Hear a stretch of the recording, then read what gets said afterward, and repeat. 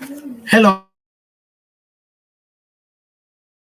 everyone. Welcome to the show. I appreciate on your favorite political show, Open Forum, that ushers you into a place where you can air your political views and show your patriotism by ensuring that you stay on the right side of history.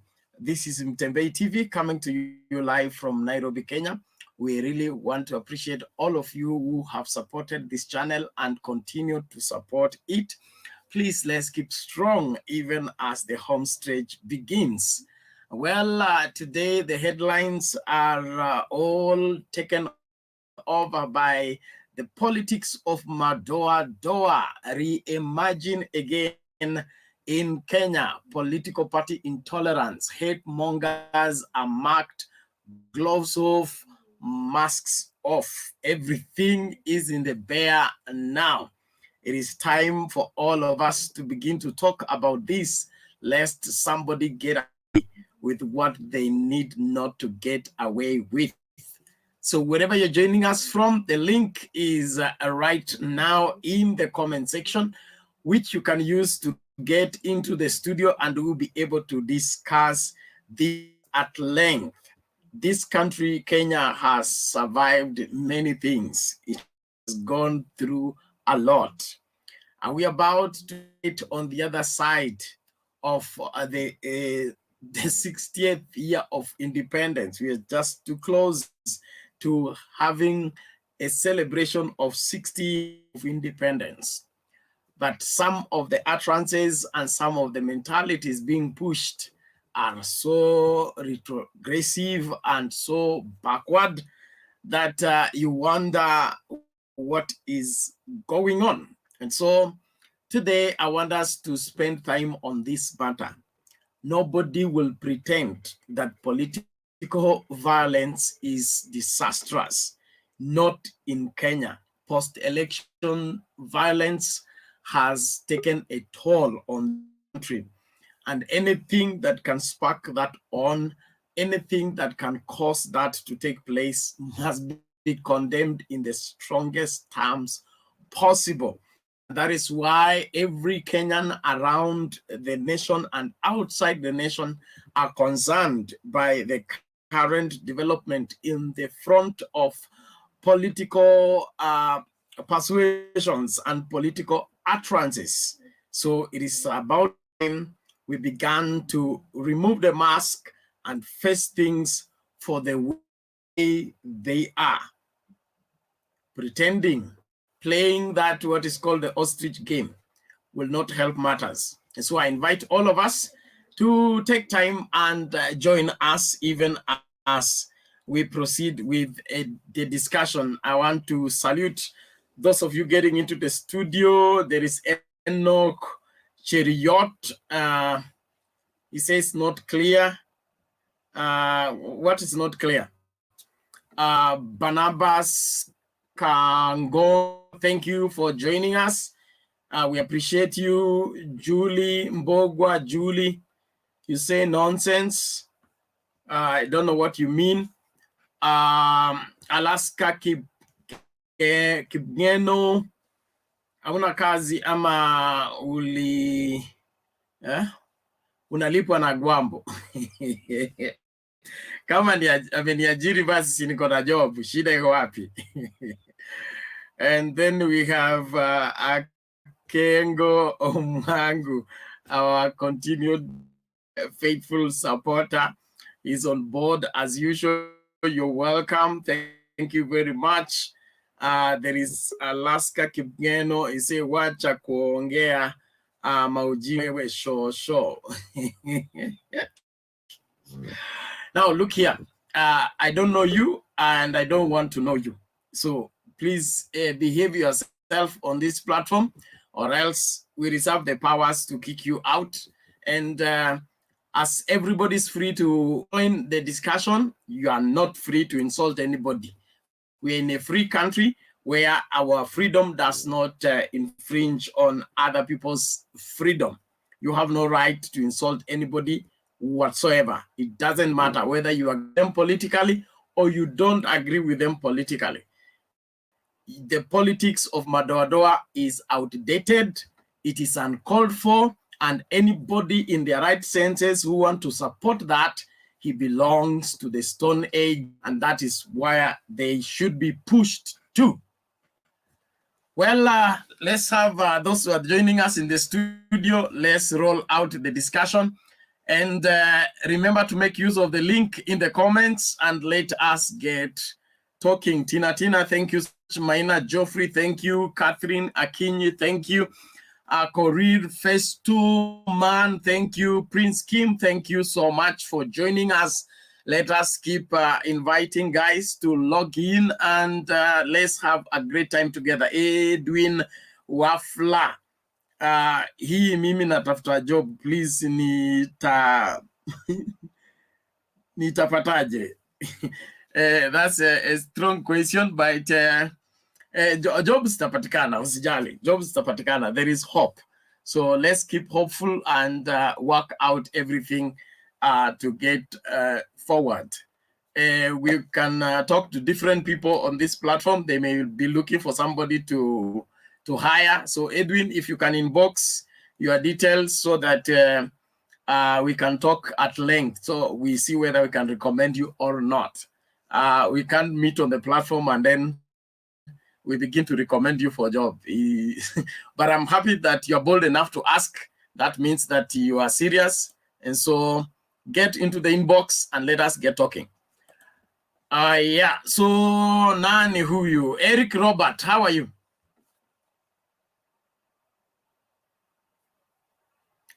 Eric Robert, are you in? Oh yeah. Just a little bit. I'll take like 10 minutes to get in the house, please. Oh, okay. Get in the house. Let's hear Alex. Yeah, please. Sorry. Alex, or you're also on transit. Amy, I love your show. I'm listening while driving. So you get in a good place, then we talk. Let's keep the conversation going.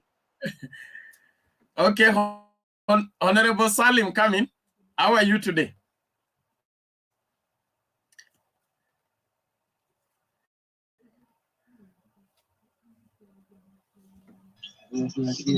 Hello. Good evening. Yes, hello. Good evening to you. How are you? And Happy New Year. I'm fine. Happy New Year to you. Yes, we have not talked in this year. Where did you go? You went to supply chicken and you forgot my house. No, I went to supply wheelbarrows. No wonder. So hii mijengo ya wheelbarrow mnapeleka wapi? Hii mjengo ya wheelbarrow, acha tusukumane nayo tuone vile kutaenda. Tuuzia machungu hapo, kofia na mwavuli.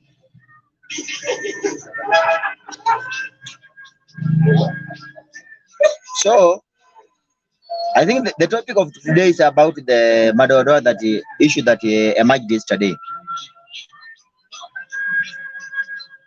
Is it? Neo. Hello, Bernard. Honorable, we are talking about siasa ya Madoadoa. Siasa ya Madoadoa. That is what everybody has been speaking to. Yes, siasa ya Madoadoa. So the siasa ya Madoadoa, I think that issue emerged yesterday at Eldoret. When was it Sankok or who's that raised that issue? And the problem with you guys is that you misquote people. What our honorable was talking about the Madoadoa issue in Rift Valley was not that issue that happened in 2007. The 2007 is different from what was raised yesterday. Maybe it can be, we call it similes. What with the same, what with, how do we call it? Different meaning, one word. So the Madoadoa that he was raised same meaning, yesterday, different words. different meaning, same word, Madoadoa. And the Madoadoa that was raised yesterday was the Madoadoa not to start war against people. Was Madoadoa about the UDA party in Rift Valley. And the person that was mostly targeted is the Cherangany MP, Joshua Kutunyi, who we all know is a Madoadoa in Rift Valley. And mark my words, whether he comes to UDA or not, Okay, he's going home. Hold on. Define for me what makes him Madoadoa. And what do you What mean makes is him Madoadoa is one issue, is one thing. Or I can say two things. First, Yeah. he had lost his seat as MP in 2013, reclaimed in 2017 with the help of DP Ruto. Then after that, he started insulting the same man that helped him reclaim his seat on a Jubilee ticket. Yes. So the time they were being ejected from the Jubilee party, he was given a post there. Why? Because he was the one who was fighting DP. So they wanted someone from Rift Valley who was against the DP.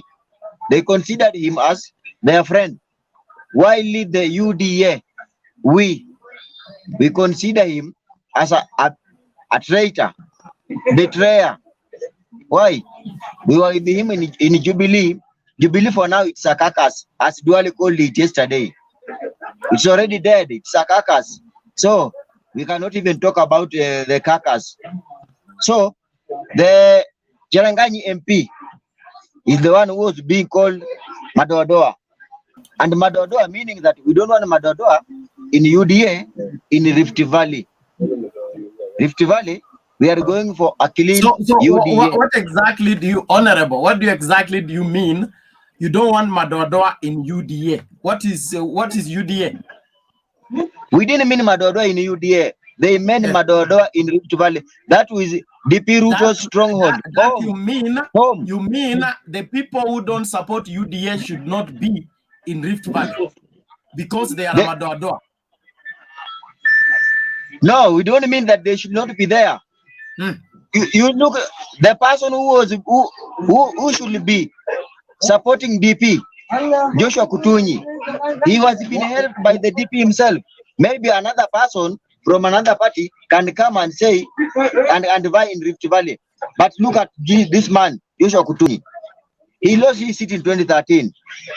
Reclaimed it with the help of Honorable Salim. You mean to say that if you help DP, you must support him all the way. If you don't support him, you have violated the constitution. I think that's the fact in politics. Even in ODM, DP himself, the deputy president himself, helped Raila Odinga. And now they're calling him a corrupt man, a thief, a murderer. Why? Salim, I'm asking you a very straightforward question. You are avoiding to answer it. When did the DP become the constitution of Kenya? I think the issue is not about the DP being a constitution of Kenya. We are talking about the Madoadoa. Why is it that if you don't follow the DP, you become an enemy? If you don't support the DP, you become Madoadoa? Not supporting the DP is not an issue. The issue is about the insult that Joshua Kutunyi has been in insulting the DP. Why? If we could have just played this politics silently without insulting the DP, we would have not talked about him. How long has the DP been insulting Raila Odinga, Uhuru Kenyatta, and all that, and he's still in Jubilee? The insult between Raila Odinga and Uhuru Kenyatta, Raila Odinga and the deputy president, that one we cannot talk about it. But what we are talking about is Joshua Kutunyi. I just am MP. who will lose in Joshua, 2022. please, wewe honorable, if you are calling yourself honorable, you need to begin to reason like one. Yes. That means Joshua Kutuni is equally a Kenyan like any other Kenyan, and he has a right to support whatever political wing he wants. That your father took you to school doesn't mean that you must join your father in their political party. You know, the problem is that Joshua Kutuni, he himself went to the DP in 2017 and asked the DP to support him in nominations for Jubilee in 2017. Listen, my look here, that UDA kind of thinking is not part of Kenya. It's not a UDA kind of thinking. It's a political It kind is the of UDA thinking. kind of thinking, whereby you people think because the DP has done something, we now owe him something. Where is that provided? That's the same to Raila. That's the same to Raila. Eh? That's my exactly friend, what I'm that's saying. The same to Raila. Let me give you an example. The political seats are you campaign, you win by votes.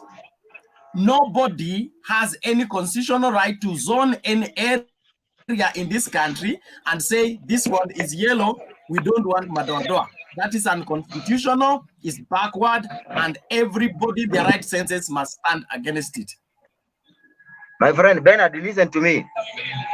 You know you are talking somebody who has been raised above by someone, then you come back and start back to him. Let me give you an example. To my brother, former sports CS, Rashid Achesa. He came to limelight through ODM when he was the youth leader of ODM. So after that, he rose, his name rose, and he came to national politics where he was the CS. Then he was not on the right side with the former Prime Minister Raila Odinga. What happened? After the handshake, he was fired. Why? Because he was against Raila Odinga. He was insulting Raila Odinga. Recently, the Nairobi governor, Anne Kananu, do you know what he said? If it was not for Baba, she said, if it was not for Baba, she would have been the Nairobi governor. And that's the truth. So, somebody who has been there for you or who made you who you are, you come back, start insulting him. That might be your fault. That happened to Rashid Achesa. He fell because he insulted Raila Odinga. Joshua Kutuni is going to fail 2017 terribly. And I mean terribly, whether he comes to UDA or not. He comes to UDA, nominations, he is going to fail down. We are going to kick him. The Cherangani voters will kick him. And if you heard what was being saying yesterday, that Kutuni should not be MP for Cherangani. So, somebody who has made you who you are, whether you listen, my friend, listen. Wait, Listen. what you are saying is not allowed. You people have been on the campaign front led by your party leader saying, yes, hamtaki kuchaguliwa rais, hamtaki kuchaguliwa wabunge. That is your slogan, isn't it? Now, yes, you are telling the Cherangani people who they should vote for and who they should not vote for. So who is who here?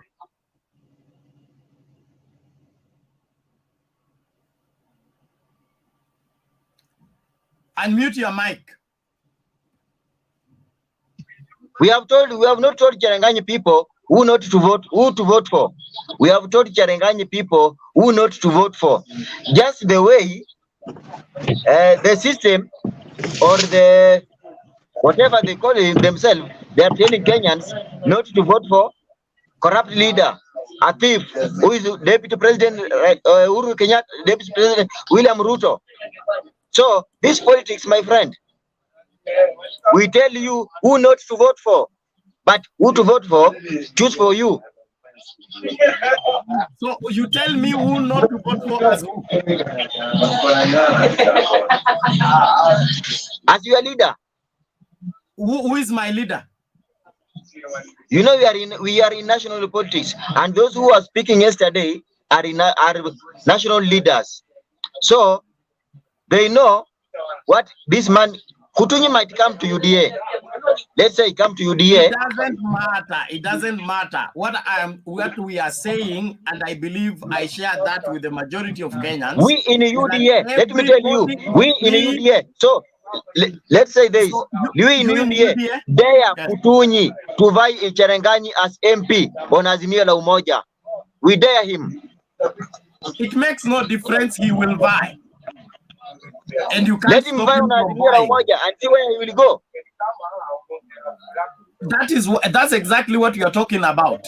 Your mentality is that you have to be uniform in order for you to have unity. Unity doesn't require uniformity. Unity requires agreement. And in Kenya, we are diverse. We are different. Even that Cherangani is cosmopolitan. It's not a one tribal constituency. So I don't see where you're carrying this mentality from. UDA has claimed to be a national party. If it's a national party, why does he feel threatened by other political parties emerging from their backyard? That means the lies feeding us have finally caught up with you people, and you have nothing else to say but fear. Now, we are moving to the next person. Bernard. Yes. Who is here? Hold on, Kwanzaa. So let me say this. As UDA being a national party, that guy is look here, Honorable, what you are sharing is not tallying with what the Constitution provides, and we tolerated that enough. Just leave it there. Let me leave other people to interrogate you, but what you are saying does not belong to this generation. It does not belong to the civilized Kenya.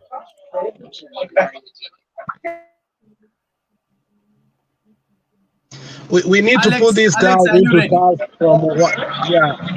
You know, when you perpetuate the ideology or the philosophy, it's not even an ideology, it's a backward philosophy. That's not ideology, my friend. When you say from your mouth that because Kutunyi, who is not even a UDA MP, he is a Jubilee MP. I don't even know how you affiliate him to UDA. UDA has only one MP. If that is the case, if that is the philosophy you're using, the truth is that everybody who has rebelled from Jubilee should not be considered in UDA, if that is your philosophy. Secondly, then if that is true, why are you embracing people like Aisha Jumwa, who are raised from bootstrap by Raila, Ababu Namwamba, Duale? From chronology, we can come and tell you people who Raila raised from ashes to glory. That philosophy cannot work. You are not taken to school by your father so that you can peddle on living on traditional ways. You will be exposed, you will get new ideas, you will contest what you have already learned, and that is what is called politics.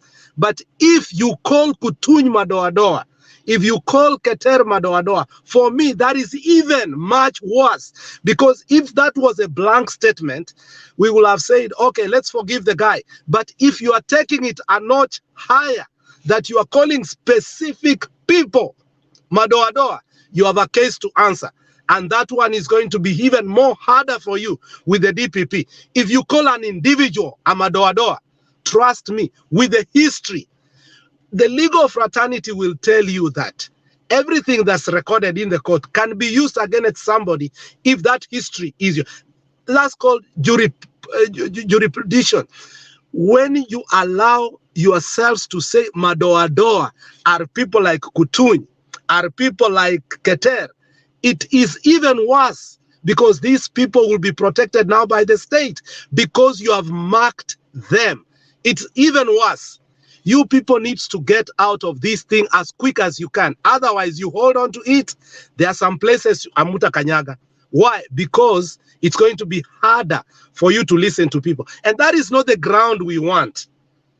Look at today, people embraced DP in Migori. Why? We must listen to everybody. If you start saying that way, then Obado should get out of Migori. But nobody is talking that language. Disease from speaking such hatred language, my friend. Be apologetic for what your leaders have said, and we move forward as a country. Don't hold into ideas that you cannot even substantiate yourself. You can't call an individual Madoadoa. My friend, it's wrong. Kutunyi is not a Madoadoa. He has a freedom that was fought by many people so that we can have political extravagance of supporting whoever you want. Kutunyi is not a Madoadoa, my friend. You must apologize to us because we have embraced people like Millicent Omanga, people like Osoro. We support them, even though in the ground they have problems. But wherever we have meetings in Kisi, we bring them together. Why? We must listen to each other. We must have a conversation. Why? Because the moment we stop having a conversation, we start fighting. So if you want Kutunyi not to talk because he has a different ideology or philosophy, that is wrong. Then we will stop the DP. Also because we don't like the bottom-up approach. So please don't go there. Just say that it was wrong. We cannot categorize people as Madoadoa, and that is how we must perform our freedom of speech. But do not come here and force us that an individual and call them Madoadoa. That's even more worse. Trust me. Okay, thank you, Alex. Thank you, Alex. Thank you. I think we all need to come on this platform with a clear understanding of what is Kenya, what governs Kenya, what is the rule of law, not to perpetuate hearsay. Whatever you are claiming, defend it constitutionally. Where possible, tell us which section of the Constitution defends your ideology. There is no political party, there is no association, there is no any grouping in Kenya that is above the Constitution. All political parties are registered under the same law. So if there is any political party that has been given permission to occupy only one section of the country and stop other political parties from operating in that place, I need that provision in the Constitution, when it was passed, who passed it, and when was it enacted. If not, let us sober up and understand we should not play with people's minds. Let's hear from Fred quickly, please. Well, good evening, good people. Good evening, welcome. I hope all of you are doing good. So, me, I pity my friend here because it seems like he live in that world or sijui anaishi kwa moon, anaishi dunia gani nyingine. But I pity him. And as he speaks, according to his yani vile ana articulate things, mi naona tu he's a Mluya like me. And for your information, I come from Bungoma. I border Cherengani. And we are telling them, and I'm telling, let me tell you for free, as Baba says today, bring it on. Bring it on, baby. We are waiting. So there is no need to threaten people in the name of if you don't go this way, you are not supposed to be this way. And then who gives TP audacity once he has humiliated his boss by calling him Tapeli, by calling him, who give him audacity to entertain such kind of utterances?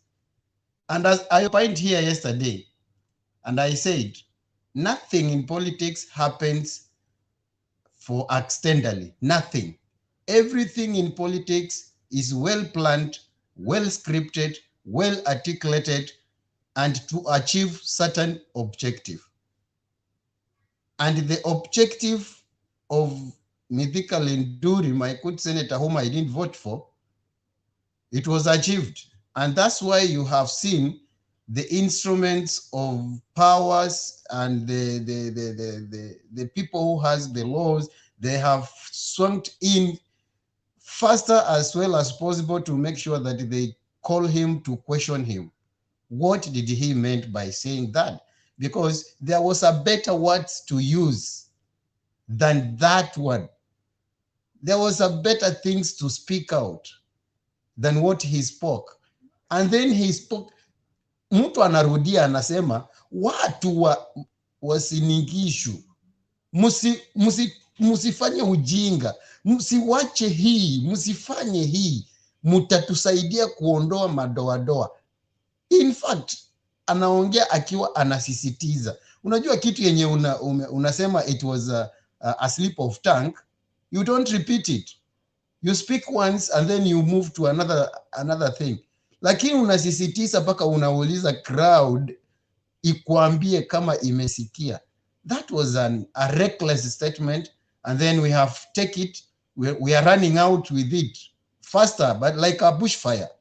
It's spreading like a bushfire, my friend. So I don't think that ile damage hiyo neno tu moja imecause, I don't know how TB is going to come out from it, because it's going to cost him. It's going to cost him dearly. Madoadoa is not the word to be used in this era. It is not. Unless you are not there when that word was used. Unless you are not there to see what happened. Unless you are not there to show how people they were. Wewe uliona vichwa za watu zikidungwa kwa miti? Ndio wewe usapoti hiyo neno wewe. Wewe uliona vichwa za watu zikiwa zinatungwa kwa viti, kwa vijiti. My friend, it's not as simple terms the way you are thinking. Na sasa mtena mnaenda saidi, mnaanza ku-profile people. Is it yesterday, the same yesterday, Bernard, you show us a video here, because a gentleman there, because he support a different political party, he was alifamiwa tu, hakukuwa kwa nyumba, lakini nyumba yake ikachomwa. Nyumba yake ikachomwa. Sembuze huyo mtu alikuwa ndani kwa hiyo nyumba. Ni nini tungekuwa tunaongea sasa? What kind of the report tungekuwa tunaongea sasa? Unafikiria hiyo kitu is not going to be taken lightly. So I beat people who are just supporting or in support or advocating that utterances. I'm just beat them because they don't know what they are. Kile wanalea hawajui. Na hata kama wanasema ukweli ashako msima si matusi, kama lazima tuambiane ukweli, kile kitakachosaliwa kutoka kwa hiyo waacha wakuwe radhi kunyonyesha. Wakinyonyeshe wenyewe tu, manake wao ndio wamekizaa. Na hakuna apology hapo. Wakubali kunyonyesha. Ni hivyo tu Bernard, mimi kwa leo sina mambo mingi. Let me listen to other people what they have to say about Madoadoa. Okay, thank you, Fred. We appreciate your contribution. Let us all remain sober and be able to chart the way forward for this country, and be able to tell between what is wrong and what is right genuinely. There is no need of sticking your neck out for what is outrightly wrong. Let us all remain sober and be able to chart the way forward for this country. Arome, your mic is on. You don't be able to put your mic on until it's your turn to speak. What is wrong and is right genuinely. There is no need of sticking your neck out for what is outrightly wrong. Now, please, the standing orders are my turn, I think. until it's your turn to speak. Okay. Thank you. Until your turn to speak. Thank you. I think it's my turn, Bernard. True. Hold on. You don't take your turn. You are given.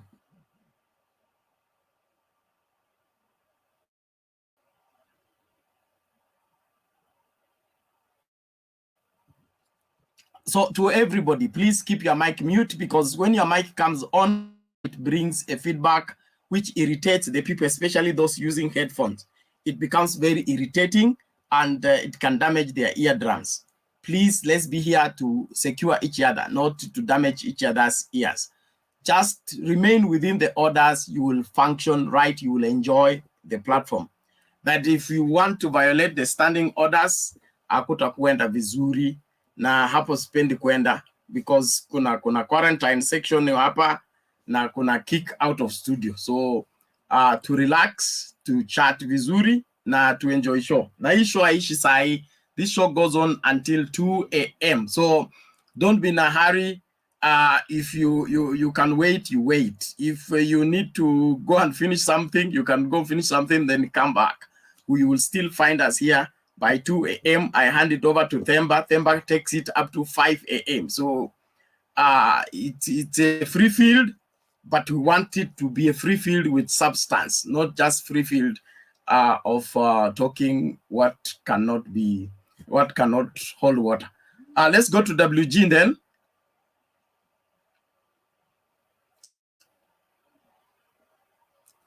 So after WG, we go to Isantos. I hope your mics have been tested. You are okay. Then Richard Omar. Then tunarudi chini ile roya ya chini. WG, come in, please. Thank you. Thank you, Bernard. I like the way Alex handled that. That guy who was here, the crude guy, who is here to lecture us on what transpired about Madoadoa. You know, number one, maybe I think he's taking it upon himself to explain to us what Linturi meant than Linturi himself. So he's having his own version of it. If he knows how to explain so much, he should also help Linturi write the statement at the CIO. Number two, I think he's so young, he does not know the origin of Madoadoa. He's so young, he does not know the consequences and the impact it can cause even currently in this current election. So I only dismiss him as a clueless person who does not know what he's saying. The other thing is UDA in general, in their campaign, I don't think that is the only inflammatory statement they made. They've been all over, even with this narrative that William Ruto keeps on airing and telling people that, do you think anyone can snatch the votes from me? Do you think anybody can snatch the votes from me? And then he warns that nothing like that can happen. You see, who said that someone was going to snatch the vote? Atwoli simply talked like the way he usually say, but there are so many meaning that it can pass for what Atwoli says. Sometimes he speaks in parables, but now William Ruto is picking things. He picks things to use them, to overuse them, and we can only ask, what is his intention? Is he preparing the space to be hostile for a hostile, electioneering period? So why does he keep on? Is there any statement that he can say when he meets every other person, apart from warning others that people should not snatch him his vote? And he is claiming again at the same time, he's the vice president, he knows every person, he knows the deep state. Why is he worried? So I think he should also be questioned on that. Let him not ask people, anticipate some foul play when it has not emerged. Even before we go to the election, he is already preconceiving that idea of voter cheating or maybe foul play against him. That one by itself is preparing his troops. So when you hear him talking about that, then one of his lieutenants again talks about Madoadoa. To me, it's a very serious situation. Number two, just like Charity Ngilu ably said earlier, was it yesterday, that people like Linturi, we should not deal with them. They are just dogs of war. There is someone that has set them across to pass that message, and that person is William Samoei Ruto. If William Samoei Ruto means well, there's a way he should reign over his people, not to be uttering such words. And you saw today the likes of Murkomen. They came in at one point, they are condemning the word, and at the same time they are also condemning the authorities for taking action. So in other words, they want to be left around and run around all corners of this country, talking those inflammatory statements without anybody stopping them. Finally, I want to leave that aside, but what even surprised me was Musalia Mudavadi's statement today of Malala on the same issue. I was getting keen to listen how Musalia Mudavadi is going to condemn the inflammatory statement from the UDA side, which he did not. I did not hear. Or if it came out, it was so weak, but I didn't listen. What he dwelt in was to protect Malala's rights for association, which I don't think he should have reminded us. We know the Constitution, gives that. But what is surprising to me is that Musalia Mudavadi wants us to let him associate with William Ruto, and at one point when he will decide, come back and associate with Raila Odinga or any other person, Martha Karua, and any other person. From where I come from, my background, we have cattle rustlers.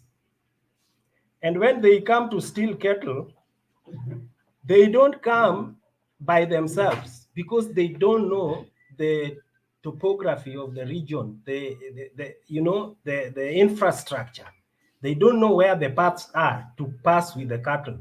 So they become associates, they become friends with the people in the village, so that when they come, they get the cattle through the help of these people and run away with the cattle.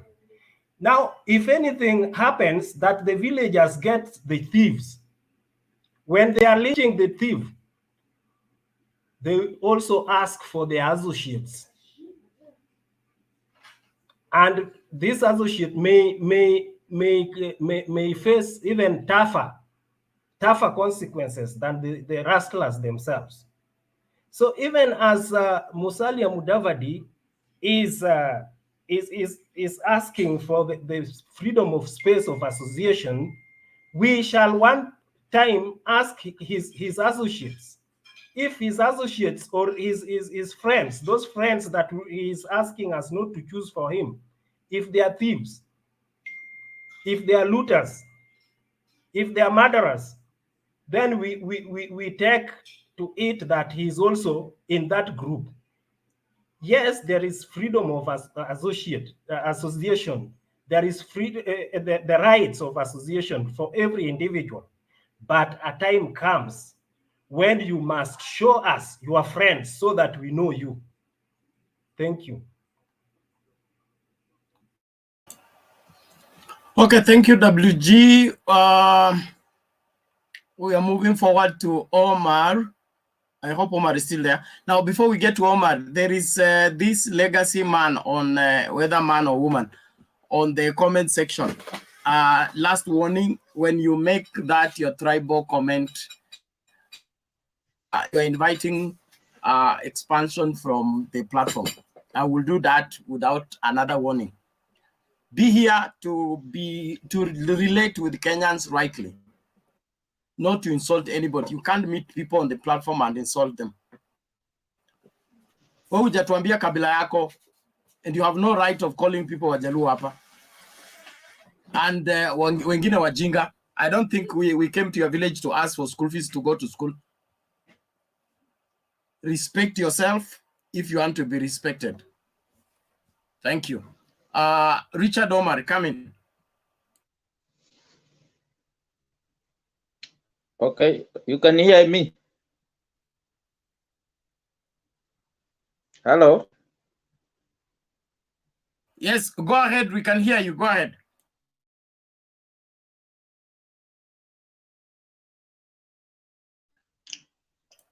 Richard. This very yes.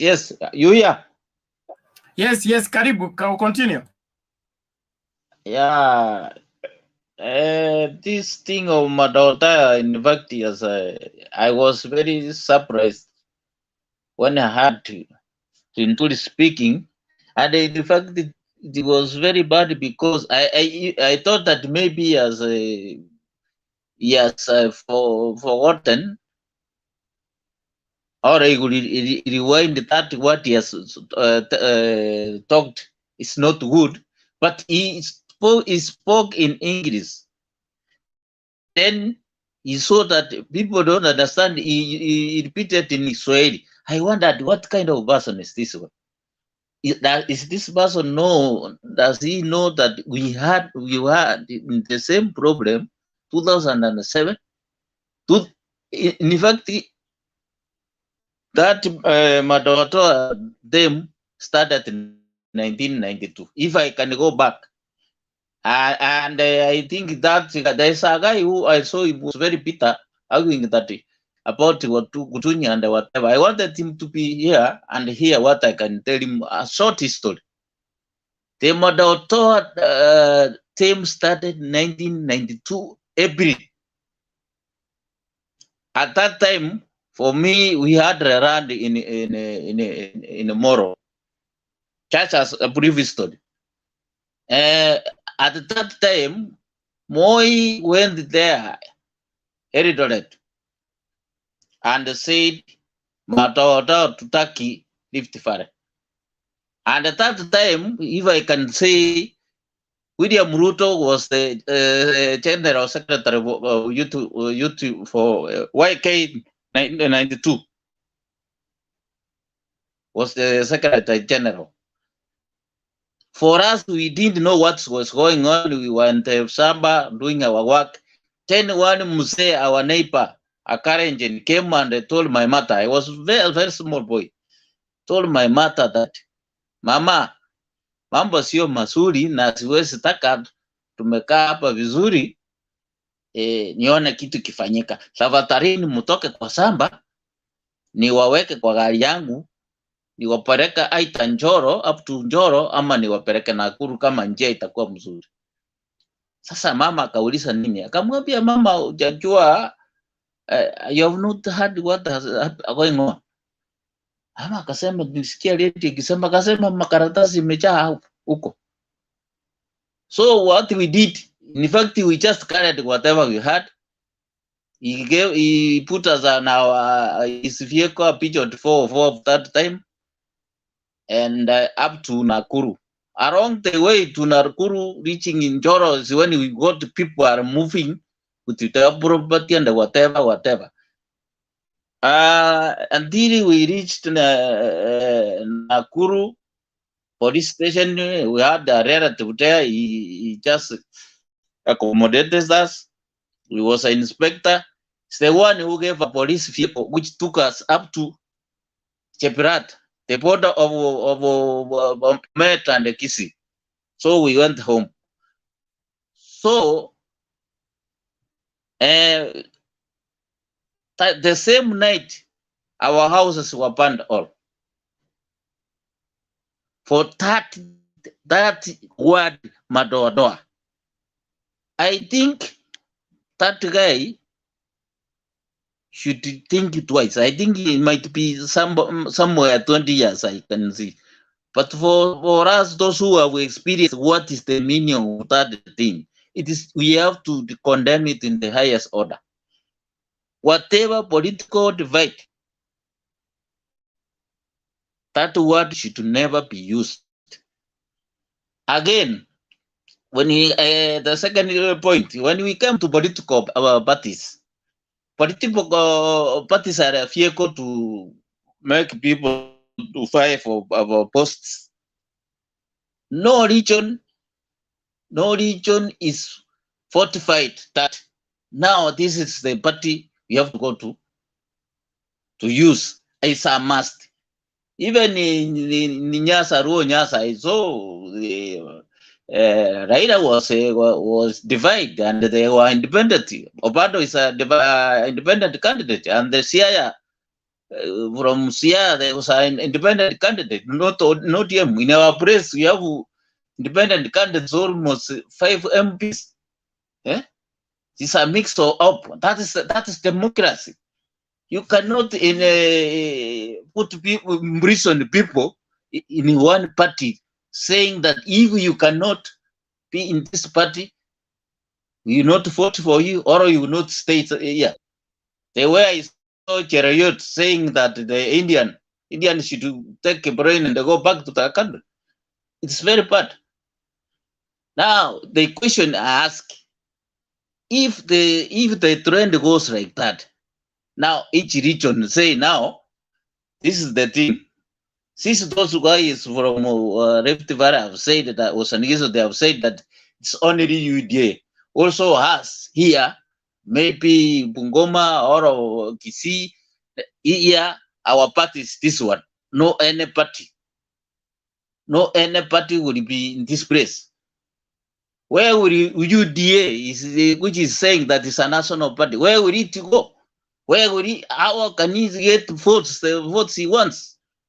So I think he should open his mind and see that Kenya is a country, we are in a multi-party democracy period.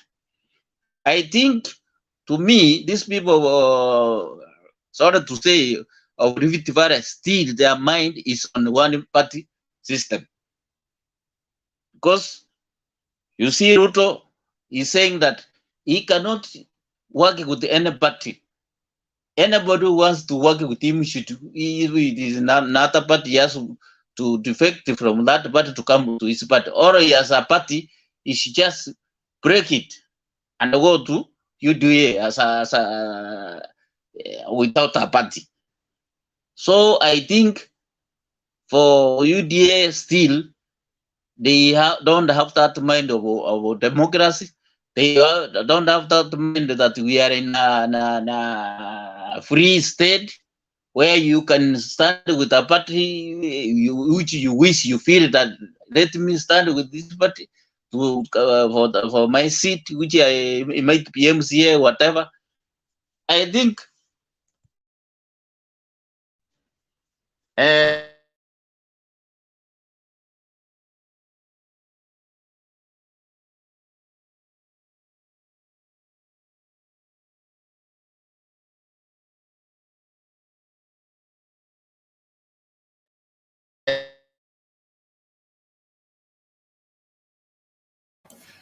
Mr. Komar has network issues.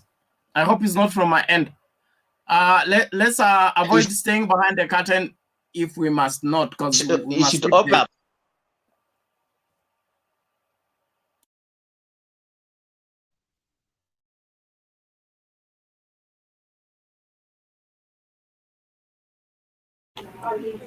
Bernard, please give me 10 minutes behind the curtain. I'll be back. Sawa. Thank you. Richard, are you having internet problem or is from my end?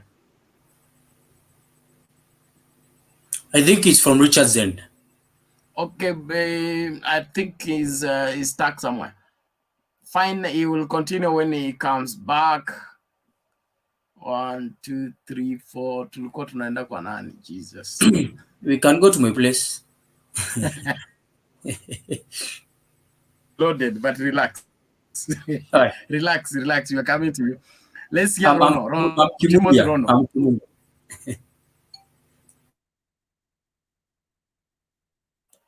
Timothy Rono, unmute first.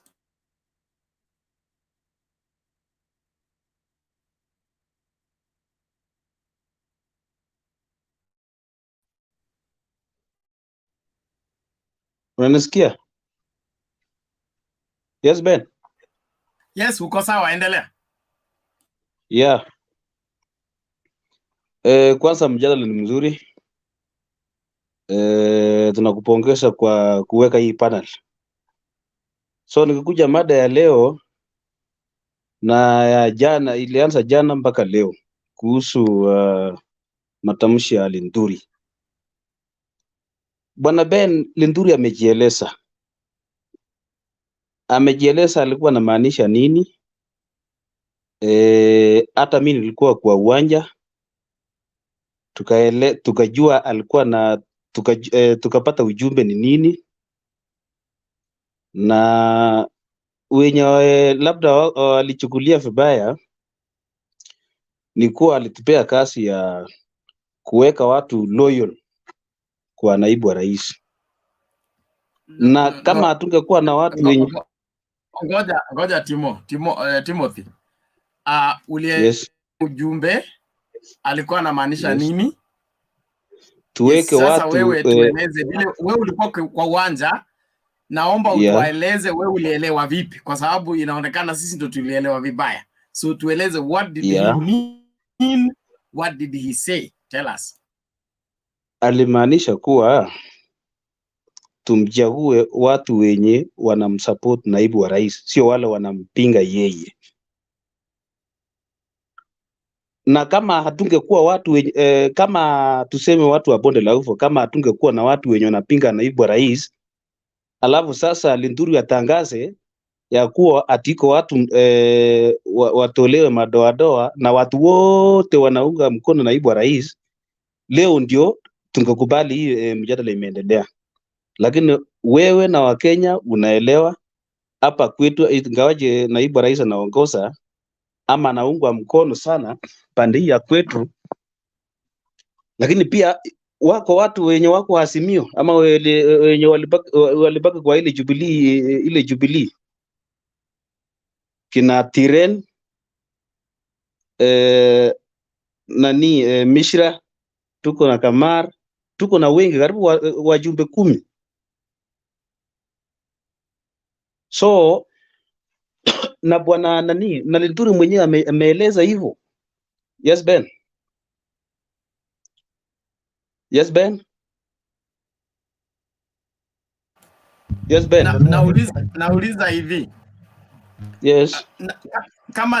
Kama tuko kwa nchi huru ambayo kila mtu ako na uhuru wa ku support yeyote yule anataka. Mbona watu wa Linturi atoke Mount Kenya kukuja Rift Valley na kuambia watu wa Rift Valley wamsaidie kutoa madoadoa? Elewa Ben kuwa hii ni siasa ndugu yangu, na watu wenye wako Azimio pale Kilifi na wenye wako Azimio pale Migori ama Turkana, wote wako dini moja. Wale MCA wanatafuta pale MCA governor kila mahali, wote wanakuwa familia moja. Unasikia Ben? Sikuelewi. Mimi nasema wanakuwa familia moja. Unamaanisha nini kukuwa familia moja? Unamaanisha kwamba yani kama Kilifi ni Azimio kusikuwe na chama kingine? Mimi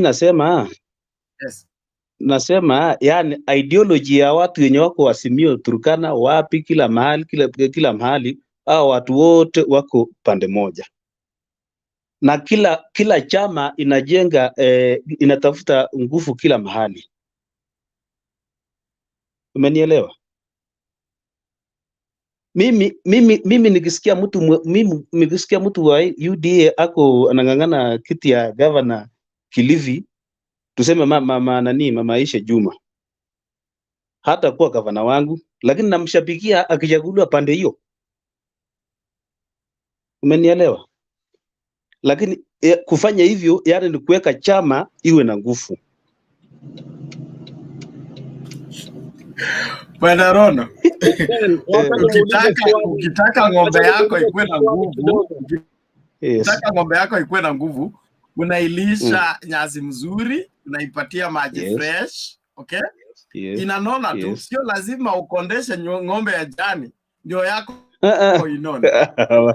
Hapana, sasa wewe ngoja. Kama chama chenu ni cha kitaifa, chama chenu kiko strong, chama chenu ndio kinaongoza, okay? Mbona mnatishwa na vyama ndogo ndogo? Mlisema tribal parties, village parties, small parties. Mbona hamtaki vinawiri navyo vikafanyike national parties?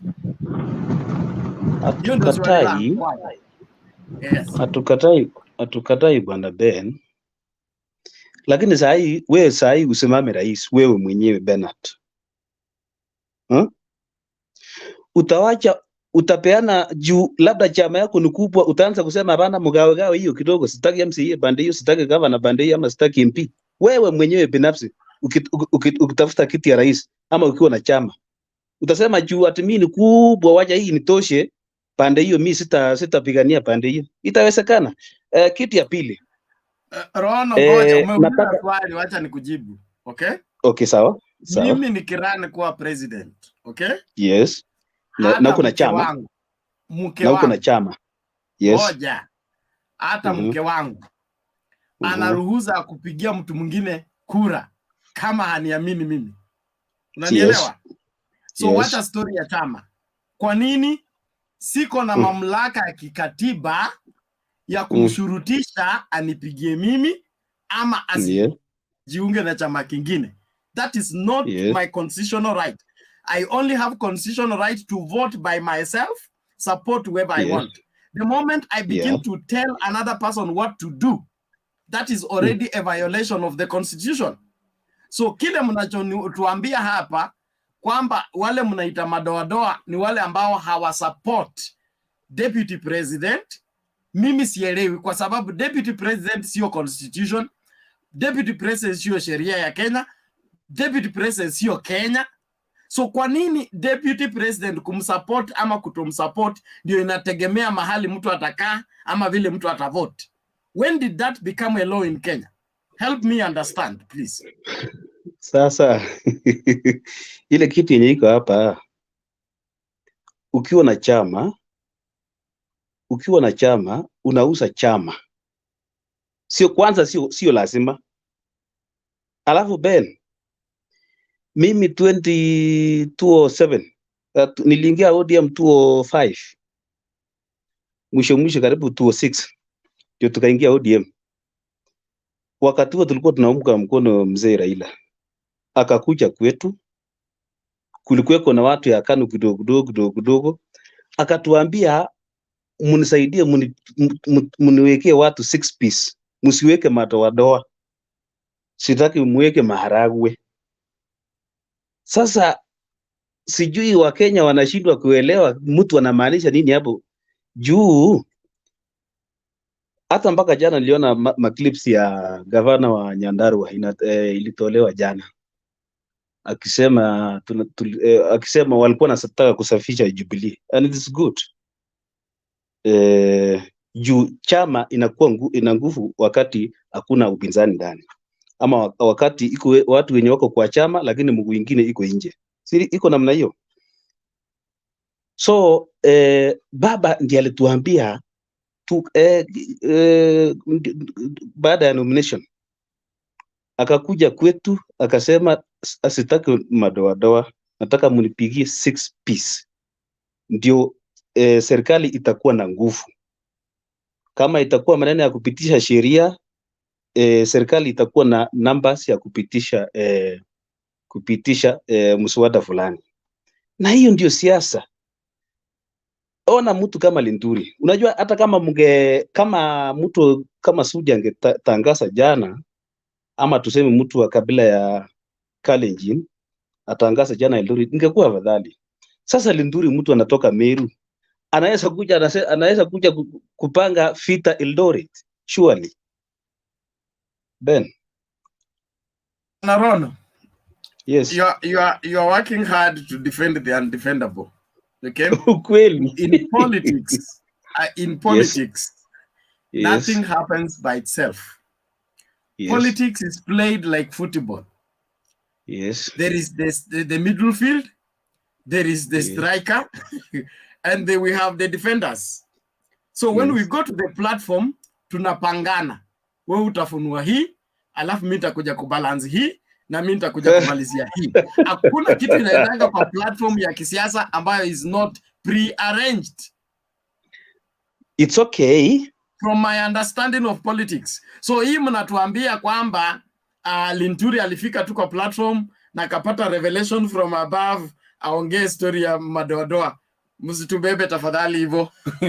Tupeleke polepole, tutaelewa, lakini hii mna defend yendi, tukubali. Ndugu yangu, tumuulize swali moja tafadhali. Alikuwa anamaanisha nini? Sijui mbona inakuwa issue. Ngoja, Rono, relax kwanza. Ngoja kidogo. Hold on. Sawa. Order everybody. Thank you. Alex ana swali kwa Rono. Uliza swali. Sawa Alex. Yeah, Rono, nakushukuru sana kwa kujaribu kutuelezea. Na kwa kweli kabisa kwa watu ambao wa UDA, I like your demeanor na kujaribu sana kuwa mkarimu na kujaribu kutuelezea. That's how a conversation is had. Na sasa, let us say we have understood what you have said. Okay? Let me take Alex, the position. Yeah, let me take the position that I have understood what you want me to understand. Let me say I have bought your ideology kuwa Madoadoa ni wale ambao hawamsupport Bwana DP, na hapo ndio bedroom ya DP. Ikiwa that is the philosophy you want us to understand, yule ambaye amesema Madoadoa, wacha basi tutumie maneno yake, watu wa ushingisho muache ujinga. Sasa watu wa Meru wakisema, watu wa Meru wacheni ujinga. Hii mandoa yote kama Linturi ambayo inakimbia huku, tuachane nayo, sisi wote tuingie kwa mbasi, itaonekana vizuri. Sa, let's say that tumeunderstand kuwa Madoadoa ni wale watu ambao wamego against the political party that is in that area. Alikuwa Migori leo, tuseme hii Madoadoa yote inaitwa Obado ambayo hiko hapa, na watu wote ambao ni Madoadoa ambao wako hapa Migori, wacha tuwatoe hapa na waache ujinga. Tutakuwa na nchi kweli? Si Madoadoa yatakuwa mengi sana. So haya Madoadoa yako mangapi? Let's say that we have bought your ideology. Tuko na Madoadoa mangapi? Na ujinga ni ngapi ambao tutawacha? Na ni watu wangapi ambao watatusurutishwa kwa sababu wanaonekana kama Madoadoa? Is that what you want us to understand, kuwa Madoadoa ni wale watu ambao na lazima waache ujinga? Let's say that we have understood you. Is that what you want us to do? Rono, respond shortly so that we move to the next person, please. Oh, Alex amepotea. Alex, yuko endelea. Oh, unajua ulikuwa umesema anataka kuuliza swali na sikumpata yeye. Hukusikia swali? Oh, sikusikia kabisa. Sikusikia kabisa. Bernard, nisaidie kumuuliza hilo swali kama anisikii.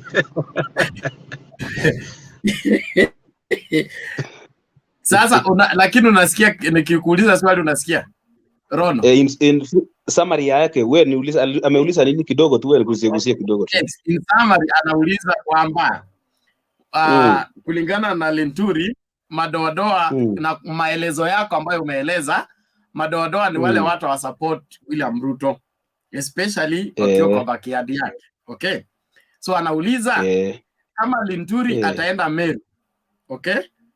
Aseme hapa Meru hatutaki madoadoa. Tunataka kila mtu akue kwa chama moja inaitwa Mbas. Tuondolee hii madoadoa yote. Okay? Alafu Migori nayo wasimame. Waseme hapa pia hatutaki nini? Madoadoa. Kila mtu aimbe wimbo ya Azimio ama ODM. Mtu ambaye ataleta hapa kitu ingine, tuondoe hicho kitu mara moja. Okay? Anasema hii nchi itaishia wapi? Tutakuwa na madoadoa ngapi? Na hayo madoadoa itaongoza hii nchi ikafika sehemu gani? Okay, sawa. Ja, nitumie dakika moja. Sasa Ben ama Alex, unajua usuri tuseme ukweli. Unajua hata kama tuko siasa tuseme ukweli. Unajua ukweli ni muhimu sana. Linturi akienda sahi awe mtu wa Mbas, hako na haki ya kupigia debe chama ya Mbas UDA asipate kitu chochote Meru. Hako na haki hapo, hakuna makosa. Ile kitu tunakataa hapa ni ile mtu tuseme akimaanisha madoadoa ya watu kupigana ama mtoe huyu yani kivingine. Lakini kama ni chama surely, na sio lazima si walitangaza jana Eldoret kama watu wa Moiben watu wanampenda Tiren watamchagua hata na ODM. Kama watu wa huyu mzee anaitwa Mishra Mwindi watamrudisha tu. Unajua kupigia debe kitu sio lazima, mwenye kuamua ni raia. So Rono, you are a very smart politician. If you are aspiring to be in politics, I can give you some marks to be a politician for deliberately avoiding to answer the question. Even I think you are a very good student of the DP. He handles journalists like that by setting the interview by himself, answering the questions he wants, no matter what question is asked. We are used to that, and tuachie tu hapo. Tuachie tu hapo. Ukweli ni kwamba chama chochote kiko na ruhusa ya kuweka mgombezi mahala popote, na watu wa sehemu hiyo wana haki ya kuchagua kiongozi wao kutokana na chama chochote. Mtu yeyote anayesimama kwa platform kusema aondolewe madoadoa, huyo ni adui wa Kenya. Anapaswa kukamatwa, atupwe ndani. Kama anamaanisha vita, lakini ya siasa ni sawa. Sikiliza. Kunizuia mimi kuleta chama changu Eldoret, okay? You have violated my constitutional right. Sio lazima unipige mawe. It's a violation. Niko na haki ya kuleta chama changu na niuze sera zangu Eldoret. Kuzone Eldoret alafu useme mimi nisije hapo. Okay? Hiyo peke yake bila kupigana, bila watu kuzozana. It's already a violation of the constitution and it is unacceptable. So we begin there. Hatuwezi ngoja watu waanze kukatana shingo ndio tuseme kumbe ilikuwa na maanisha hii. Hapana. When you begin to tell me I cannot support ODM because I am not in ODM zone, that is a violation.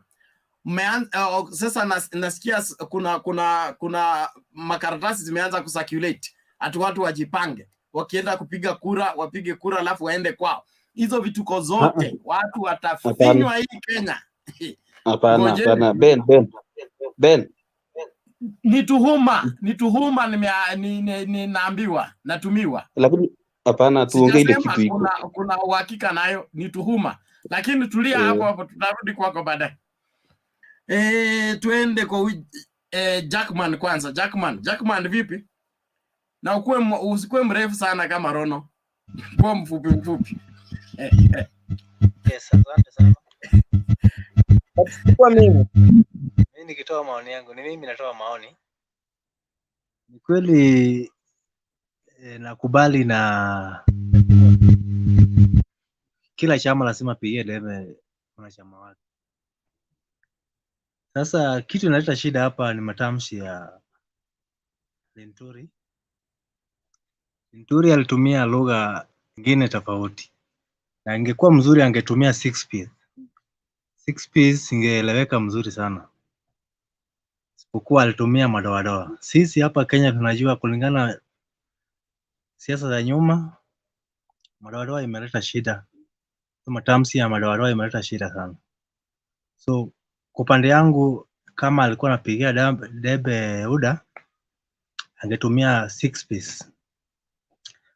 But nikiendelea tena, asubuhi nadhani kama kuna viongozi wali apologize, viongozi wa UDA. So sijui kwa nini pande yangu kwa apologize ni kitu ya kwanza umekubali ni makosa. Sijui kama mimi naelewa aje. But kipande yangu apologize inamaanisha umekubali ni makosa. So mimi naamini mwizi akitembea na mtu, ukipatikana ukitembea na mwizi huwa unashikwa wote. Kufikia sasa sijasikia deputy yake ya apologize ama kikondea maneno kama hiyo. Kwa hivyo mimi na pande yangu mimi nadhani ana support hiyo kitu Linturi alisema, na mimi nasema kwa watu wa UDA wanafurahia hiyo matamshi. Angalau sisi wa Kenya tumejua ubaya imeleta hapa Kenya yetu. Hata 207 ilitumika na ilileta majeraha mingi sana. So mimi nasaambia tu wenyewe mtu anaongea lugha maneno akimaanisha kitu, but sio hiyo lazima angetumia hiyo. Na ukisikia matamshi ya Rhetoric kama alikuwa anaongea hiyo maneno, alikuwa na demand. Hiyo sisi voters astahili una demand, unaomba kura, inaomba kura, sio kitu ya kudemand. Hapo inafika mahali anasema ulisikia tu matamshi ya Linturi, alikuwa na demand kulingana na statement yake, alikuwa na demand na kura inaombwa. So huwa mimi naomba tu watu wa UDA wakiomba kura yao watumie ile lugha ya kupendeza, ile lugha ya kuleta, ya kuvuta. So mimi nasema tu yeye mwenyewe anajua, sababu tuwezi ongea juu ya Linturi sana, lakini kulingana vile tumia hiyo lugha Kenya hapa, sisi hatuwezi penda hiyo lugha ya madoadoa, ina sound vibaya sana. So nasarudisha shukrani. Hiyo ndio maoni yangu Mr. Bernard. Hope mwingine anazichukulia hapo. Okay, thank you Jackman. Twende moja kwa moja kwa nani, Mzalendo.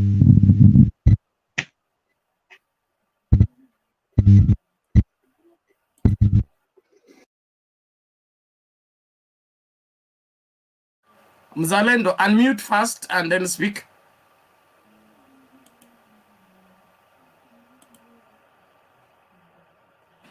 Mzalendo, are you in? Yes.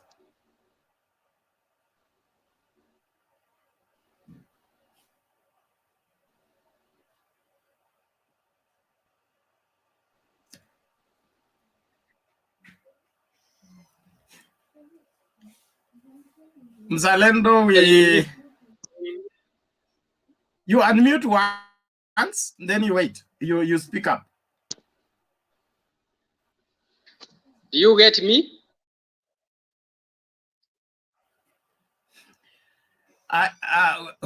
We were getting you, but you muted yourself again.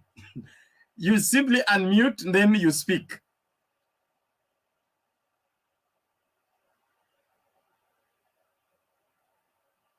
Hey, Bwana Mzalendo. Broadcast is allergic to silence. Mzalendo, tunakusikia, ongea tu. Unmute alafu ongea.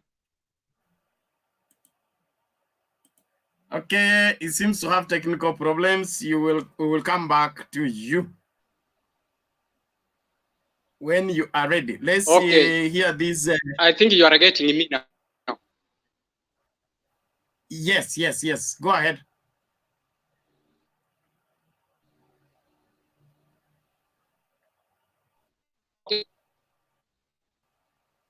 You can't hear me? I also want to talk about yesterday's rally, which was at the Rhetoric. In fact, sincerely speaking, Vinturi did not utter good words. You know, I have been in this platform, and one time I told you, 2009, 2008, 2007, 2008. I'm one of them. I understand how it started because I was also working at the Eldoret. They started the same way Linturi was talking yesterday. Now, you see at the same time, from that group, UDA, there is no leader who has come up to condemn what Linturi talked yesterday. I happened to hear what Ndindi Nyoro talked today. It is as if he was praising what Linturi talked. He said that some people, like the ODM leader, talked about it. Nobody took him to court. But our person talked yesterday. He has been taken. You see, if it is a mistake, apologize, say that is a mistake. That is the problem which we have in our country.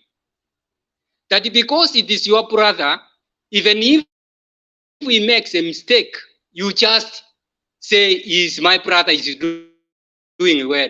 No. Like now, Rono has tried, sincerely has tried to explain.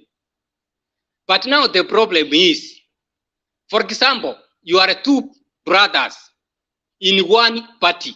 Like now, if you can remember, there were two brothers, Joe Nyaga and Norman Nyaga, the sons of Joseph Nyaga. They were in different parties. But no one told one another that move from this area or move from our family. For example, if Tirel, if Kutun, they are supporting UDA or they are supporting ODM or Asimio, any party, leave them alone. Why do you force them to come? They have their own rights to join any party. And what we are talking is that Asimio stands for unity as Kenyans. You know, some people don't understand because they never suffered that war which happened 2007, 2008. I was a victim. In fact, that is why I ran away from home. As a victim, my things were burned at the Eldoret, and I was on the ground. I lost everything, even the plot went like that. I never recovered. Even the car went like that. So when you talk about 2007, 2008, and you start talking such a that you call it Madoadoa, that is a very, very wrong terminology you are using at such a kind of rally. Because I happen to come from near the Kalenjin. You know, they believe in what the elders say. They never go back. They do. And what Rinturi talked is not that it is just a joke. No, it means that is what has planned. What touch you, my brothers and sisters, what you do, just pray for Kenya. And let us join Asimio. The only person who can bring peace at these last 5 years, which we are going for the the 5 years we are approaching now, the only person who can bring peace is Raila Amolo Odinga. Otherwise, if we don't elect Raila Amolo Odinga to be the president, even if we elect Ruto, there is no peace. We want a government which is going to give everybody a chance to other, to get, be it small, to get. But we don't want where somebody is the kingmaker, is who selected him to be a party leader of UDA. He's the one, he's the decision maker. Everything. Even those people who are following him have no voice. They have no voice. They're just following. But most important is that, please, our country, let us be united. Be it you are a UDA, be it you are a who. Just mind of the unity of the country. Just mind what will happen tomorrow when you're not there. There. Like now, Vice DP says that I was born in poverty. These people, they think that a son of a poor peasant will not come up. That is the same thing which in the future other people will say about his sons and his daughters. So what you plant is what you will harvest. Please, let us preach peace, unity, and liberty within Kenya. Thank you.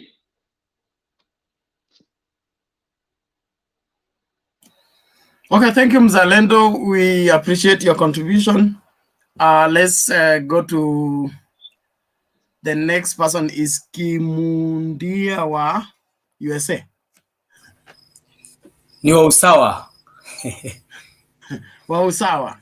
Ni mimi nasoma Kimundia wa USA. usawa. It's usawa. Yes. Thank you very much, Mr. Bernard. I am Kimundia wa usawa. Let me first start by commenting about the utterances that were dispensed yesterday in the UDA rally in Eldoret.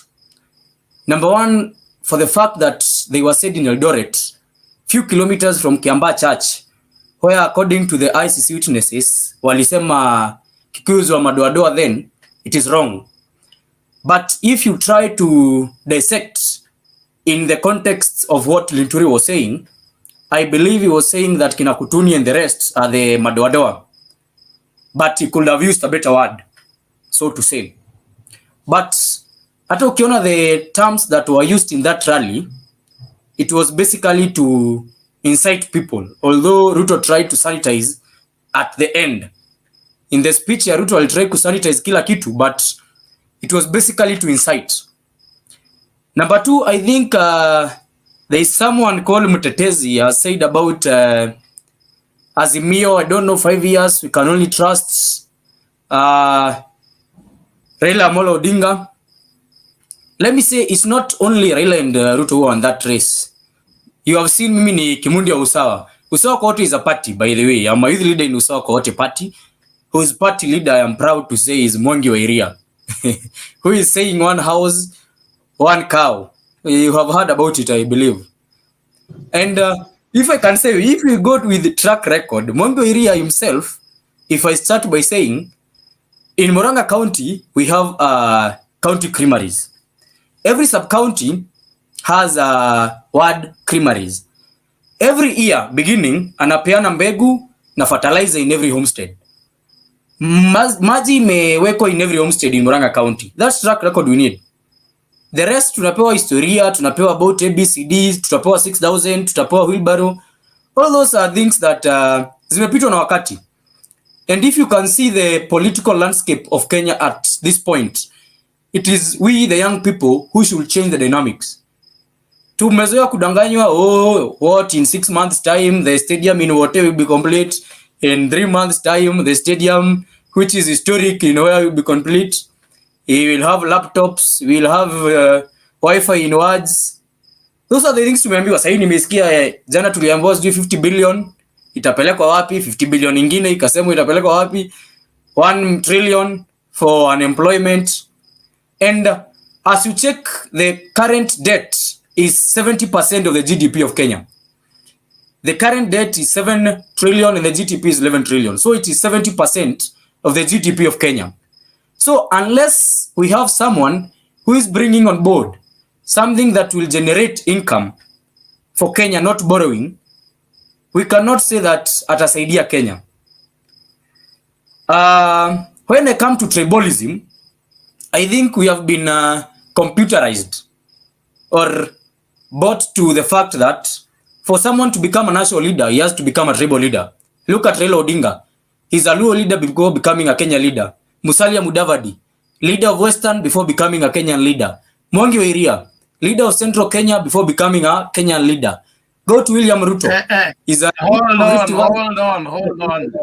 You said go to William Ruto. Kimundia, look here. Yes, Ngoja kwanza. Punguza hiyo moto, okay? I want you to substantiate what you are saying, not just to say. All right? I will substitute. Yeah, I will. Hold on. Before you castigate the government and their non-performance or their failure to perform, you are offering us a cow for every house. Okay? Yes, every house. How many cows are we going to slaughter in order to pay the debt we already owe? Okay? You should tell us that is now you are as Ruto is offering bottom up, you are offering cow per house. How many cows are we going to raise to be able to pay the debt? No, you see, we are trying to make every homestead able to sustain itself. And that's why we are giving every homestead that is farming oriented a cow. Not a homestead in Karen. Farming oriented. Hold on. You are coming from Murang'a. You said so. No, I'm not coming from Murang'a. I'm coming from Nakuru. Nakuru? Yes. So Mwangi wa Iria has been a governor where? I'm coming from Zoro, in fact. I have seen someone from Zoro in this platform. I'm asking a question. Mwangi wa Iria has been a governor where? Murang'a County. Murang'a I've been there. Okay. Yes. Do we have a cow for every house in Murang'a County? Every needy house has a cow in Murang'a County. No, not the needy house. You said a cow for every house. So we begin with the smallest unit, which Mwangi wa Iria has been the president, okay? Which is Murang'a County. Murang'a County, yes. A pilot program that you have run, and you have succeeded to give every family a cow. Can you attest to every that? Family that is needy got a cow. And every family that has land, every January they get seeds to plant. Okay. You get me? Yeah. So is that not handout economy? It is not handout because that is feeding a family. Instead of giving you 6,000 shillings, we give you seeds to plant. 2 kg per bag gives you around 3 bags at the end of the year. Goja here, hold on. I want us to reason together, not for you to vent. Relax. I want us to reason. You are a young man, and I want you to think like a nationalist, not somebody who has been given a list of things to go down the list. Okay? In fact, I have not Hold on. If you can't listen, then you can't hear. If you can't hear, you can't respond. I'm listening. Hey. So the pilot program that Mwangi wa Iria has been running in Murang'a County has moved the people of Murang'a from poverty to riches? No, not yet.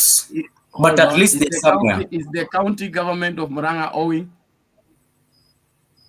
Yes. Your economic approach plus what you're offering us has already failed in Murang'a. You want it now to be on a larger scale so that it fails in Kenya? But if you compare Murang'a County in 2013 and Murang'a County right now, at least you cannot compare where Langata, where Raila was an MP for 30 years from where he started to where he was. on that scale. Leave that alone. He's the only governor they have had. They have had no other governor. But at least there's progress. And this is the first time. This is the second. Yeah, and he was the only re-elected. Yes, he was the only re-elected governor in Central Kenya, for information. The only one. The only re-elected governor in Central Kenya. Who is the governor of The Meru? governor of Meru, it was Munya, now it is Kraitu. Embu, it is Wambora. Yeah, Wambora has been re-elected. Yeah, that one is okay. No. It's Embu in the Central Kenya. It is in Central Kenya. Thank you. So your facts are not up to date, please. Relax. Alafu, give your submission in relation to the utterances given and how we need to get out of there, because we can't stay there any longer. We must move forward as a nation. Yeah, that's why I was saying. Yes. Yeah, I was saying.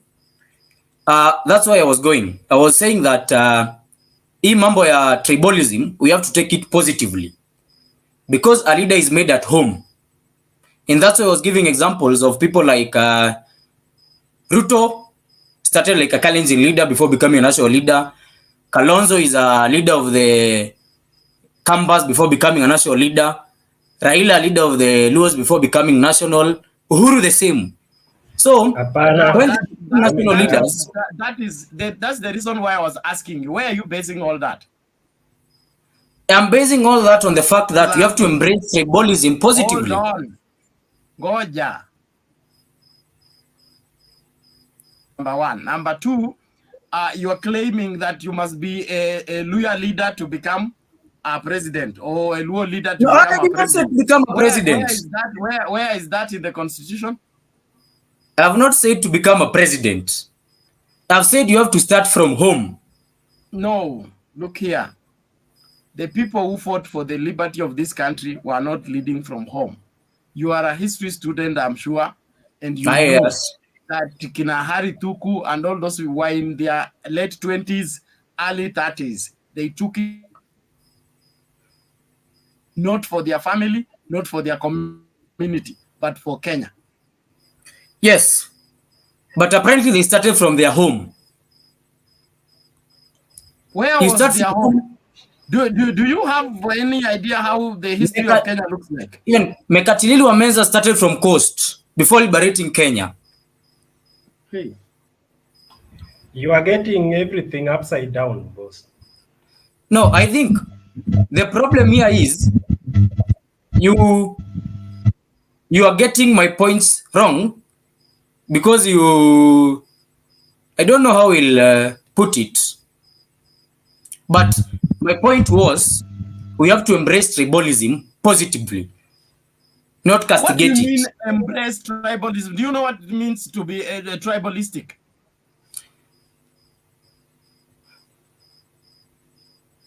Tribalism means you prefer a particular community over the other. You deprive another community because you think your community is better. There is nothing positive about tribalism. I think amepotea. Amepotea, but Mundia, there's something I wanted you to appreciate. I'm listening to you. But if you say we accept tribalism positively, there is something wrong with either the school you are attending, or the material you are reading, or there is something you smoked before you came on this platform. Let me listen to WG. Let me contribute. WG was telling me something. Yeah. I want where you are getting it wrong is that there are some leaders who did not begin from home the way you are saying, because the way you are saying is that when someone speaks Kikuyu, he must begin from Central, which I think I did not say that. That is what you mean, because someone like Raila, tell me how he's associated with the Luos. Do you think it is because he comes from Bondo? Because all his life, this gentleman has had his political career within the city. So how do you explain that? Must he become, so he's a Luo leader because he speaks Luo, or because Luos are supporting him? And many people support Raila apart from the Luos. You go to Coast, you may think Raila was born there. You go to Western, you may think Raila is a lawyer. So I don't. There's something you are getting wrong there. Maybe if you can explain that. Yeah. I get you. What I was saying is, you see, if let us not use those examples. If Musalia goes to Western, he calls it home. But when he comes to Central, he also calls it home. But kwenye alizaliwa ni Western, and wanamuita mtoto wetu. And that's why uliona when Ruto went to Eldoret, they said wewe ni wetu, tumekupeana kwa Kenya. I don't know if you're getting me. You are making it even more worse. Bernard, we also need to contribute.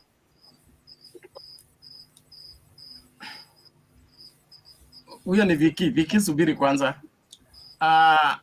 Who is this? My friend. Your history class, iko na shida. Secondly, there is a stereotype that you have, and you want everybody to buy in. You tell us facts, okay? Facts on the issues at hand. Telling us that you must be supported by your tribe to become something, it is unconstitutional. Okay? And I keep digging in on the issue of constitution, because Kenya is governed by law. It's not governed by sentiments. It's not governed by who supported who to do what. It's not governed by who also said what you want to say. There is a specific law that governs this country. And that law is what we hold supreme on all matters: politics, religion, family, social, and economic, and otherwise. So as I want you to be on this platform and bring us up to speed on how the constitution is affecting the economy, the constitution is affecting the politics. But if you're here as young as you are, and you are dragging us into looking for the positive part of tribalism, my friend, but please. Mr. Bernard, you did not choose where you come from. You did not choose. I don't know if you are Bernard Oliech, Bernard Wanjik, Bernard Kamau, you are Bernard Kiprotich. I don't know. Bernard, I don't know, by the way. But you did not choose, but you found yourself there. But you are Kenyan. And so what has that one to do with me? It has to do with, you have to embrace where you come from. Who said I've rejected where I come from? I don't have a problem with where I've come from. You see, Kimundia, we don't have any problem with people being Kikuyus, being Jaluo, and any other. But how some of us or some of the leaders take advantage of that. Now that's the problem. So now that's a problem. The problem is, yes. Yeah, because you cannot tell me I cannot go to Muranga because I'm from Nakuru. I cannot go to Coast. They agree with you. The way they take advantage, they agree with you. I can even go and vie in Homa Bay and become an MP. That one I agree with you. Anyone can vie anywhere. Anyone can become anything anywhere. Anyone can live anywhere. And that's why it's that issue with someone calling people Madoadoa. They agree with you. You cannot tell me because I am from Muranga, I cannot go to Coast and become someone. Because I'm from, by the way, I've been to many parts of this country, and people live harmoniously. People live very okay for 4 years. The 5th year is where people bring problems. And I don't understand why, by the way. For 4 years, people live very harmoniously. The 5th year, they bring issues. What's your point now? Okay. I think we are. Hold on, WG. I think we are now on the same page. Every Kenyan is free to transact any business anywhere as long as it's legal and right. And every Kenyan should let every Kenyan enjoy their rights constitutionally from freedom of association, freedom of movement, all of them, the freedoms and rights. Whatever party, whatever company. So if that is the case, then you're on the same page. There is no problem. But if there is any segregation based on a tribal level of education, level of exposure, or every prejudice is uncalled for, unconstitutional, and so we don't support it. Thank you. Thank you. I agree with you on that. I think there was a misunderstanding. I was trying to drive that point home. Every person has a right to do that. And the last thing, let me say this. There is a debate on whether people should fold their parties so that they join a national party. Let me put my 2 cents there. I think everyone has a right to association, right to form or be in any political party as long as it does not spread any hatred or anything other than the national cohesion and unity that you are in. So the point of for us to have unity, we have to have one party. I think it is against the session that was repealed 2A of the Constitution in 1992. Those are my 2 cents. Thank you. Okay, thank you for your submission, and I will urge you to slow down. Sikiliza wazee kiasi, watafundisha kitu moja ama mbili, so usitoroke tafadhali. Yes, nimalizie na kusema tunangoja bwana. Yes, lakini old age is not does not you will get another chance to submit.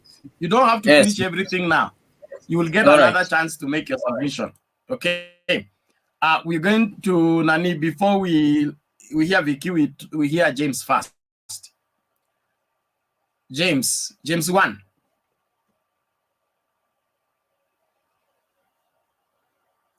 Yes. How are you? We are good. Karibu. Yes. Sasa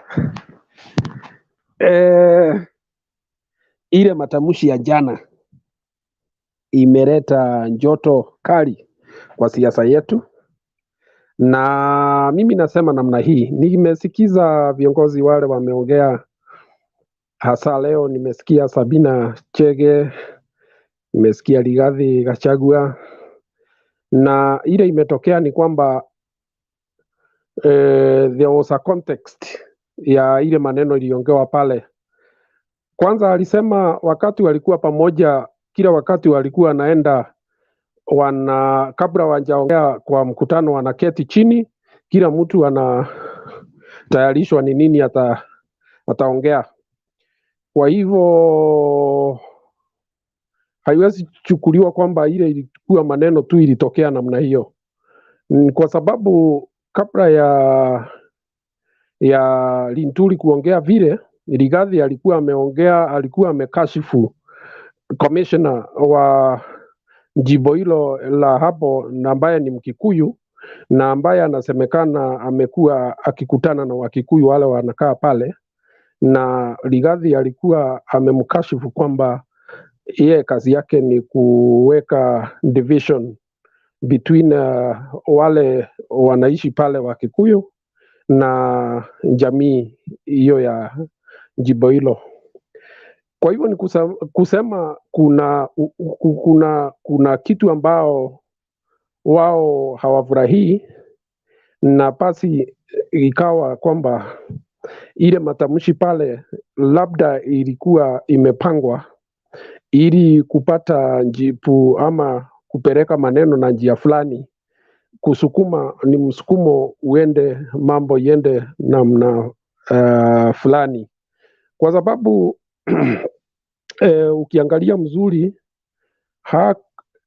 vile hiyo matamshi imechukuliwa ni kama alisema akiwa kule kwetu kwa mlima na haswa Meru tunapea support deputy president, na hapa kuna watu ambao hataki kumsikia. Ilichukuliwa kwamba ni jamii ya Mlima Kenya ile iko pale ambayo haitaki kutii, na hali wale wako kwa mlima wametii. Hiyo ndio ilichukuliwa namna hiyo, na ndio watu wameunderstand mambo namna hiyo. Sasa hapo sasa ile ya ngumu ni kwamba hii matamshi ni kama ilikuwa imepangwa, sababu kama vile umesikia hao wote wamekubali kwamba kabla ya kwenda kwa mkutano hao watu uketi chini, wanaangalia ni vitu gani watasema pale, na kila mtu anapewa pahali yake ya kusema ili zile points ambazo wanataka kuemphasize pale sitokee kwa nguvu zaidi. Na ukikumbuka kwamba kuna yule mwingine hapa wa Naivasha, Kehara, Madam Kehara, alienda pale kwa kanisa wakiwa pale akasema kwamba kuna watu hawalipi nyumba. Kwa hivyo ukiangalia ni kama kuna pattern, there is a pattern kwa hii matamshi, na ile ya kusangaza zaidi ni kwamba yule mkubwa wao hakuna wakati amesimama na akasema hiyo si njia ile wangetaka kupeleka nchi, kwa sababu yeye tukimchukua ni kwamba anasema angetaka kuwe na mshikamano, unity, national unity, lakini ile matamshi wakati inatolewa pale yeye akashifu, anakimya tu ama anacheka. Sasa inakuwa ngumu kama kwa ukiangalia ile maneno iliongewa jana pale, sasa kusema kwamba ilikuwa tu ni maneno ilitokea tu namna hiyo, kwa sababu angekuwa ni wale members of parliament ama wabunge ambao walikuwa nasema watolewe kwa viti, haikuwa ngumu kuwataja majina na kusema huyu na huyu na huyu msimchague kwa sababu si wa chama chetu, lakini matamshi ilikuwa general na interpretation ikanja vile ilikuja, na hawawezi kuepuka kwamba hiyo matamshi ilikuwa vile iliongewa. Nimeona leo kwamba pale mbeleni huyu mwenye kusema hiyo matamshi Linturi alikuwa amesema pole, alikuwa amesema sorry, lakini jioni ya leo withdraw, amesema hakuwa na haja ya kusema sorry kwa sababu jina Madoadoa sio kinyume ya sheria. Sasa ukiangalia hao watu ni kama wana njama ambayo hatuwezi jua, njama fiche, kwa sababu hiyo matamshi ilikuwa kali, na wale waandalizi wa hata communicators, unaangalia matamshi na unaangalia body language. Yule mtu hapale hakuwa na mchezo. Hiyo maneno ilikuwa inatakiwa iingie zaidi na watu waelewe kwamba si mchezo, na ilitolewa kwa ukali tena zaidi, na ikawa kwamba imetokea vile. Sidhani hata ingawa saa zingine siasa ni ngumu kuisoma kwa umbali kwa sababu ina ufiche, lakini saa zingine wanasiasa wanasema vile kinyume ya vile wangetaka kusema, na saa zingine wanachukua mtu ambaye wanaona wacha huyu aseme, kwa sababu hata akisema haitaonekana kama ni sisi tunataka kufanya hiyo. Kwa hivyo wale wako wanauliza kwa nini ni mtu ya Mount Kenya anaongea hiyo. Hiyo si swali, kwa sababu hata ukiwa unafuatilia siasa na umefuatilia siasa kwa miaka mingi, unaweza kumbuka kwamba mtu kama David Mwenje ndio alitumiwa kuondoa Josephat Karanja kwa kiti ya makamu wa rais. Ndiye alitumiwa wakiwa na huyu alikuwa na motor vehicle inspector na wengineo. Kwa hivyo kutumiwa kwa siasa, hiyo ni jambo la kawaida, na sana sana watu wanaenda wanachukua yule ndugu karibu sana na yule wanataka kupiga ama wanataka information imfikie, ndiye anatumiwa, anaambiwa enda sema hivi na inkawa vile. Kwa hivyo tutangoja, lakini ni matamshi mbaya. We hope that the government will act very firmly, because if this is around to take root, then we will be headed to 2007, na hakuna mtu angetaka turundi pale tulikuwa. Hata ikiwa ni namna gani, yule atashinda ni Mkenya. Lakini mambo ya vita ama kuweka wale watu uoga ama vitu kama hizo, ndio tutakemea na tutakataa, na hakuna mtu amelazimishwa kupigia yule mwingine kura. Sasa hata tuseme ni wale MPs pale wanataka waondolewe, ni vibaya kusema mtu afukuzwe, kwa sababu huyo mtu ana haki ya kusimama na chama chingine pale pale tu. Kwa hivyo hata hiyo akiwa ni justification wanataka kutumia, haiwezi kuwa justification at all. It is violating the rights of others. Asante. Okay, thank you, James. We're going to Vicky, but before we go to Vicky, let's play this video first.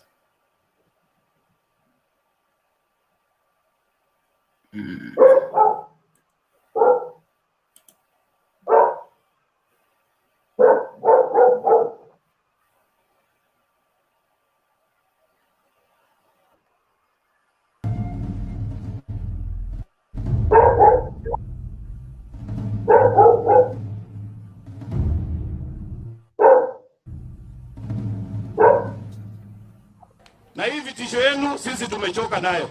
Mtatusukuma na itafika mahali itakuwa ni kama umefungia paka kwa nyumba. Utaichapa, lakini ikipenduka hata wewe utajua cha mtema kudu. Na msituambie maneno mingi. Nyinyi mjue sisi sio wale ambao wanarushanga mawe na kungojea tear gas. You know us very well that tukianza tutasimamisha nchi. Usifikiri deputy ana watu yake, sisi watu yake tuko hapa. Mwendelee kutusi naibu wa rais, lakini mjue we are marking you and we are profiling you. Ikifika wakati tutawashughulikia. So Uhuru Kenyatta, fanya kazi na DP, kama hutaki vunja serikali, kwenda nyumbani. Ile matatizo mnatafuta mtaipata. Na utume polisi. Tuko na station mingi hapa Eldoret, hoja nichukua hata mimi sahi. Jinga hatutaki. Hii Kenya ni yetu sisi wote. Ujue ile uchungu tuko naye na wewe kwa sababu ya vile unatesa William Ruto. Tuko na uchungu ndani yetu. Na ndio mimi nataka hata tumwambie huyu rafiki yetu Governor Kiraitu atupime akili. Sisi tuko na akili. Sasa anakuja kuzungusha hapa, anatuambia kitu gani? Ati tumekuwa wajinga.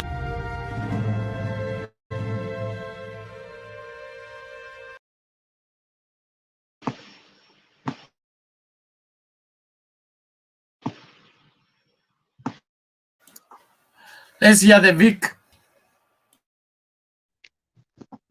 Yes.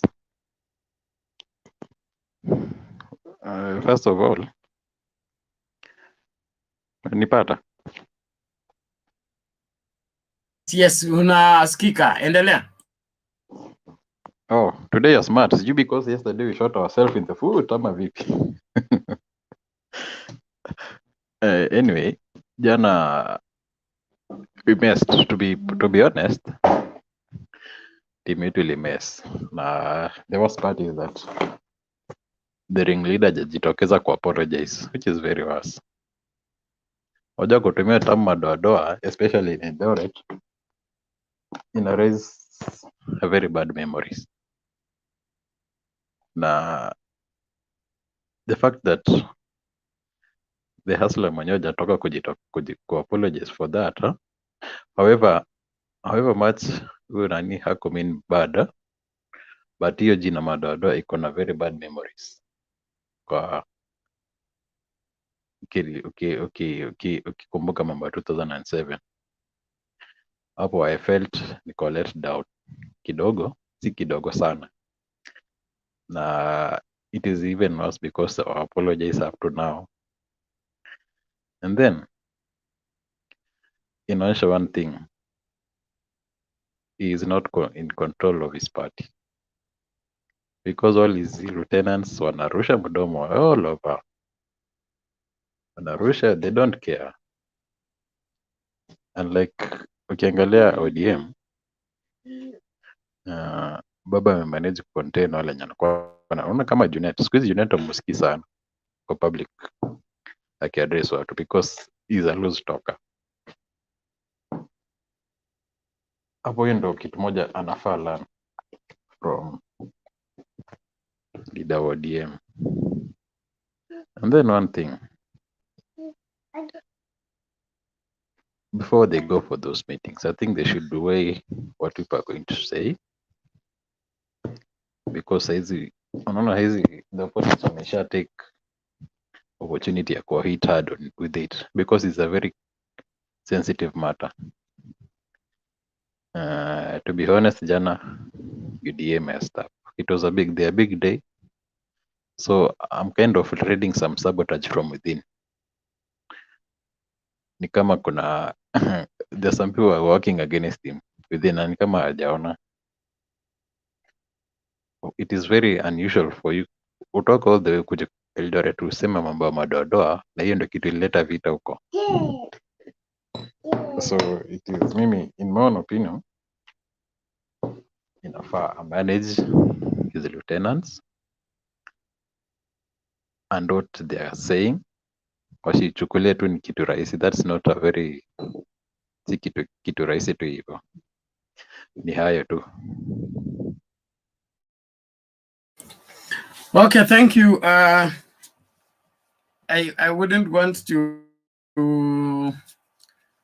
say much on that, but the DP is quick to apologize to the investor than he is to apologize to Kenyans. Hiyo ndo makosa.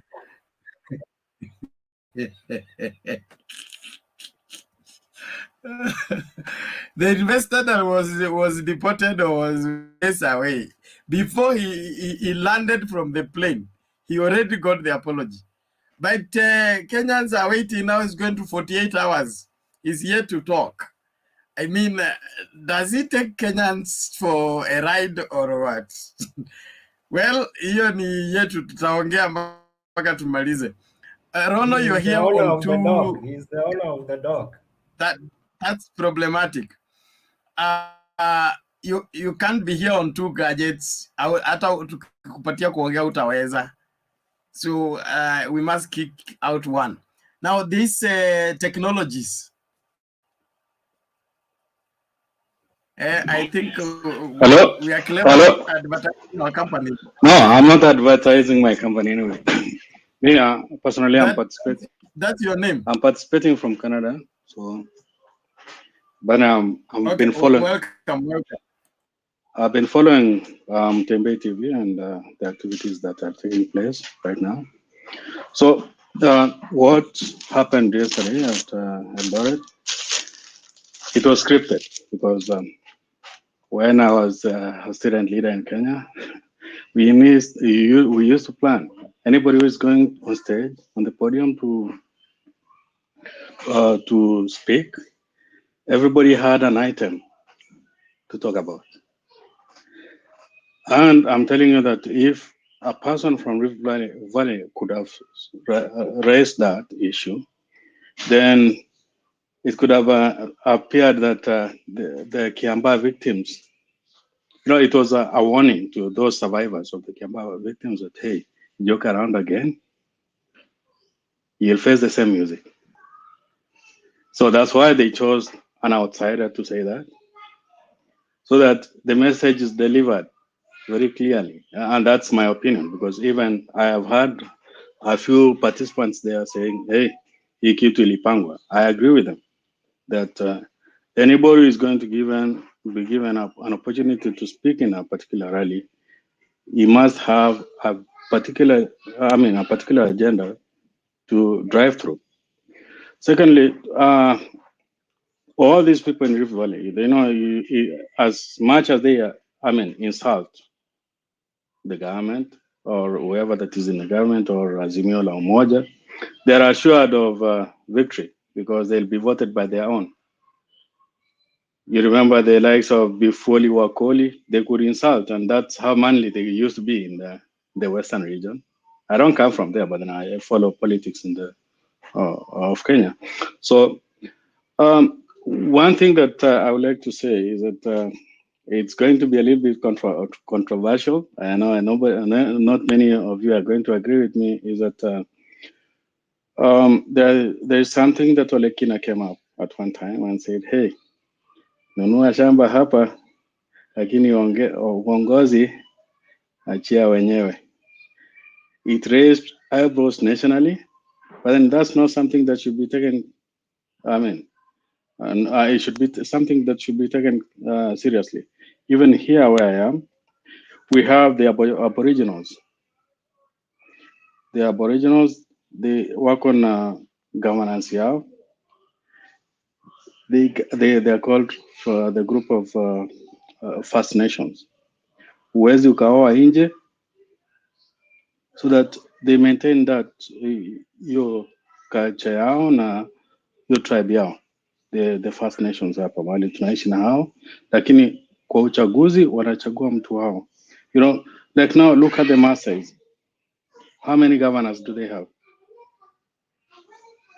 They are nomads. So those of us who go and buy land there and we register there, we vote in numbers. But then since they are nomads, saa zingine hawata vote. So you find that they are not represented by their own. You know, those are things that we need to think about. I mean, let's talk about it also, because so that these marginalized communities, let them have their own representatives. I mean, it is universal suffrage. So that, I mean, tusiwakulie sana, hata kama we have numbers. And one thing that is happening right now, I've been following the Kenyan politics. Kama ni wakale, wanaambiwa, hey, we need that 21%, 25%. So hapa nyumbani tuko sawa. Go and register in Nairobi. Go and register in Kiambu. Go and register in these constituencies, so that mkipiga in those numbers, at least we have that 25%. That's what I gather. I talk to a lot of people because we talk politics most of the time. So, and what I can say is that we cannot condone what Professor Mithika said, but then he said he was a messenger. And don't expect Dr. Ruto to come and say, oh, we are sorry for those utterances. Ikiwa hivi itakuwa tu kumassage watu. Don't expect that. All these people, they all know what they're talking about. And that's all I can say for now. Thanks. Okay, thank you for your contribution and continued support. Let's keep talking. And I agree with you. Political platforms, you don't just appear and then you speak. Everything is scripted and everybody's given an item on what to do. But I fail to understand why the so-called strongest party, national party, is threatened by other people affiliating with other parties. It doesn't add up. If you are the leading party, you are the most favorite party, you should be enjoying the support of the people without being threatened. So somebody has been lying or has been misrepresenting facts, and now they have caught up with him, and now is desperately clinging on every straw around him. In the day, I have already said, if William Ruto is serious about being president, he has missed the class. He should try 2027. 2022 is gone. I'm not a prophet. I'm not a son of a prophet, but I can see if something is off the rail. As at now, time bad, it is unsalvageable. You can't redeem it unless something very drastic happens. And that drastic, it's even beyond his control to make it happen. So let's wait and see. Naomba tuende kwa Pato. Ngoja. Kwanza we Dalahu, I have war with you. Wacha niongee kwanza, wacha niongee. You disappeared. At home now. Kwanza utaongea wa mwisho. No, wacha niongee kidogo. Utatuajiaje hapa nini topic ya bottom up na wende uli request we dedicated wacha the whole 3 hours on bottom up hiyo maneno. Wacha niongee hiyo man explain kitu ile imefanyika. Hawezi explain sahi, we are not talking bottom up. Tusikilize Pato kwanza. Not about bottom up. Pato kuja ndio, hebu endelea. Yes. Hello guys. Yes, karibu. Yes, unirudishe ni kama network imepotea. I'm there. Unakwama lakini unasikika. Yes, nataka niwashukuru kwanza the panelists. Thank you Bernard for giving me this opportunity to close examine what has happened yesterday. Yes, what happened yesterday is all about it was all about our party, and we did not invite other parties to come to our meeting. You were just watching it. I'm surprised today to see you, Bernard, playing clips of our challenging leaders, which is very unfortunate. I don't expect you to base more on one side of the politics. Hello, mnanisikia? We can hear you. Or you want us to be answering you? Continue. No, I saw it ni kama network inaange. Ongea mpaka tukwambie. Wewe bwana, peana point. Tunangoja point. Aya, so Bernard, I don't expect such play that clips from our leaders, from you, from this event, this TV. It is all about you are blackmailing our leaders, because we have seen the Pangani 6, which was as a result of a hate speech. I'm surprised you play only for the clip from this Tanga group, which is very unfortunate, Mr. Bernard. I was expecting you to play. No, I have told you, when you are given a chance to make submission, make submission. Stop wasting time trying to justify what is unjustifiable. We are talking about Madoadoa. Where did Madoadoa take place? Yes. In the Rift Valley. We are tracing the move of Madoadoa.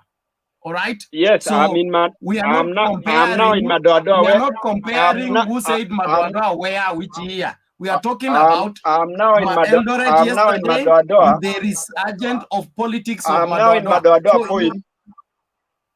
I'm now in Madoadoa point, where you people you are it is a contradiction, because you people you are even wearing what do we call it, mix and match, which means we in Rift Valley or we in UDA yesterday utterances, it was as a result of we are come 2022, we don't want to see we are voting in 6 P's.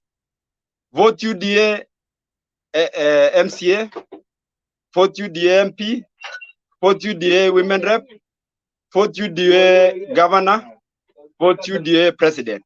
That is I think if today we are discussing about Madoadoa, I think the name Madoadoa, we have to change the meaning. We have to change the meaning of Madoadoa in our Kamuzi. Or Madoadoa remains something which is not complete. You are wearing a different shirt. You are wearing a different coat. Wearing a different blazer. That is what is called Madoadoa. So yesterday meeting was all about we were just urging our supporters, especially from Uasin across all the regardless of their tribe, because as we talk, the word Madoadoa, it was meant people who stood or people who was elected in 2017 through a Jubilee ticket, which was perceived to be William Ruto wings. They on their way, they changed and they boarded another car. They boarded another party, which is not even affiliated to our party. They boarded ODM, which is not even affiliated to Jubilee. Because, for your information, this party called UDA, it was a BDR party. We have just revamped and we have just renamed it UDA. Otherwise, the BDR party was there. They have a MOU with Jubilee. So when our members were being mistreated in Jubilee, they chat another way, and they move to their party, which is BDR, which is now UDA. So yesterday we were in Uasin Gishu, making declaration from Rift Valley. We want one of our son to be released. We were releasing one of our son to go and seek food across the country. You saw the alleged utterances you are saying it was made by Linturi, which Linturi explained himself that from Meru alisema wao Meru wamevaa suit kutoka chini mpaka juu. Pale Uasin Gishu mko na madoadoa kwa chama ya UDA ama Jubilee, ambapo hao madoadoa ni wakina Mishra. That's elected leaders. They did not mention or they did not blackmail any tribe who are in Uasin Gishu. And if it is so, you just play the clip even 100 times. He was very clear. He was talking about UDA in Uasin Gishu. He was talking about declaration, because charity begins at home. Yesterday we were making declaration from home, but hapo ndani pale nyumbani kuna watu hawakutaka William Ruto akuwe declared ama wakuwe kwa mkutano yetu. That's why we were saying so charity begins at home. UDA is Eldoret. Of course, jana ilikuwa UDA is the dominant party in Rift Valley. That is no negotiation about it. Not a national party. You have said it. So, Pato, before I stop you from continuing, yesterday I had started to because ask you are bitter.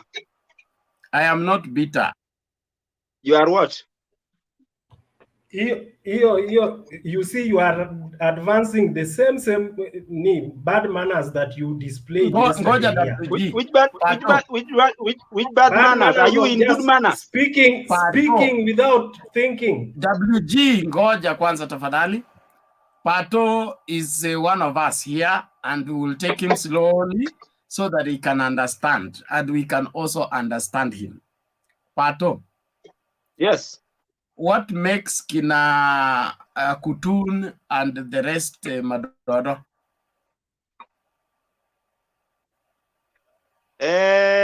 You know, we are not coming from from Israel. We are in Kenya, and the current political. You have said certain people in Eldoret or Singishu are a Madoadoa. What makes them Madoadoa? They are not Madoadoa. They are wearing other affiliation. It is not all about Madoadoa. We are talking about. What you mean, Madoadoa, is they are supporting a different party. They are not supporting William Ruto. Is that what you mean? Of course. So what makes that illegal? There is nothing illegal. It is not illegal.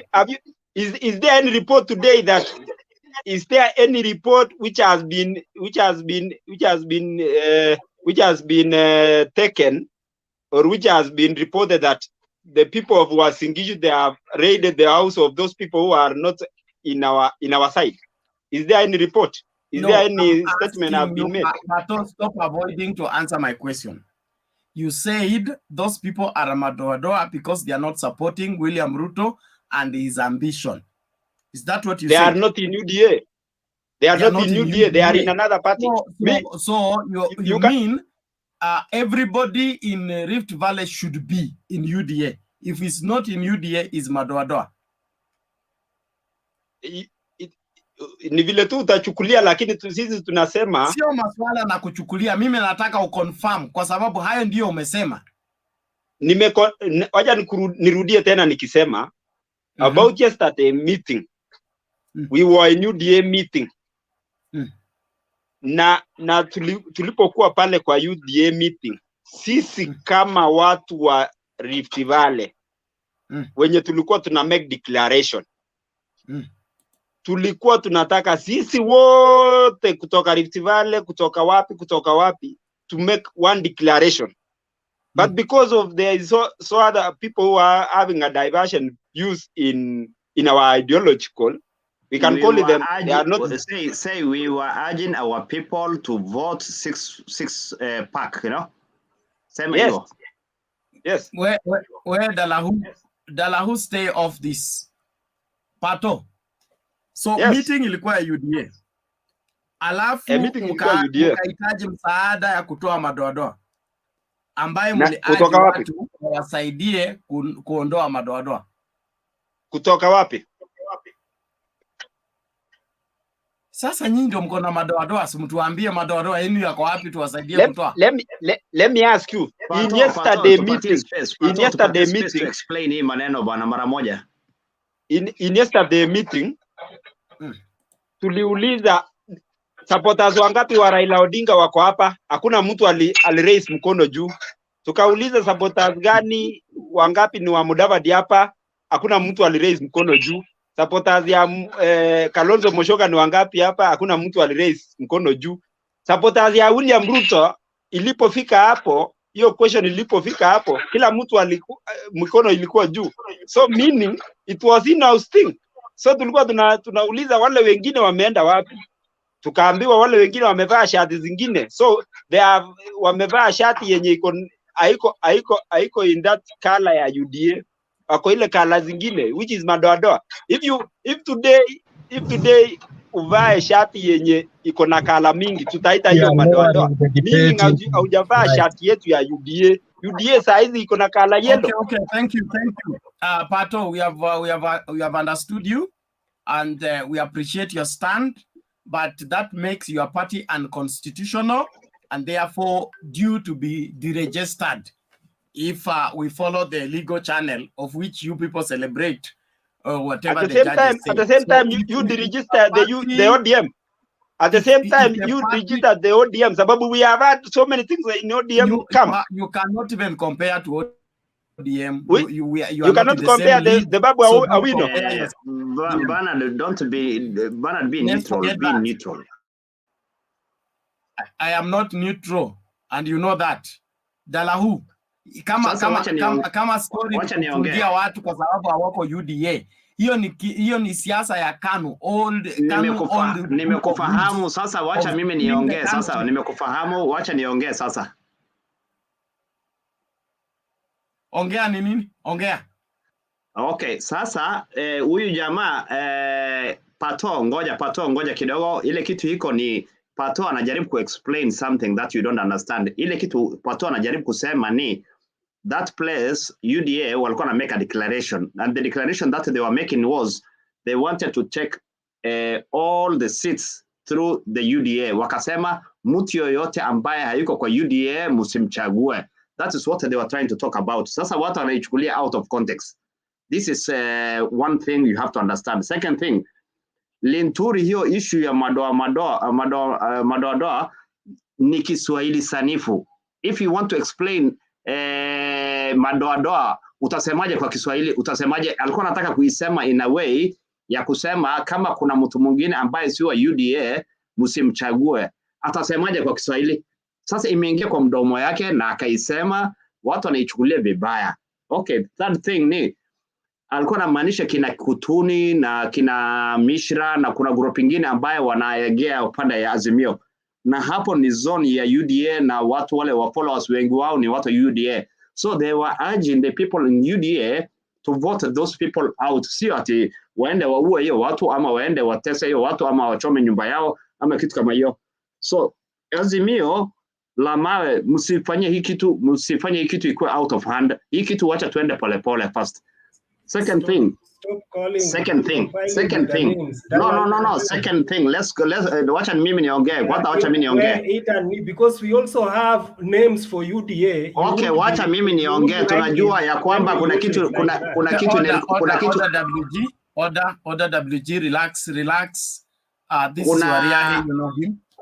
Okay, kuna kitu tuko tunaitaga no Raila no peace. Tunajua chama ambaye ina involve na mambo ya violence. Kama ni mambo ya violence kwa parliament, outside parliament, mawe, kuchoma nyumba za watu, kuchoma mpaka wamefanya Nairobi ungovernable, tunajua chama ambaye inafanyaga hiyo kazi. Hata mimi nilikuwa na support zamani, nilihama hiyo chama kwa ajili ya violence.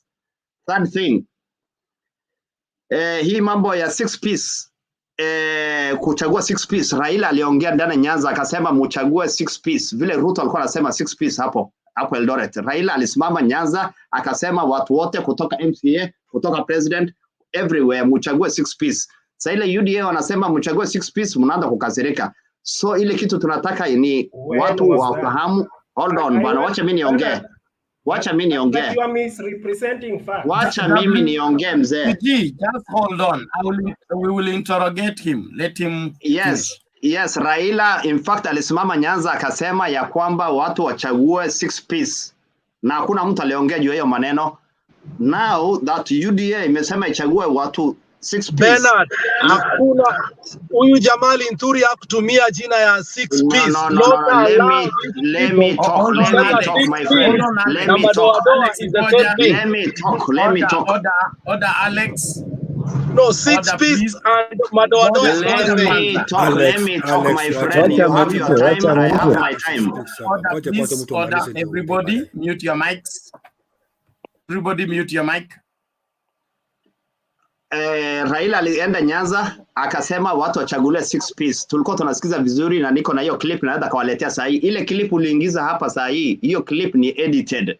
Ni vitu zingine za zamani kitambo, walikuwa nasumbuana na kina Uhuru Kenyatta na mambo ingine different. Hata haikuwa mambo ya Madoadoa, haikuwa mambo ya violence, haikuwa mambo ingine. Hii ni clip iko edited. Na clip ya edited ya UDA ikikuja hapa mtatoroka kwa hii forum.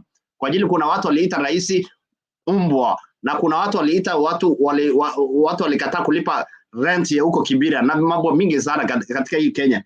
Tulikuwa tunajua kitu inaitwa no Raila, no peace, no nothing. Hiyo yote ni violence. Sasa nyinyi msichukulie kitu kidogo ambaye ni Madoadoa ati mnachukua out of context. Na Kimemi aliongea juu hiyo maneno juzi. Mbona hujaweka hiyo clip ya Kimemi atusikie? Na ndio tuweke hiyo kitu vizuri. Ya tatu ni UDA ni chama ambaye it is the most dominant party in Kenya. Inajulikana ya kwamba karibu chama saba zilisimama hapo kwa parliament na wakajaribu kuvote hiyo mambo ya parties bill. UDA peke yake imekuja na 130 MPs hapo hivyo, na bado kuna mtu kama Duale alikoko nyumbani. MP wangu huko Mandera alikoko anafanya kampeni yake Mandera, hata hajakuja kwa parliament. Kuna watu walikuwa away. na tumewapatia hiyo, yani ati kama mnafurahia mnafikiria ati mmeshinda. Chama 7 kutoka ODM ambaye iko na 70 MPs inaanza kushikana na ile shell ya Jubilee, kwanza kuhonga watu, kulipa pesa, kuweka kila kitu, ndio museme ati mnajaribu kushindana na UDA, na UDA imekata only 6 months. Hiyo azimio ikitaka ikae miaka 10, ikitaka ikae miaka 20, haitawezana na UDA.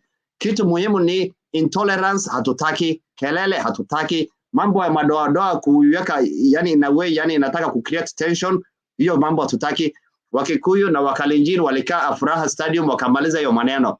2013 wakachaguana, 2017 wakachaguana, na hawatarudi nyuma na hawatakubali tena kwenda hiyo mambo ya vita na nini. Walimaliza hiyo maneno Afraha, na Ruto anarudi huko Afraha kwenda kumaliza hiyo maneno. And thank you very much. Na ukae hapo usitoroke tukikuja. So Waria, kwenda kusimama katika Rift Valley kwa chama ambacho si UDA ni makosa kwa sheria ipi? Si makosa tu, we were urging our people to choose six piece. I'm asking, you said Madoadoa are the people who are vying on different seats, or they are warming up to Azimio. When did that become illegal in Kenya? It is not illegal. It's not constitutional. What we were trying to urge our people, hiyo meeting ilikuwa yetu ya UDA, tulikuwa tuna urge our people wa vote 6 piece. Watu wengine tusiwa vote. That is what we call watu ambaye sio UDA. Is that not incitement? So, it is not incitement. It's not incitement. We are urging our party to vote our people. Raila said that. Why didn't you say it was an incitement? Raila is not the law of Kenya. Raila is not the constitution. And this excuse of using Raila for you to do your funny things, you should forget it. Raila is not the constitution. Raila is not Kenya. He said about that. You didn't talk about unconstitutional. You didn't talk about anything when he said 6 piece. 6 piece is not unconstitutional. Yes, he said muchague 6 piece in Nyanza. Why are you talking about Rutos? Hakuna shida ya kuchagua 6 piece. Hakuna shida. He never used the Madoadoa. He did not use Madoadoa, but what he meant is any person who is not in ODM as chaguliwa Nyanza. Throw you out. I will throw you from here if you are not staying in order. Abana, sikiza. Kumsikiza kivipi?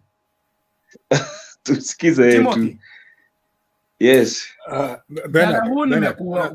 Nataka uelewe kwamba hakuna kwenda kinyume na sheria kuvote 6 piece ama kukampenia 6 piece. It becomes illegal when you are asking for 6 piece against other Kenyans. Bernard. When you call other Kenyans Madoadoa and then you want to propagate. No. Bernard, you don't understand me. Let me talk afresh. Bernard, ni mimi Sam. Bernard, you are the moderator. Be a little bit fair. Tafadhali, nakuomba tu. Wewe ni mzee hapo. Sam, I get you. But I want us to reason with one another. We need to be able to understand one another. Not somebody to come here and begin to look for an excuse to justify what is wrong. No, 6 piece, we've been voting 6 piece since we started to vote in Kenya. Especially in ODM, we vote 6 piece. But we have never asked for 6 piece against other tribes or against other communities. Bernard, I said 6 piece. Bernard, I said 6 piece. Raila talked about 6 piece is not unconstitutional in Nyanza, but when UDA talks in Eldoret about 6 piece, na msichague mtu mwingine, unasema it is unconstitutional. Eldoret, the statement was mutuondole Madoadoa, and it was repeated and emphasized. If you want to understand what Madoadoa is in Eldoret, listen to this clip, okay? How Eldoret interprets Madoadoa, not what you're telling us.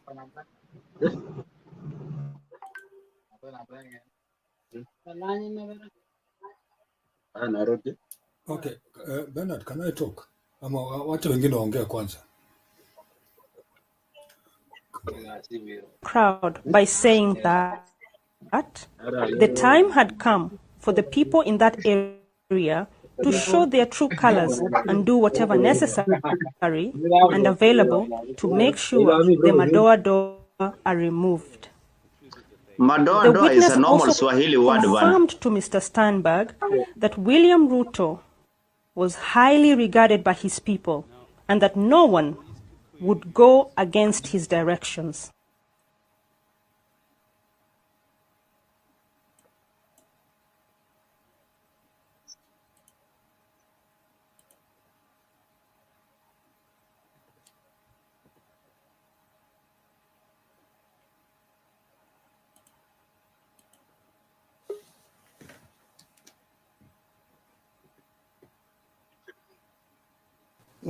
Were ethnic, were derogatory terms traded between ethnic groups.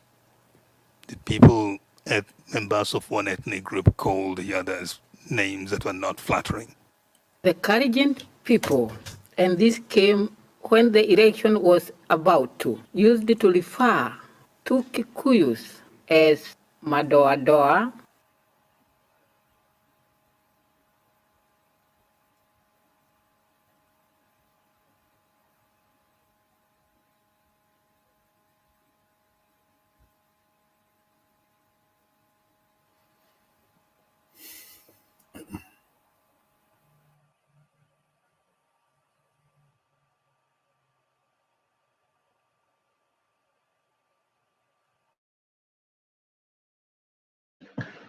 Madoadoa is a normal Swahili word. Sasa hakuna kitu mbaya imefanyika hapo. Unajua nyinyi kitu chenye mumesahau ni ya kwamba Kenyans went to school. They know parables. They can use those parables and they can understand them so well. And those of us who lived during that time, when towards the building up to 2007, know how these things started. They knew how the parables were begun, and those of those ethnic communities who were staying there and could not understand the parables remained there until they were caught up. So this thing normally begin building up so innocently, and they have a word to avoid the law. Oh, it does not mean that, just the same way we are arguing today here. So this is a very sensitive issue, especially where I'm asking myself, how come the Madoadoa thing has never been used in Coast, in Central, in any other place, but when it went back, when the rally went back to where the home of Madoadoa, where it was used and was the consequences were felt, that is when it came up. That is what drove us into scary, actions, And so we are not going to sit back the same way we sat back in 2007, as this kind of sentiments, inflammatory sentiments are building up. They begin very innocently, but when it reaches somewhere, now it explodes. I want us, we are all Kenyans. We are all Kenyans. When these things come up, there will be no UDA, there will be no ODM, there will be no Raila, there will be no Ruto. A common man, common people will be the ones feeling this pain. There will be no Ria, there will be no Kikuyu. Everybody will be affected when these things comes up. So let us just talk, come together, and not defend things that will bring us problem. Because this is Kenya for all of us. Let us understand each other. And where there is a mistake, let everybody come and condemn in the same term. You see, not because of hatred or we are defending our side, but the consequences that would come out of it should help us to bring, peace amongst ourselves. These elections will come and go, like they've always come and gone.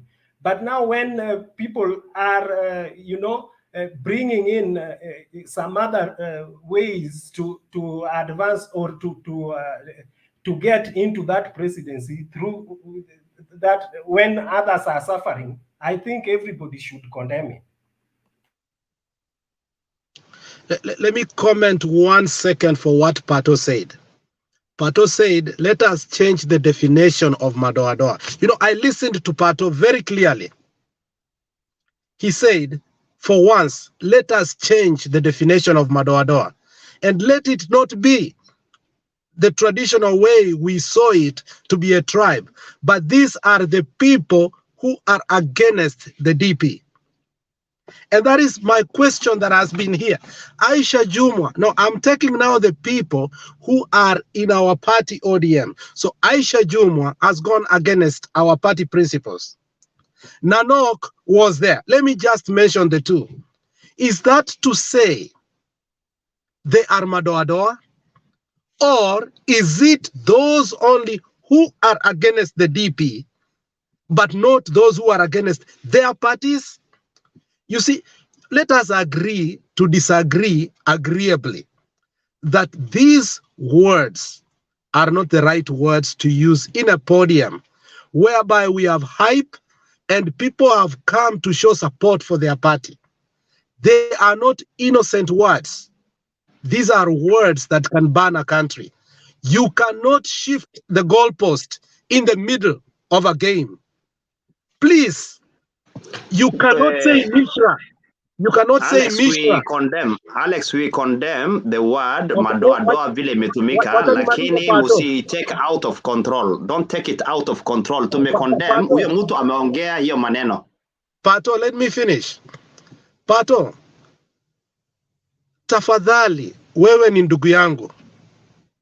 Mimi ni ndugu yako. Let us agree.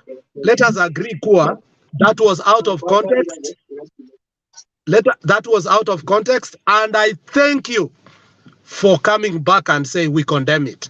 I agree with you that you have said the right thing. Now I take you that you cannot do something wrong to me. Otherwise, I was fearing you. Thank you.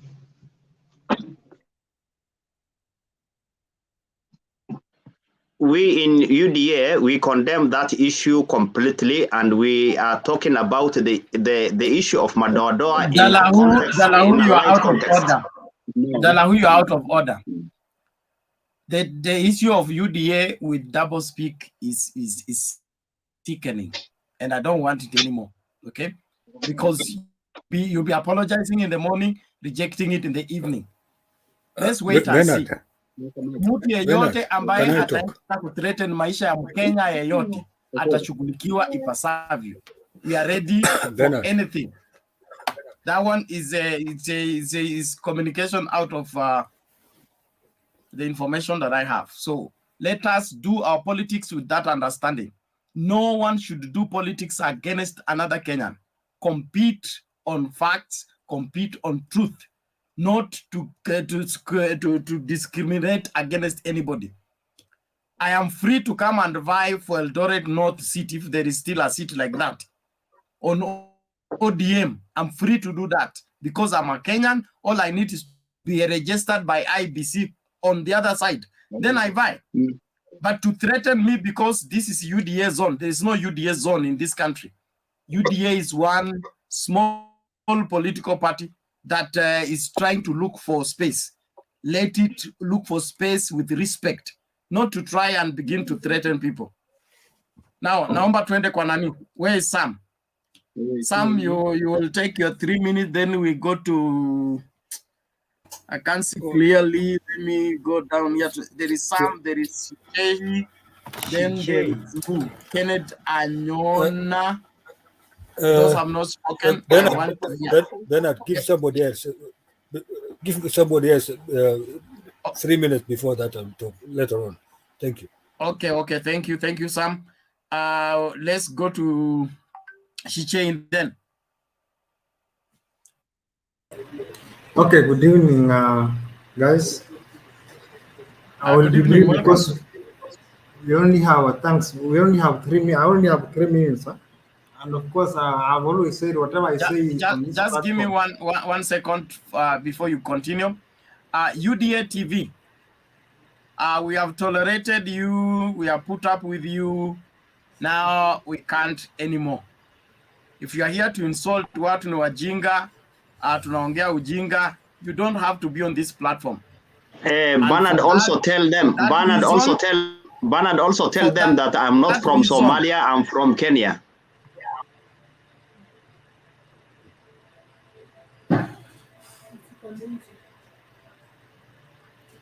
Can I continue? I think Bernard is having some challenges. So maybe he can resume once once he's overcome his challenges. But meanwhile, maybe you can, Shijay, you can continue meanwhile. Fine. So what I was trying to say, in my opinion, what I say on this platform represents my own personal views. And so in some cases, they might not be debatable.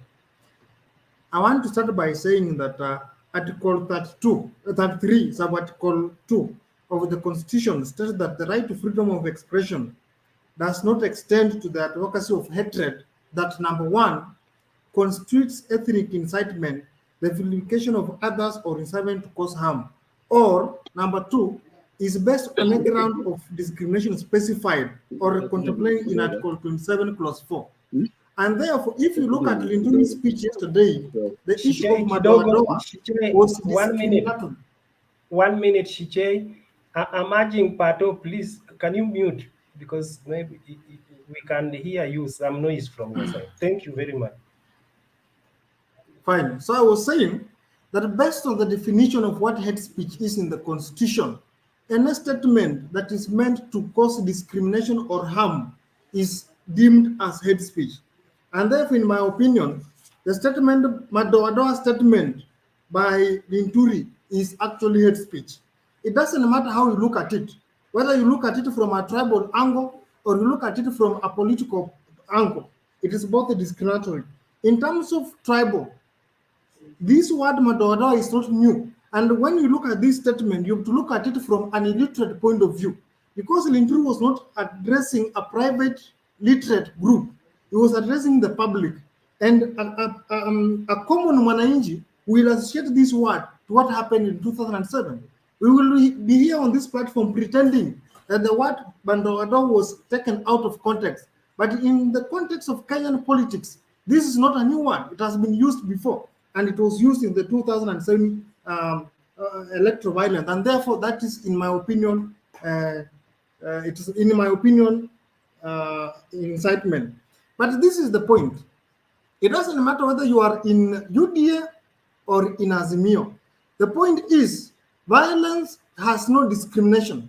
If violence broke out in Eldoret today, both those in UDA and those in Azimio will suffer. And therefore, anybody of any sign of mind should not actually tolerate the issue of violence or incitement. But there is another issue I wanted to bring out, the issue of geopolitics in Kenya. And it is something that, in my own opinion, is going to ban this nation maybe for the second time. It's very unfortunate.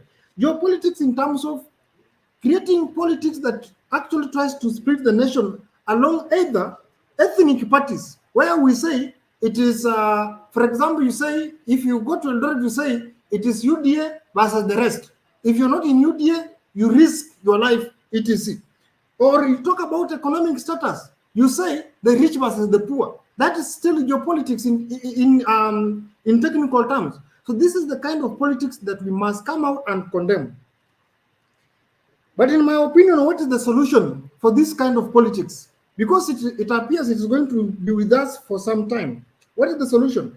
I can propose two solutions. One is a unilateral action that should be taken in threefold. The first step is if we look for the issue of rotational presidency. It was proposed, but I don't think if it took the momentum that was supposed to.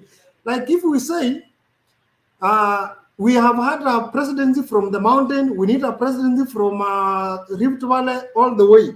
If we try to rotate the presidency, in my opinion, we can reduce the issue of geopolitics. Second, if we advocate for the issue of parliamentary election, You see, when you go for the popular vote, what happened is that it forces political parties to look for coalitions before election. And when you look for coalition before election in the context of Kenyan politics, now you go back to ethnicity. You look for ethnic kingpins. And when you look for ethnic kingpins, then the issue of negative ethnicity arises. Number two, I've said the first step you can make use unilateral action, multilateral action. The first one, we need to give IEBC, or IEBC should come out and actually block these people who are actually perpetrating violence. They should not be given a chance to vie. Second, political party leaders, like what William Samoei Ruto would have done in Eldoret yesterday, he was to immediately come out and condemn the statement by Linturi. But unfortunately, we didn't see it.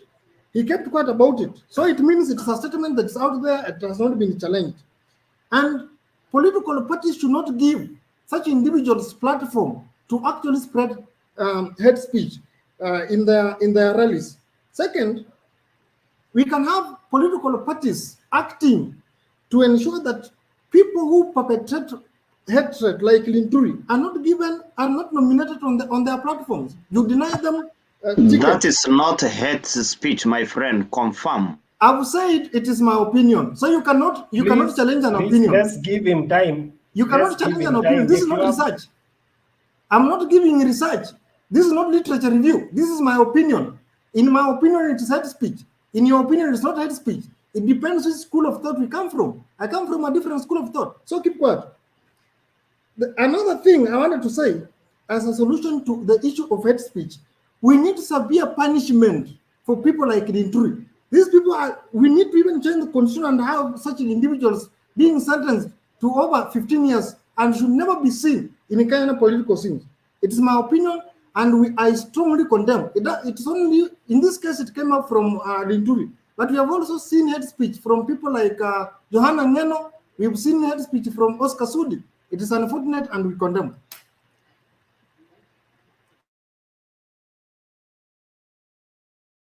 Thank you. Thank you. Eric, it's your turn, I believe. Okay, how are you, gentlemen? We are fine. Yeah, I think I logged in maybe around 8, but I was somewhere, so I had to go out fast. Now I'm back. So thank you so much about the topic of today about Madoadoa. It's something disturbing so much. And I'll just say this, that's a bad thing to show in a public rally where there is 1,000 of Kenyans with different state of understanding. You know, the way us learners, we understand it, someone else may not understand it the same way. And you know who are the people who act very fast? They are the public, people who are outside there. Because they don't have time to go and do a research on what has been said. They don't have that time to go do a research about Madoadoa, do a research about anything. I think yesterday I mentioned about that thing again, and Bernard had to play a clip about Madoadoa again. Even today, he has done the same thing. I think Mithika Linturi is from my region. It comes from where I come. And I don't feel so secure having such a leader who will just go and vomit any type of utterances there, talk anytime, anything he wants, he feel like he's good for his own ambitions. Because vitu kama hizo za alitoka all the way from Meru, Senator Meru County, akaenda mpaka Uasin Gishu, akaenda Eldoret, to just go and say something like that was so bad, so low. And I think he should be punished very much, very much. Juu hiyo ni kitu mbaya sana. Actually, I felt, even right now, I'm feeling so bad about those utterances. Juu, I'm trying to imagine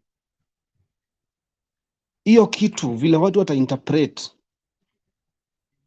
Meaning kama unasimama uko Rift Valley na usupport Ruto, wewe haufai kuchaguliwa, haufai kuwa huko. Let me go to another point. Okay, wanasema six pack, six piece. That's what they are saying. Uchague six piece. Uhesabu, okay, wewe uko UDA, uko chama different. Then uko na muscle karibu unaweza shinda huyo mtu wako kwa UDA. Do you think UDA watakufanyia nini? Wakiona huyu mtu atatushinda na yuko kwetu, unaona watafanya nini? They'll try all the best, that is the all the same means. question you will ask Raila when he said six piece in Nyanza also. Tafadhali heshimu hii forum. If everyone was to come in like that, it would be a mess in here. So please just relax. You are given your opportunity. Eric did not interfere with you. So please give him his chance. Yeah, I've been so quiet. I've not talked when someone is talking. So Daro, you just keep quiet. Let me just do my submission on what I'm saying. So ile kitu iko hapa, let us not live in denial, because nothing that will help us. And I will tell people, akina Daro, I'm going to tell you, peace is expensive. Peace is expensive. And one thing I'm going to tell them, sukari 100 kgs of sugar inaweza haribiwa na just a drop of calcium, itaharibu 100 kgs of sugar. Do you know what I mean about that? Hiyo mkutano ilikuwa jana Eldoret, inaweza haribiwa na hiyo Antracesia Mithika Linturi, na it was of no use to the public or even to Ruto himself. So hii tabia ya UDA I think we can do it in peace. We can do the politics in peace. Na si ati tukikuja kwako njua unisupport tuanze kukutusi. Do you know they came in Meru, UDA walikuwa Meru. Our governor was not on their side. Another governor was not on their side. Another governor was not on their side. And what they did, walikuja kutusi magavana wetu, the leaders we have elected ourselves, walikuja kuwatusi life. Ni mimi nilienda nikavotia huyo governor, ni mimi najua uzuri yake na ubaya yake. Then someone from far, a different county, comes and try to tell me the person I should vote for. You know, si lazima, they are not supposed to be bitterness about that. And hii kitu ni watu wa sijaona ODM wakienda place different waanze kuambia watu msichague huyu mtu, chagueni huyu. I've never heard of that. Na kama kuna kitu kama Point of order. So I think the law, you have to keep quiet when I'm talking. No, point of order. Don't usidanganye watu. Raila alisema watu wa vote six piece bana. Temba, help us with keeping this guy off. He is interfering with us. Dalalu, you have to keep quiet and wait me finish my submission. So it's not a must. Dalahu. Okay, hold on. Dalahu, yes. Okay. It's okay to be quiet to wait other people to talk. Whichever. Yeah, but if the guy is making unsubstantiated information and false information, what do we do? Wait, Dalahu. No, Dalahu, even for me, wait, Eric. Is there a point of order? Let's all mute. Eric, mute. Now, I know Bernard has entertained the idea of some people trying to argue for Madoadoa thing.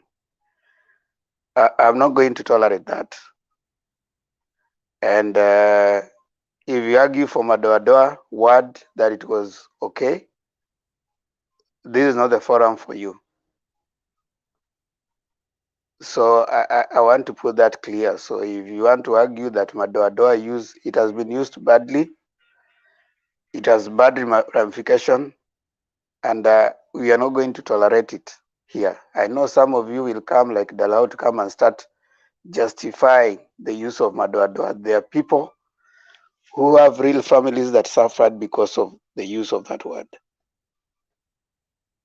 So I want to clearly state that any one of us justifying the use of the word Madoadoa at this time is an enemy of the people and is not a progressive mind. We don't really have to debate about that. I mean, you cannot even stand and start saying the use of Madoadoa is a good thing. Talk about progressive things, talk about your party, talk about the things that you want, but do not justify the use of Madoadoa.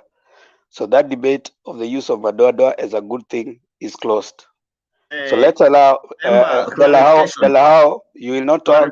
You will not talk until you are given an opportunity to talk. So just mute. Clarification, lakini nataka nipeane Just mute. clarification hapo. Mute or I throw you out.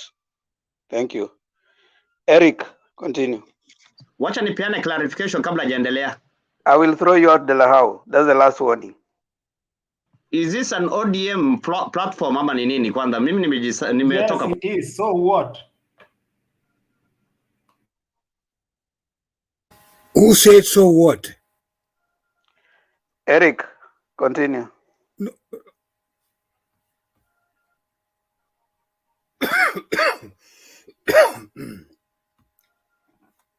Temba. Okay, Eric is having challenges. Who was coming after Eric? Let's try to be sober. Anybody coming in here to try and justify the use of Madoadoa, that is someone who lacks sensitivity to the use of that word. Even Linturi himself has apologized. So you can't come to a forum like this to start justifying the use of Madoadoa. That is being insensitive to the lives that were lost at that time. So who was coming next? I think it's Kennedy Anyona after Eric. Okay, Kennedy Anyona, kindly proceed on. What I would like to say, in fact, let us not be angry in this forum. There is a problem of, there is some members who are angry. We are not here to discuss something which has not been done and which is wrong. Let us be political. If we are talking politics, let us talk politics as mature people. Let us not come to argue. Let us share ideas. We are here to share ideas. If we share ideas, if I get from Temba, I get from somebody else, we will raise each other. But I see people here who are angry. No, if we are angry, we are not going elsewhere. If there is something wrong, it's wrong. If it's wrong, it's wrong. That's what I would like to say for now, because I have joined you later away now. That's what I would like to say for. Let us proceed.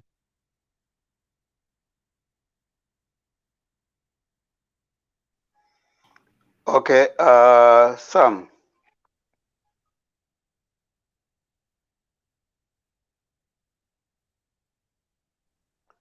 Sam, are you there?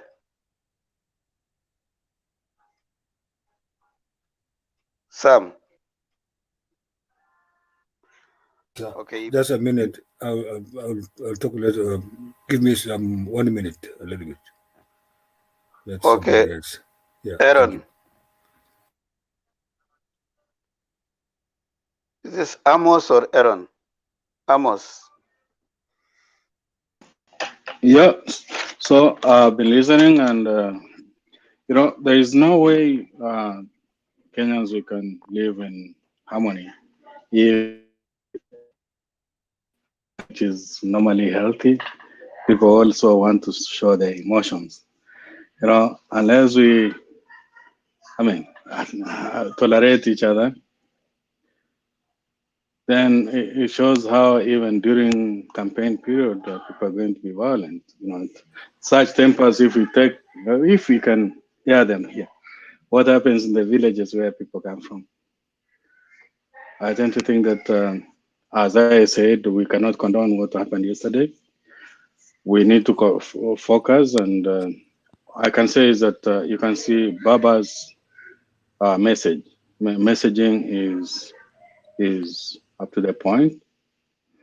He is there to envisage everybody's opinion. I wish that the UDA team could also try to continue messaging their agenda for the Kenyans. But then I believe that they have seen that there might be a mass exodus from their parts from next month. And that's why you can see that they're really reorganizing themselves and showing how messy it's going to be, and even throwing tantrums at the other competitors. And what I can say is that we should not allow. We need to see the team that, a formidable team. We can see the cloud of people that are surrounding particular parties. If there is no leadership that you can see in them, and I can say, I can tell you for free that we don't expect any better Kenya after August 2022. Two, for Mithika Linturi, he cannot be excused. He's a professor. If it was Sudi, we can excuse that maybe it was a slip of the tongue. Yeah. But then for Professor Mithika Linturi, somebody who has achieved the highest level of education, we don't expect that. Even those, I believe even every leader should exhibit the art of public speaking. Even preachers, when they talk to their congregants, they have that tolerance, and they know how it's going to affect the congregant or the audience. I was asking you, when you talk about Madoadoa in such a crowd, they normally say, kwenye kuku wengi usimwage mtama. Do you expect those people, all of them, what is the message? Ulikuwa unawaambia kula mori kabisa. Identify any doa around. I saw on Twitter, I don't know how authentic that video is, that there is one aspirant whose house was burnt. So is it a doa there, or did you see any doa? If it's true, I said I'm not there, but then I follow politics every day. What is happening in Kenya? So what I'm saying is that we should also always call out these people the same way Mtembei guys, you are doing it. I pray that every other person, even that villager back home, they call out. Again, Professor Mithika Linturi should not be excused. He should be knowing better. He's not a first timer. I'll just keep on listening, and I'll only chip in where it's necessary. I don't want to deny anybody a chance to talk, but then I still insist that the peace can start with us. When we discuss, let us argue. We can differ in opinion, but then let us not insist. Yeah, na mnajua Kiswahili ingine nasema debe tupu aliachi kuvuma. So mlisikia ikivuma jana na masiku zingine. They always bado tunasikia hizo debe zikivuma tu. Yeah, those are empty debes. Yeah. So let's wait and see how things unfold. But I believe that this year, I'm not biased, Baba is going to set us. Thank you. Thank you, Amos, for that. And this is to all of us. You know, we tolerate each other. We appreciate each other. We don't want everyone to come to Azimio or everyone to go to UDA. We appreciate all all different persuasions in submission. But we don't tolerate any hate speech against anyone. If someone can wake up and even after 2007, and after seeing what happened in Rwanda and other places, and we are at a time that is very, very, dangerous in our Vulnerable. in our political cycle, and then someone wakes up and comes here to start defending Madoadoa. We want to leave that to those politicians who don't care about you and me. It is you, I, and our neighbors who are going to suffer. They will come. You see, after he said Madoadoa, he went sleeping in Eka Hotel. Do you know how much it costs to sleep at Eka Hotel? And he's being picked up from there. He's going to another place. He's being treated like a king. Yet you are left suffering and suffering because of the statements that he said. Then someone can have the guts to come to the forum to start defending that word and comparing it to others. We don't have a problem with UDA guys propagating them being voted 6 piece. They are here for competition. That's okay. But be sensitive to the words that you're going to use. We've had political violence happening every other cycle. We don't want that. We don't want any Kenyan to lose a life because of political competition. Therefore, I'm not going to tolerate anyone coming here defending Madoadoa. That's a sign of someone who is not sensitive, first of all, to Kenyans and does not respect the idea of freedom of association. You are free to be a UDA member even if you're in Nyanza. You are free to be a UDA member wherever you are. You can vote for anyone. Even if you are in Migori, nobody should get you out there that you are Madoadoa. No. There is one thing to say vote for 6 piece and is another to say remove. One is positive, the other one is negative. Vote for 6 piece is a positive thing. Remove is a negative. People choose how they are going to remove those people. And if you know what happened, you know what happened last time when they are being removed. Linturi is not a stupid man. He's a politician. He's a seasoned politician in Kenya. He was here in 2007. And then some of us come here with all our education and we are trying to apply logic to such a stupid statement. Linturi himself has apologized. So who are you to come to the forum to start saying he said nothing wrong? Susan Kihika, whose dad is a Bujoze. His dad was a very key controller in the KANU regime. Is standing to come, and even the place where there used to be all the time political violence in Nakuru. And he said that her dad was one of the people who are organizing that, is defending the issue of Madoadoa. We don't want to tolerate anyone who wants us to be divided. Kenya is one country. It doesn't matter which political formation you come from, UDA, Azimio, whichever political formation. If you vote for ODM in Central, that's okay. If you support UDA in Nyanza, that's okay. It is your choice, and your choice should be protected. We will differ, but we will protect everybody's right to make their political decision. But we are not going to tolerate those people who come here to the forum to tell us, oh, Madoadoa is a good thing. We won't, and we are not going to listen to such kind of a person. But we listen to differing opinions that are going to come across, whether it's UDA or the other. Let's condemn. Let's condemn. And we need to tell them, if you are a young person who is going to carry out that, be warned. The government is looking at you. It's not going to be normal. It's not going to be business as usual. Thank you. Let's proceed on. But let's observe. If you're coming here to defend UDA with that Madoadoa thing, defend UDA, but don't defend Madoadoa. If you try that, we are throwing you out. I want to bring in Sam.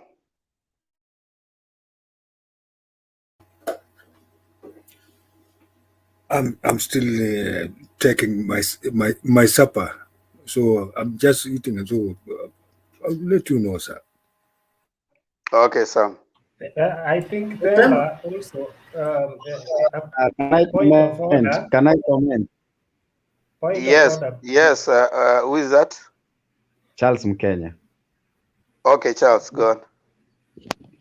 Okay, I've been listening and I want to harp on the same string that you've concluded.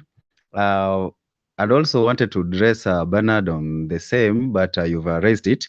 You know, even in Parliament, when the members of Parliament are contributing, once someone says something which cannot go to the Hansard, the Speaker calls upon the member to withdraw the statement.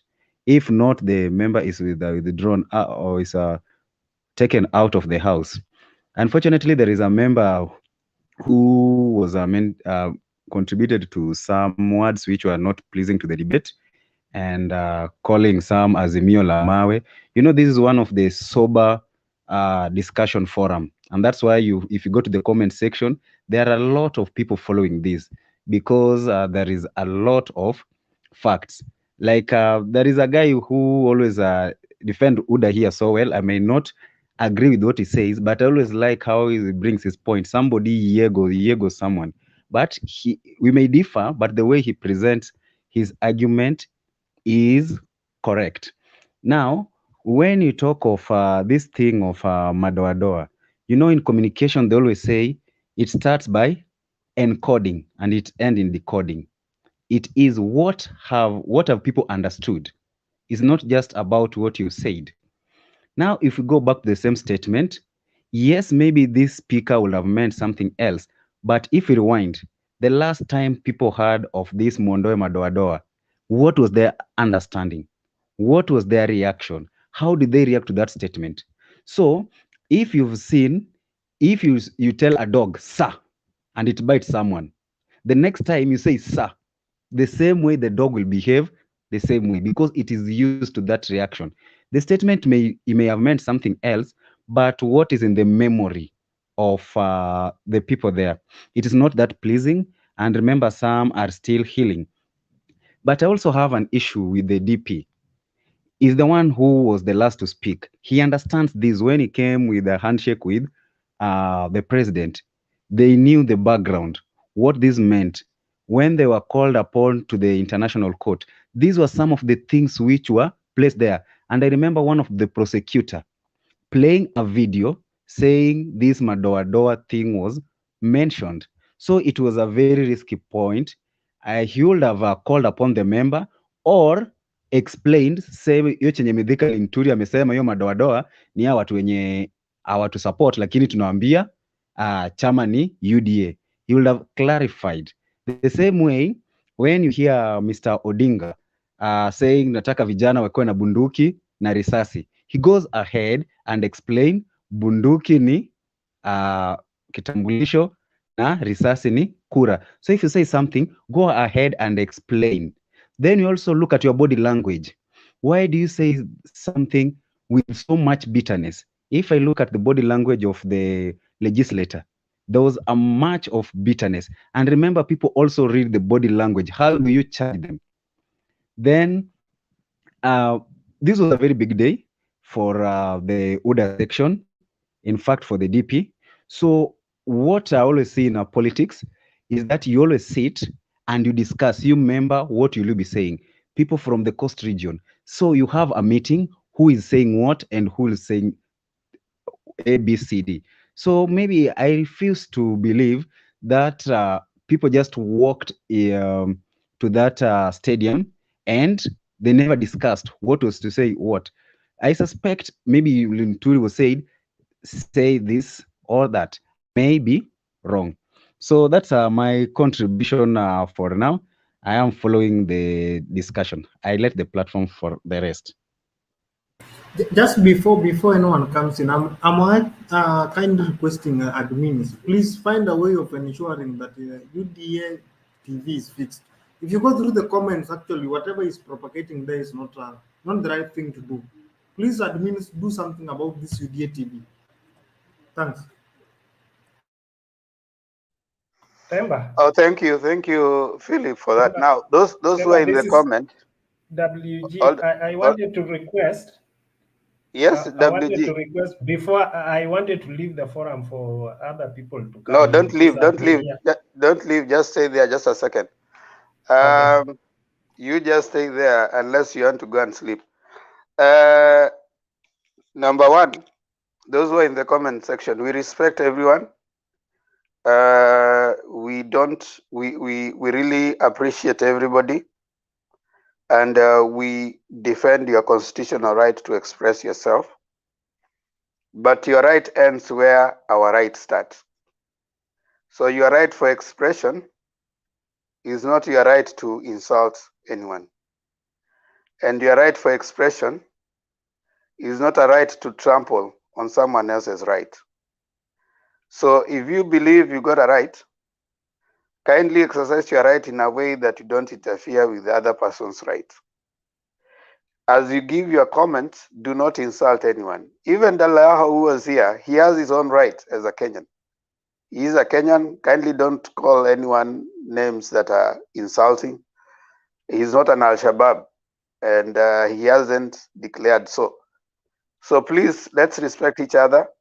Any comment you give, they should be respectful of everybody's rights. We want to defend everyone's right, your right, and also my right. Thank you so much. We also wish to say that we don't mind you giving your comments on any team, either Zemio, UDA. We have very many UDA members in this platform. I can name for you a few: Ndeto, Baz, and many others, very reasonable. We never force anyone to take any view. But as a country, we need to find the line, the red line, that now this person is crossing a red line. Whether they're in UDA or they're in Azimio, if someone crosses a red line, we need to tell them as it is.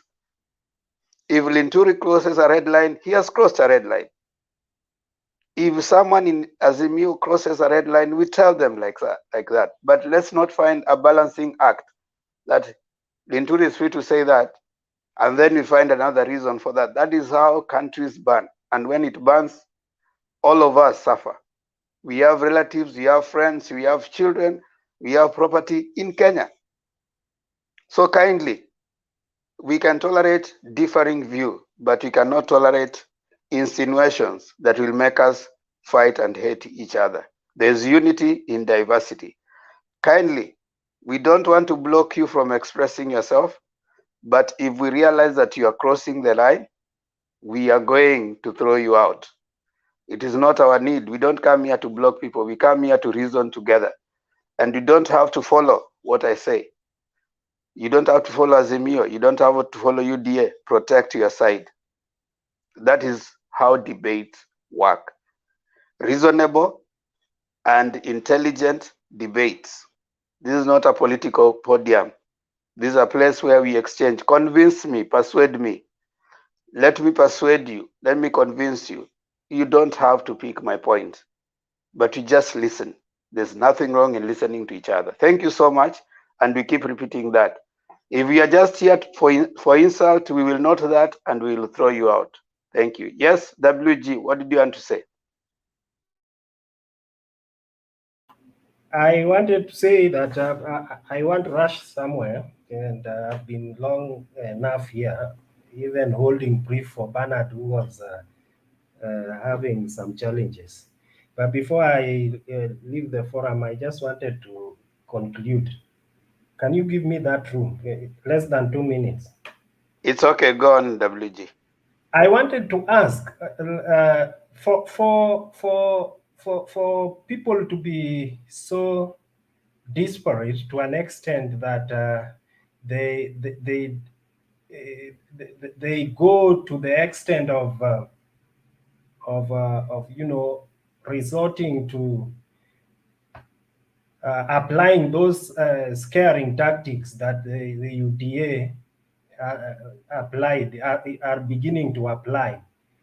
So what is it that they've noticed or they've realized is working against them? Because if people are towards towards victory, like they purport to be, I think they should be very comfortable and just let things roll. But when you see the DP himself, like I had alluded earlier, you find that he's not only speaking with a lot of bitterness, but he's kind of preparing some very fertile ground for violence, in the fact that he's alleging that some people have already preempted that when he wins, he's not going to be given. And he states this in every other rally that he has. You see, so I don't know what he's is seeking to get out of it, to scheme out of such utterances. Is he seeking to come out as a very tough person so that people cannot be scared, or should be scared of him, of him, and vote for him, for him, regardless? So I'm asking myself, what is it that is making UDA become so disparate to an extent that they begin to threaten people at this moment? That is what we should also look into in detail. The other thing is, I've realized that UDA are, applying some form of James Bond tactics, whereby it is dwelling in a lot of deceit and playing with words, and so that they cannot just advance their policies well. They play with words, and even the ones that are should be condemned, they begin using them in a way that they sound acceptable. Even that Madoadoa thing, when you hear them like trying to justify it here, there's a way they play with those words. But let me tell you, my brothers and sisters, oh, there is no sister here. The consequences are always the same. When you push things to some extent, then they come to a situation whereby they rear their ugly head on us, So that is when most of us will realize that, oh, kumbe, what we were doing was not in order. This Kenya is for us all. It is for us all. I will repeat that. And when something happens that is not in order, we will suffer. You will suffer, whether you be a Kalenjin, whether you be a Luo, whether you be a Maasai. You will suffer wherever you are. Let's say if violence was to rear its ugly head in places like Eldoret, even if you are the perpetrator, you remember there will be no food. Transport will be interfered with. Your programs will be interfered with. By the time that things get back in order the way it used to be, it will be too late. Many people shall have lost jobs. So many things shall have happened. So we need to be very careful. This is the only place we have, as some leaders used to say, it is the only place we have. Most of us do not even have that ability even to fly out when violence erupts. We will just be here and burn with it if it's burning. But this is not where we want to be. So even if I like my leader, and if he's bringing those kind of nonsense, then we just have to tell them no, despite our alignment politically. Thank you very much. Thank you so much, WG, even as you leave. Yes, Alex. I may say something just quickly. During the 2008, when everything had gone down, there was a gang order that Mutahi Kagwe, who was the Minister for Communication, put at that particular time. And because of the extent of what had happened, it was wise then that it should not be aired in the media, because it was going to cause even more retribution because of the climate that was there.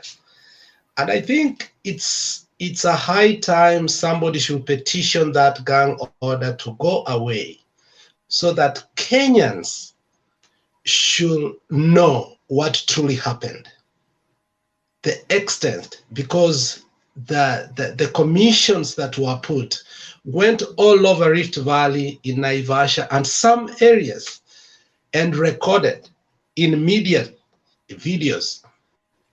And there are a lot of documentaries that were made then that have not been availed to us. When you look at what Israel did during the genocide, what you have looked at Kagame has done to a point whereby he has brought a museum for genocide. You go to Kigali, I have visited there twice, and you see the skulls and the scars. You fail to even, you cannot use the word lizard in English in Kigali. You cannot dare use the word lizard. Even if you see a lizard, you cannot use that word. That's how bad it is. In this country that I live in, which is the USA, there are words that a white person cannot speak, even if you are a president. I have seen Trench Trod, who was a senator in Mississippi. At that time, he was a majority leader in the Senate. In a BET interview, he forgot and used the word Negro in a positive way. He had to resign because of the historicity of that word. And I think you are very right. Tolerating a discussion about the word Madoadoa, it's degenerating ourselves to a point whereby somebody wants to come and defend that word. We are failing to know that the people who are hurt are still hurting until today, because they've not gone even back to where they used to live. We've not even resolved some of these conflicts. There are people who have come and completely say they cannot even go back because of the trauma. So I think you're right. And on this, I will defend you. There is no democracy in defending a wrong thing. I believe there is value in listening, there is civilization in listening, but I think there are lines we cannot cross. So I will urge my friend Delahu, who I respect so much, even though when he's on the other side, to know that defending a wrong is not something that is smart. The other thing that I will say again is, I think Bernard reminded us here, sometimes we forget that maybe you and Bernard are the owner of Mtembe. That is a code of Amos. When you are that, you need also to probably comment on this. There was a question, there was a time Obama was, the Republican candidate was the late McCain. Yeah. And then someone brought an issue about Obama that was very negative. You remember McCain's response? McCain rebuked it right away, and he said, that's not being a conservative. I remember that. And that's the beginning of the love for us to McCain, because McCain said, in a democratic country. Because remember, McCain was also a prisoner of war. He was tortured for many years. So he advocated that no man should ever be tortured. He stood on principle that any torture, even if it's your enemy, is wrong. So what I was trying to say is, YouTube also is watching us as we are speaking. You may think it's a joke that if we perpetuate these things, the owner of this TV If he entertains this bullshit and Kenya bans, you can be taken to court too, because it's a media. So you are accountable to allow the debate to be in a way that keeps peace. So when you see Bernard and Temba putting a code of conduct that we cannot allow this, I think they are not going to the extreme that they are not being neutral. No, neutrality does not mean you allow hate speech. So when somebody asks, is that hate speech? And when they know very well it's hate speech, I think that is degenerating. So Mtembei TV, as a TV that allows at this platform, we can say anything we want, but there are those who have signed to the code of conduct. If Kenya bans today and we realize it started from here, these people can be taken to court and they can answer it. So when they give us a platform and they say, this is the principles of the platform, let us agree to it. Why? Because they also know that they signed into, and YouTube will not allow such a kind of thing. So I think Ben and Tembu, you are right on that we must keep Kenya safe. Thank you. Thank you so much, Delahau. We keep encouraging us. Pesos and dollars to your family. Download the Remitly app to get started. Kindly mute. Let everyone mute, please. Mute. Thank you. We keep preaching peace as Kenyans, and as Alex has said, unless the shoe is in your feet, you may not understand what some of those words mean. For some of you, you are reading those things on the radio or on the newspapers. Some of you were just watching, so you can never know what it meant to some people. There were people who are displaced because of those words. If you have dared to travel to places where the aftermath of such words, the genocide in Rwanda started with just some people laughing about some words and people being called certain words, and then finding an opportunity to defend those words. I think it is wrong for you to even dare to want to condemn it, stand out strongly. Just like we said, McCain stood out for Obama as much as they were competitors.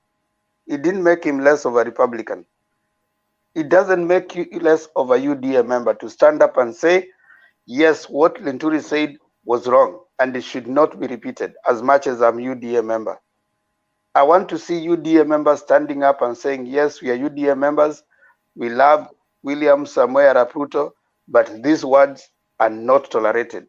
That is when we start uniting as Kenyans, because we know we can differ, but there are lines that should never be crossed.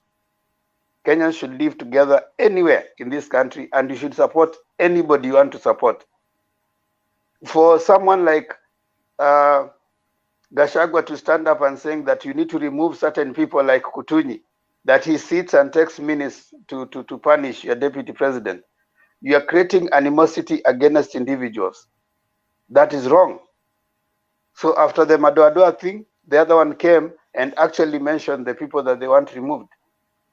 That is wrong.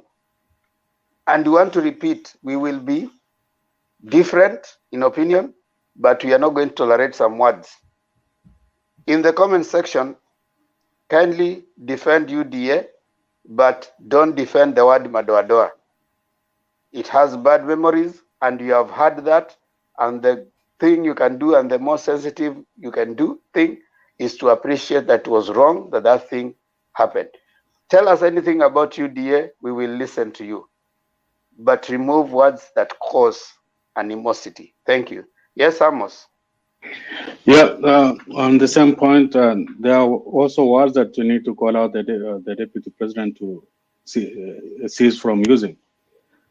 Yule jamaa wa mawe, yule jamaa wa kung'oa reli. I mean, when he says that, what is the pointer? Don't you think it's tribal? When he goes to Kisumu, does he use such words? We can tolerate kitendawili because Baba says vitendawili.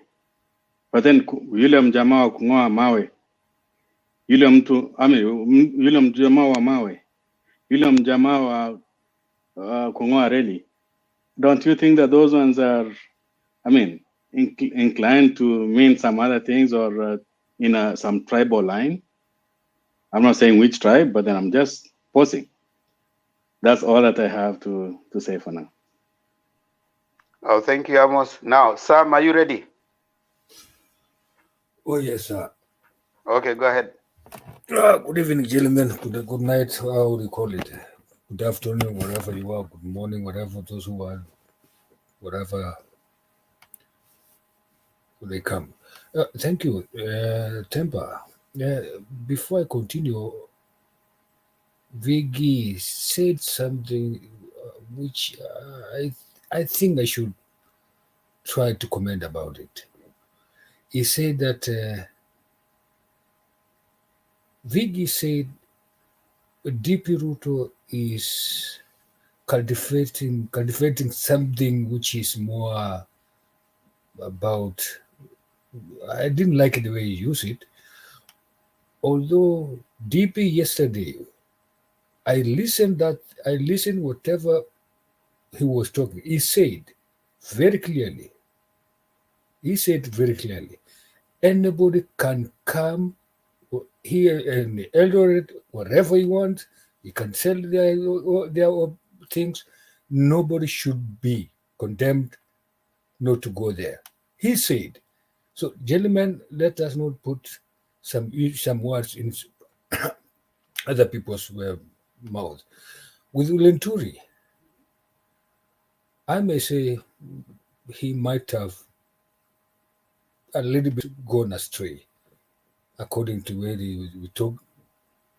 That one I condemned. I wouldn't never like it to anybody else to use that word wherever they are, especially this time of campaign. That one, I'm a little bit skeptical about it. It wasn't pleasant. It wasn't a very undiplomatic way of trying to elect somebody, try to not to elect somebody in another party. It wasn't good. But anyway, let us tolerate each other due to politics is a matter of 3 months, 4 months. After that, on 10th of August, everybody goes on his own way, do your own things which you have been doing it. If you are poor, you remain poor. Be given handout, it is going to end up. At long last, you carry on your own life. Those who were going to elect them, they would just go their own way and then do their own things. Try to cultivate their own way of life. How many money they lost, how much money they got it. Those are the things which comes and goes every 5 years. So let us not put those things in our mind. Gentlemen, selling issues, narrative, or selling things of a party according to your party, the party you people or us we belong to or we are affiliated to. Let us sell it in a very mannerly way. I've seen so many comments here. Those who are writing comments, it is a little bit disappointing with the shameful things which are never good to anybody. I think we should learn. Let us be people of our own integrity and dignity. Let us not use abusive words. Somebody writing Uriah we should go to Al-Shabaab, is an Al-Shabaab. No, that's not. Dalo is a Kenyan and he remain a Kenyan. Whether having a name of Dalo does not mean somebody is from Somalia, and you should not use that one to call other people that way. It is not the right thing. Anyway, I've been listening quite a long time, so let me go back one a little bit. Somebody else can take over. Thank you. If anybody has a question, can ask me. Thank you. Sasa mleo uko na points, lakini ni sawa tu. Geoffrey. Thank you Brother Temba kwa nafasi. Kwanza na wasalimu habari ya jioni ama ya asubuhi mahali popote mlipo. I want to start saying this. You know, everybody has got democratic right to support whoever person he thinks is good. He has ideas which sees that can favor him. But nobody has a right to challenge someone who's causing tension or someone who can jeopardize the livelihood of some other people because they're not aligned with them. Whatever happened in Eldoret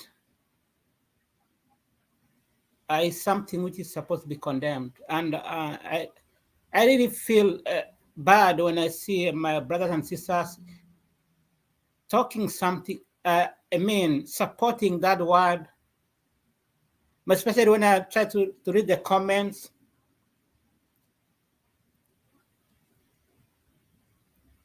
Then I say, really, where are we heading to? Kenya's our country. You know, if you never had a problem in 2007, you don't know what other people underwent on that time. Because when I see such a comment, it rekindles back what happened in 2007 because I was in the Eldoret, what happened there? We have some people who their livelihood was destroyed up to now. They don't have a place to stay. They don't have nothing because of such an utterance.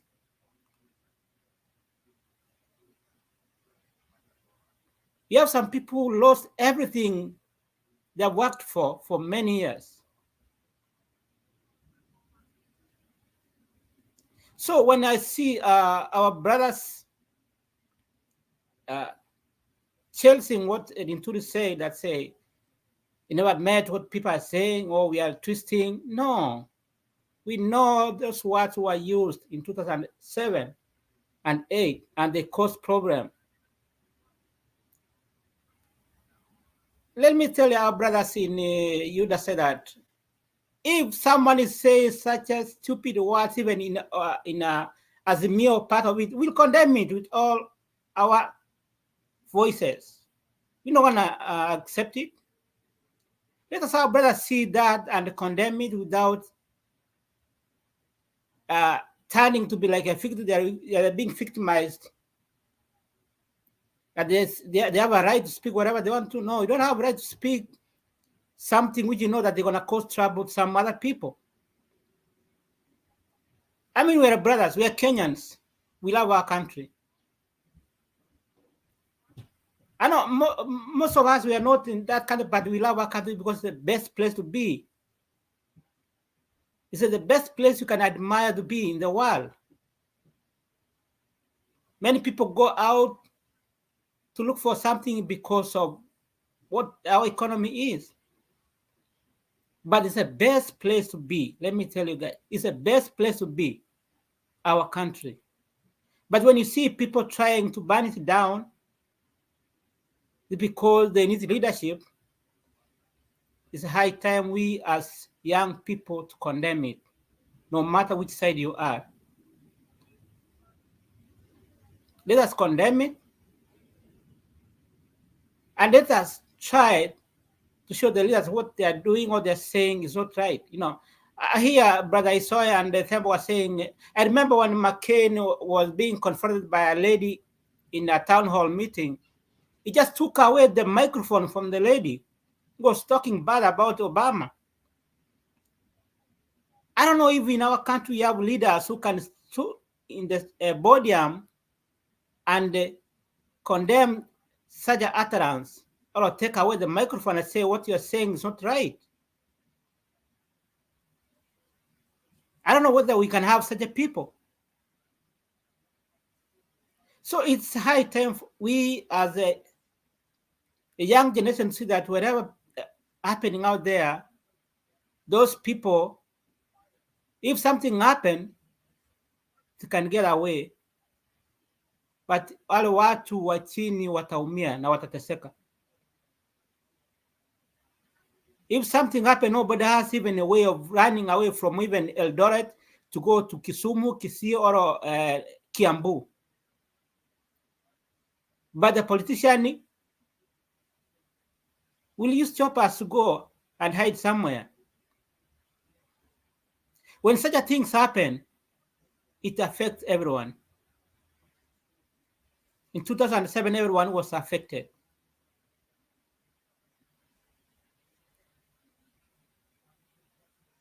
So we really condemn that, and we hope that our leaders will check their words now onwards as the campaign. The campaign has soon started officially. If they are doing it right now, when the campaign starts officially, what's going to happen? What they're going to say? We as a young people, we need to condemn this. And see me when I'm supporting Azimio that I'm your fellow Kenyan. I'm not your enemy. I see our brothers who supporting Uda that they're our brothers, they're our friends. The only thing that we don't support their whatever they are supporting because of the principle of what we see. That one does not mean that we hate them. No, we don't hate anyone, but let us condemn such an act. Thank you very much. Thank you, Geoffrey. MCA. Okay. How are you, my brothers? We are good. Go ahead. I would like to touch on a few issues. First of all, I appreciate to be one of you in the studio. It was my first time. I've been trying to join, but I've been not getting chance. So I appreciate. When it comes to politics, we have to be very mature enough, because as we speak right now, I want to tell you something. I'm part of the politician you are speaking about. So, as people of Kenya, we are one. There is nobody who is above the law, so we have to follow some words to know what are we supposed to speak in what time or in which place. That is finish. When it comes to, I want to respond to, I don't know who was speaking on that. There was a brother who said, Mheshimiwa Deputy President has been using some words like ule jamaa wa mawe, and then or ule jamaa kung'oa reli. Okay, that's common in politics.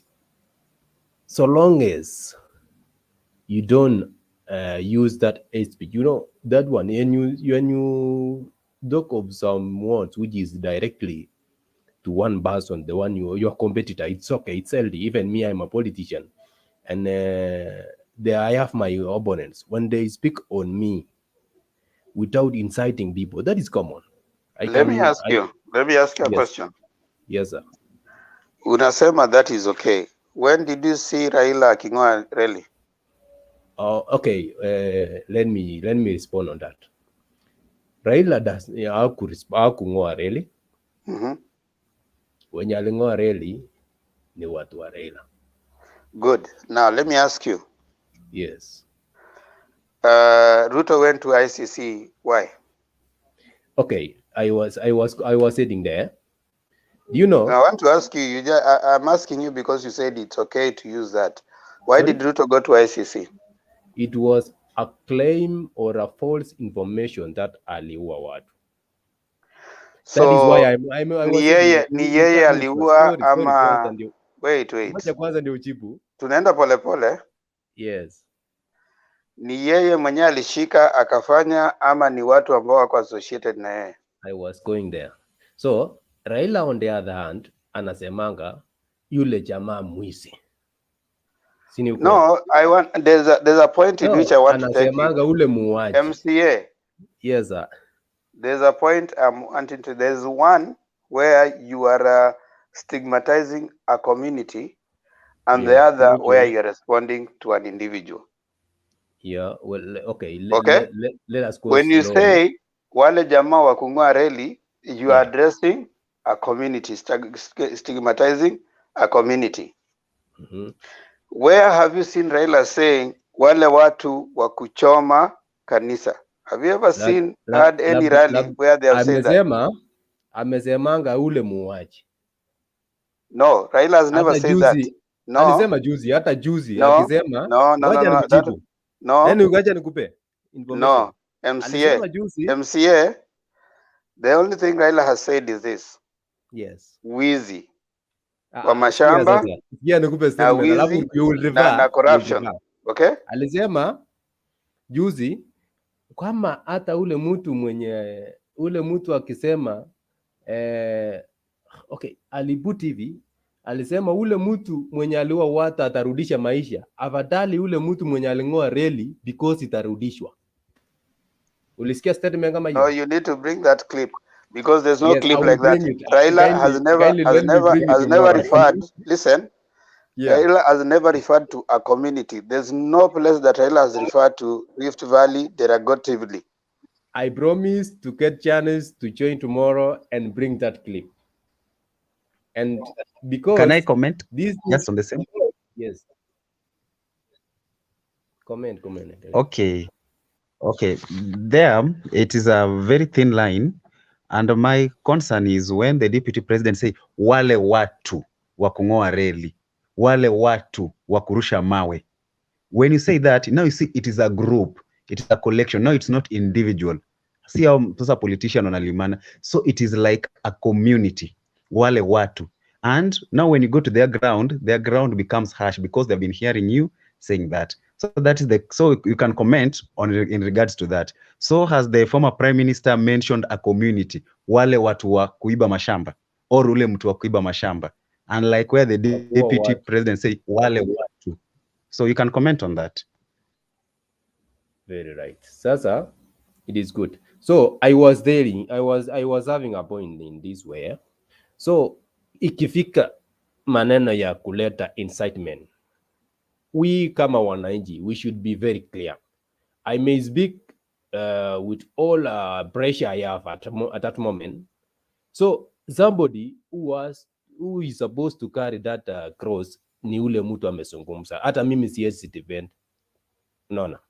Kama saa hii tuseme for example Linturi, I may say I support UDA, but when it comes to statement Kenya alitoa, I cannot support. Lakini angemalizia kusema wale watu madoadoa kwa chama yetu, it will be a different statement. So now that is why I cannot support him. To anybody who is in this show or mwenye utaongea na yeye ambaye niko sure kwa hii show sisi sote ni wa Kenya. I want to watch you. Siasa, politics comes and goes. Maisha itapaki kuwa wewe na ndugu wako, wewe na jirani wako, be it wewe ni mimi, I'm a Kalenjin, but where I come from at home ni mahali penye tumeishi na watu wengi, different tribes. So I cannot support fighting kutoa ndugu wako eti kwa siasa ya siku chache na ishe miaka 5, kama hata ule mtu mwenye alichukua mwenye wako uanze kulalamika na ule mtu kama tuseme mlikatana, ule mtu aanze atakuwa na hiyo kitu akisema who is this guy nini hata kama mtaishi naye. So let us do politics in a good way. Kindly, I request. I am a politician, but I cannot support fighting. Thank you. Nimeshukuru. Okay. Felix. All right. Good evening. Good evening. Okay. I'll be very brief, and first of all, I'll need to thank you for allowing me in. It's my first time to try to get in, and I didn't expect to get in that fast. Thank you very much. Secondly, I know the topic for the night or today is Madoadoa. I'm also going to address that this as my second item, but again, very briefly. My first item is to admit that I do admire this platform. I have been watching this for some time. And from my point of view, I'm a teacher, and to me, this is a learning platform. And I call it just-in-time learning in the sense that the attitudes, skills, and knowledge that one would take away from this platform is that which is needed right now in our context as Kenyans. Kenyan youths and Kenyan population need these attitudes, knowledge, and ideas to help them handle the political environment that is actually building up towards the upcoming elections. Uh, I would like all the participants, both in on video as well as those who are writing on the other side, to take that tone of a teacher or a person who is trying to educate the others, in the sense that we do not want to pose as antagonists, but people are seeking a common ground to a much needed knowledge in an environment where we all need to survive. Uh, I end by applauding the organizers of this platform, and I would like to see this continuing on and on. And it should not only happen today, it should keep on happening. Every time there is something that is needed within the Kenyan context, you bring that forward and we will discuss. I would go ahead and talk about the Madoadoa issue. And when this came about, what came into my mind is something that I was beginning to forget. I must say that I was surprised to see that word used in that particular political rally, because I can remember when that word was rampant and what it meant. And I would like to first say that that was very unfortunate. Going ahead, I would like to address two things. I mean, one thing. That's what I've observed people talk about the meaning of these words. And you must realize that there is the contextual meaning of these words, and there is also the real meaning of the word. I've heard people talk about tribalism, arguing about it, while I believe that you can do some references and find the meaning of tribalism and get the actual meaning. There was a young man down there who was either playing politics with the meaning of the word or taking advantage of the fact that there's a gray area between the meaning, contextual meaning, and the actual meaning of that word. That goes again with the meaning of the word Madoadoa. But we all agree that, or we should agree that the word tribalism has no negative connotation until you add the word discrimination. And in that case, I would like us to do more reference to the word discrimination. And I also know at the back of my mind that in Kenyan context, when people talk about discrimination, it is easier to refer to it as tribalism, because that's what people are much aware of. But I would like to put it across also that a discrimination of any nature, as much as we speak right now, we refer to tribal discrimination, because that is in the context, that's what people are much aware of. But I need us to expand what we are trying to teach the rest, that we are, the constitution is talking about discrimination of any nature, be it tribal, be it color, be it the other one that's called nepotism.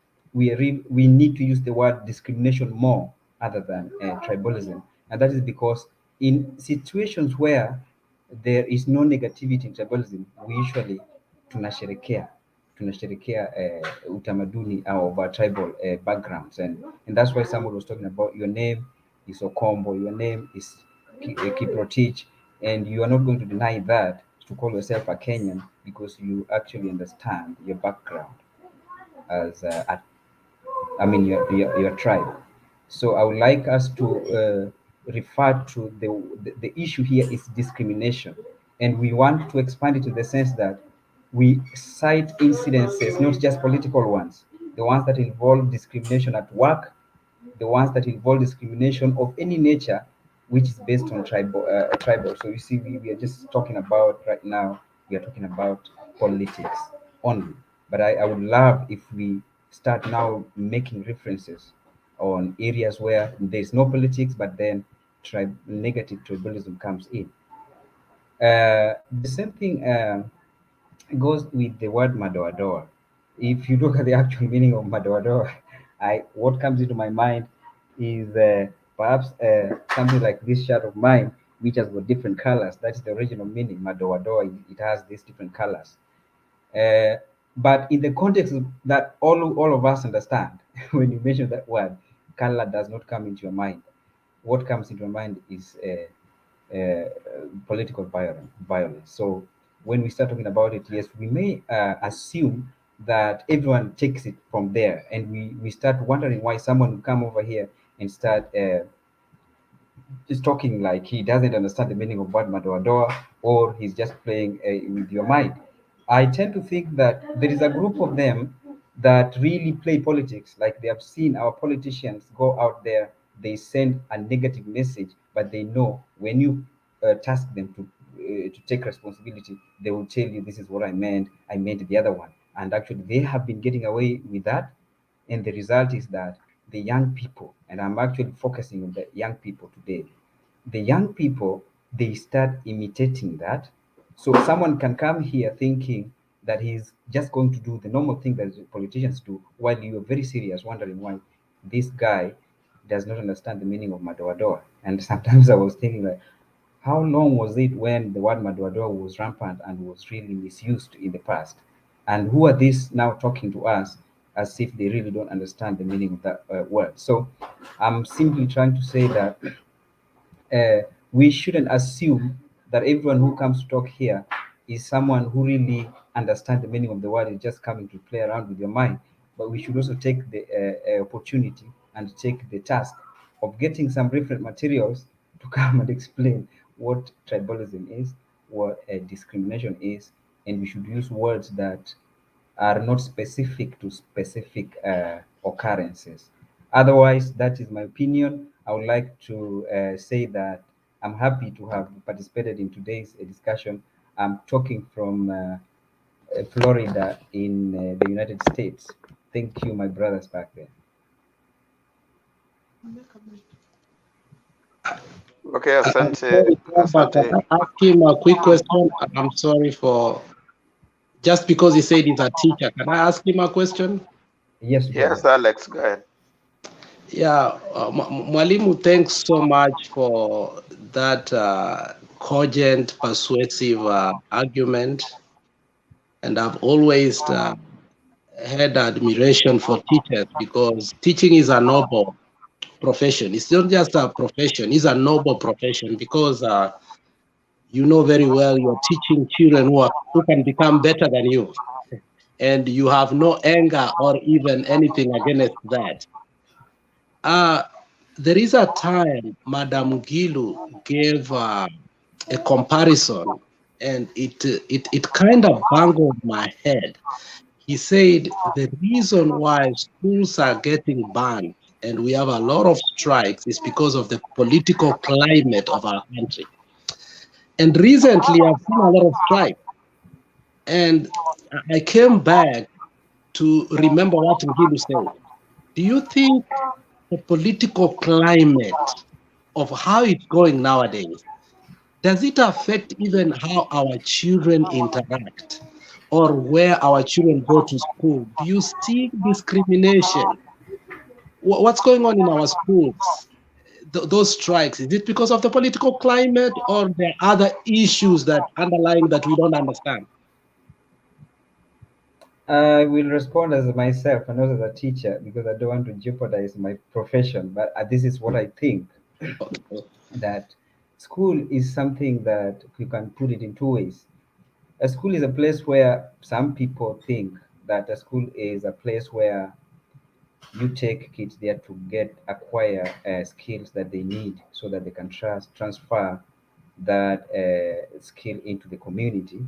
But there are also those people who say that a school is a place where people sit down and design what they want to see in the community. Then they design that, put it in the school, and they want the kids to learn that. It's a place where culture is preserved. In that sense, you could say that a school will reflect what's happening in the society. So in that case, if Madam Ngilu was talking about that, he was trying to refer to the fact that the people do what they see, the kids do what they see out there, then they come and do it in school. Basically, that was absolutely correct. There is no way the students will come from school with a different behavior other than that which they see at home. Remember that the learning that takes place in classroom, 80% of it does not occur from the teacher's instruction. It is not mathematics, it is not science, it is not all those biology and everything. They learn from their fellow kids. And this also happens when they get back home. They learn from their own parents. So when you are a parent and you do 1, 2, and 3, and then you send your child to school, and then you expect your child to be a better man than you, then you're simply trying to confuse that child. You should be an example to that child. And again, yes, if there are certain things that you want the community in the future to have in terms of principles and skills, yes, you can design those ones and put them in the curriculum so that the kids can learn them. For example, in this situation, there is no curriculum in our schools that addresses tribalism, the negative one. There's nothing like that currently. And that is basically why the youth today are left without anything to look at, anything to think about when it comes to politics. There is no there's no subject in class that addresses how to do politics. They only talk about, there used to be civics during our time, the one that they used to call GHC, there was civics in there. But remember, it had to be combined with CRI so that it was so small, the content was very small. So you realize that our youth, they grow up, they only learn from what they see. They only learn from these politicians, and that's the best platform to learn stuff. So they become who they become because of who they see, who they live with, and the community actually teaches them. And in that case, I would say yes, Madam Gill really meant exactly that. Those things that happen in schools, I do not think that they're happening in schools because there's something wrong with the schools. The only thing that we could say is wrong with the school is perhaps the way the curriculum is designed or the way they handle students at school, which again comes back to the way we handle ourselves in the community. What happens in the schools? If you ask them, why did you, kwa nini ulichoma shule? They will give you reasons 1, 2, and 3. But if you go and investigate, you will not want to be in such kind of a situation. If somebody tells you to go back and do your high school again, remember the 4 years that you went through, there's a whole lot of things that you will not like as a human, that you feel now you are free of. Now you take those kids there and then you want them to endure all that. And remember that today things have changed. They get more information from the media, and then when they get back there, they have this new information from the media. Then they get back there for a whole 3 months. You want them to stay in the dormitory. They don't see the parents. They don't have phones, and then and then you want them to be calm. I think our schools have not been that dynamic. They should be dynamic and allow even phones in school, but they should devise ways to handle them responsibly. So we are trying to uh, keep them in some kind of a jail, and then we don't expect them to rebel out of that. So there's a lot of stuff that is not happening properly in our schools. Again, the problem is also coming from the society. That what do you do when you feel that your right has been denied, or you feel that whatever the way you are living your life is not correct? That is what we do out here, and that's what they're learning.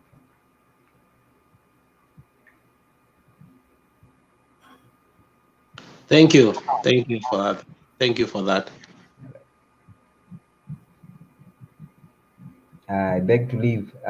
Thank you, guys.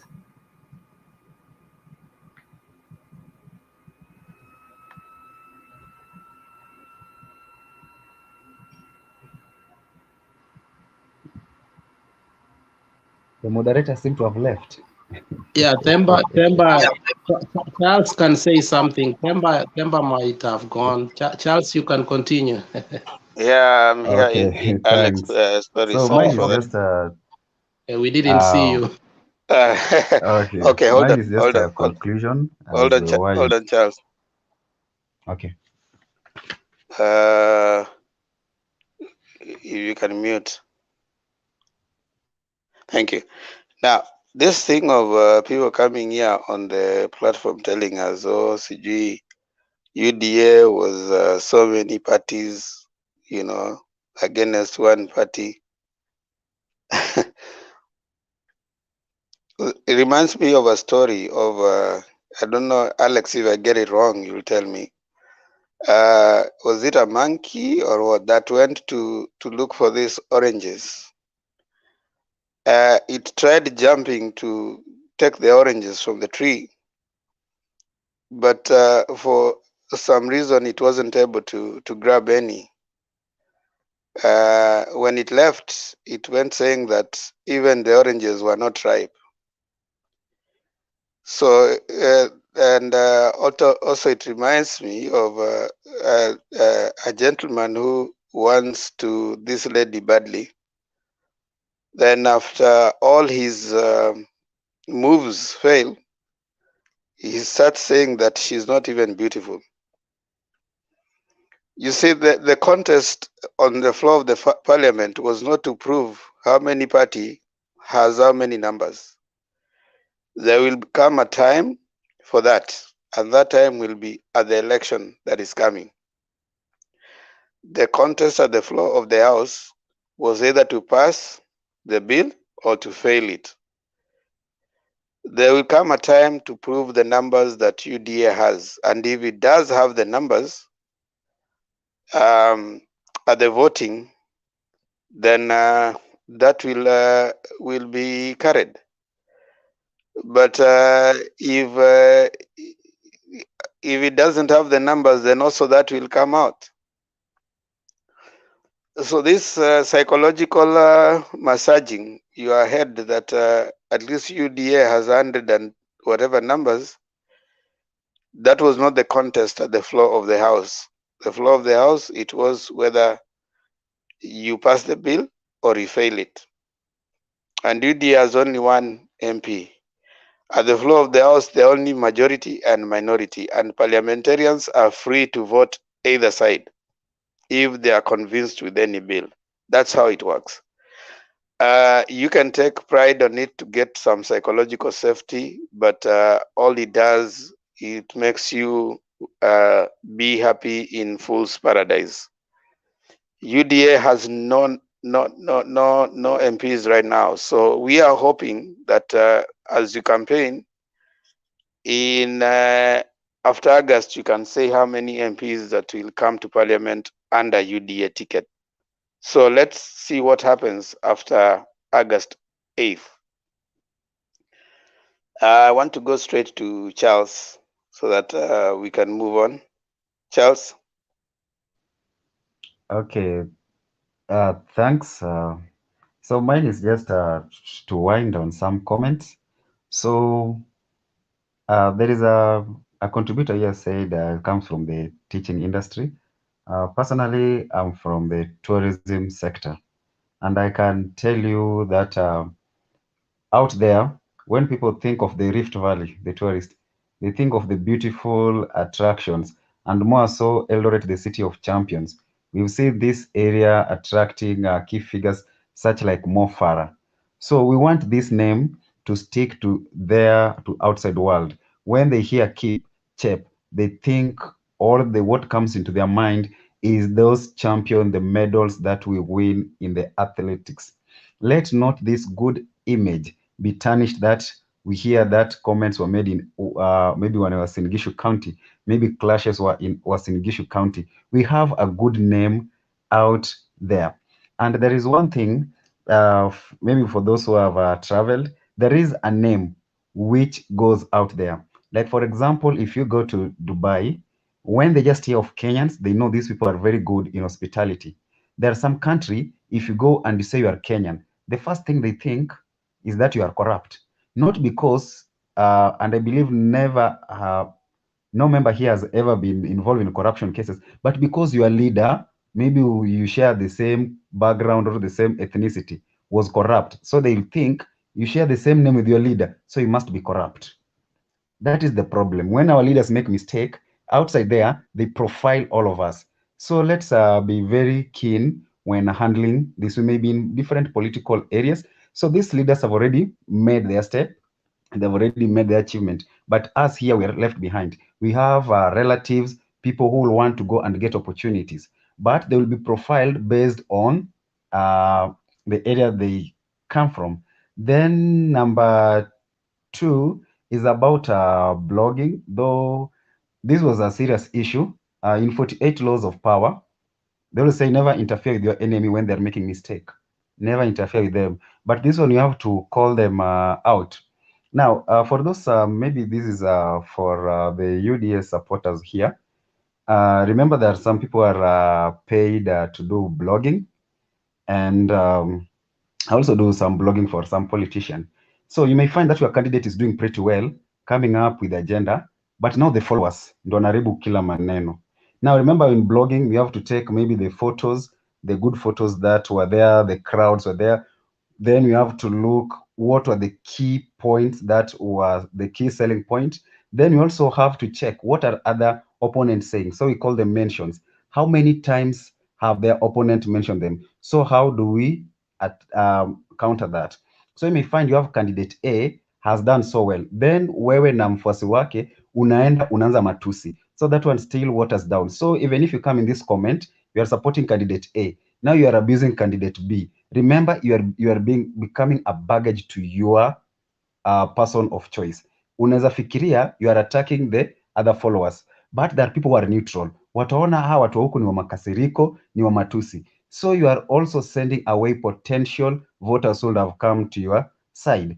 Then the other is propaganda. Remember, we are living in a world of information. Si kama kitambo ulikuwa una watu, you just rely on news, then you sell some fake propaganda. Right now people have information. So even if you are coming with something, come with something which is fact. Yenye hata mtu akiona anaona ina make sense. Lakini kuambia mtu ati hao watu wataambia mabibi zenyu wape mimba. Unaona hata mtu kama alikuwa anakufuata but atasema wait a minute. Now you start becoming childish. So these are the kind of things that we have to check on. But all in all, this is why you call it an election. Election, you must have opponent. It is not an acclamation. So let's not be a baggage to our candidates. So unaweza kuwa unafikiria unatusi hapa mtu hapa kwa comment, but what you are doing, you are hurting your candidate. That's it, members. Thank you so much, Charles. Hey, Patriots, umekuja tu saizi. He's saying something burning. Just a question, if you don't mind. We tulia hapo wewe nakujua. Eric Musoti.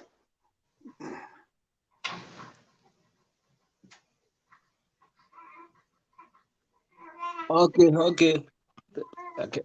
Thank you so much. I'm back. The last time I was giving my contribution, but my system had a problem, so I had to go off a little bit.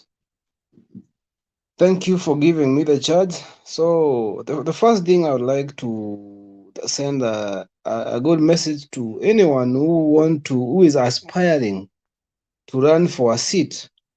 You know, and I'm just sending this to MCA. I think MCA was here, but he has just gone. Coming to this platform, you should be very careful. If you know you want to run for any seat, any electoral seat, you should be very careful on what you say, because this platform is being watched by a lot of people. Most of them might be convinced by what you talk here and come to vote for you, be your followers, or either they run away. So the point is, issue about this hate speech, all sort of those Madoadoa, I think those things are supposed to forget and make sure anybody who just supports something like that, we bar him or her from contributing anything, whoever support such utterances. So then going forward, I think everyone is entitled to vie or to go to support whoever you want. You stay anywhere you want, because now I may say those words are making people really fear. They are selling fear to people, such that I had a plan to do something, a business in Eldoret. Now that thing might force me not to go there. Why? Because already I'm threatened. Not even only me, a lot of people, they might see they are threatened. So you see now that is part of job zinapotea huko juu nikienda nifanye biashara yangu huko, definitely economy ya huko nitaipandisha. So if I get scared, I'll not go there. So meaning the investor will start running away. And you see people had already decided to settle because now we had peace. But such utterances zimeanza kuharibu peace. Gradually, you know, I think Bernard played some creep for like 3-4 politicians from allies to UDA, and the way they talk, the way they express themselves, it was a little bit, they were so angry, annoyed, and threats in their faces. They have threats. So we don't have to be threatened in this country. You need to go anywhere you want. They normally come into our region. We have never even threatened anybody. So I think in Kenya, you're supposed to fight anywhere. You go to Mombasa, you go to Kisumu, you go to Rift Valley, everywhere. You know, you're supposed to be a Kenyan. You do everything you want, any seat you want, as long as you are a registered voter there. It's good to do that because you're just a Kenyan. You can fit anywhere. But now this issue of if they don't do this for them. So that shows a very big issue that has need to be addressed, and tujaribu hiyo kitu tunafaa kuikemea kabisa kabisa, and too wrong cannot make a right. So when something like that for Inturi is being talked about, you find now they come and start defending it about huyu na yeye alisema hivi, alifanywa nini. So it's like we are competing, and it shows that they are not looking for leadership. They are looking to how to rule the people. Hawataki leadership, wanataka tu uongozi. You know, this, and I go back to this point of vyeo, mamlaka. I think everybody is looking for vyeo. Even them, they're looking for those things. If they're not looking for those things, they cannot be running day and night. They should be in the house sleeping. So hii ni kitu inatafutwa na hata wao wanatafuta vyeo, wanatafuta mamlaka. So those are the things that we are not supposed to be confused with. Actually, those we are not supposed to be confused with those things. And as for me, I'm taking leads on trying to educate people to understand this thing well, because I'm a little bit okay to do a research and to know 1, 2, 3 things. Some people doesn't know, some people doesn't have time for research. At least I can tell them, I can educate them in the right manner, without hatred, without telling them come to this side because of this. I just tell you this point is per this person, this point is per this person. So you choose wise by yourself where you see you are comfortable, but you don't have to talk ill about someone so that you get elected. So I think if we go the way we are going right now, I think this country are going in the wrong directions, and it will take us back in 2007, 2008, God forbid. So we need to tame this thing at this point. If the person I'm supporting, the allies start talking nonsense, something that is not good for public, trust me, I just stand up and say, no, this one is not good. Because at the end of the day, I'll be the victim. Sitawahi toka hapa hata nikipata a piece of land in Eldoret, a piece of land in Kisumu or Nyanza, a piece of land in Western. Siwezi enda huko because I'm really scared. about after every 5 years this must happen. Ati ukienda huko kama uchagui mtu, you will be profiled. I'll give you a scenario. In 2007, 2008, people thought that things went cool. Yeah, they went cool in our faces, but some places they didn't go. And I'm going to give this scenario. I went for work in Ukraine, and the person I reported to was from Rift Valley. And the moment my file get into his table, the name betrayed me.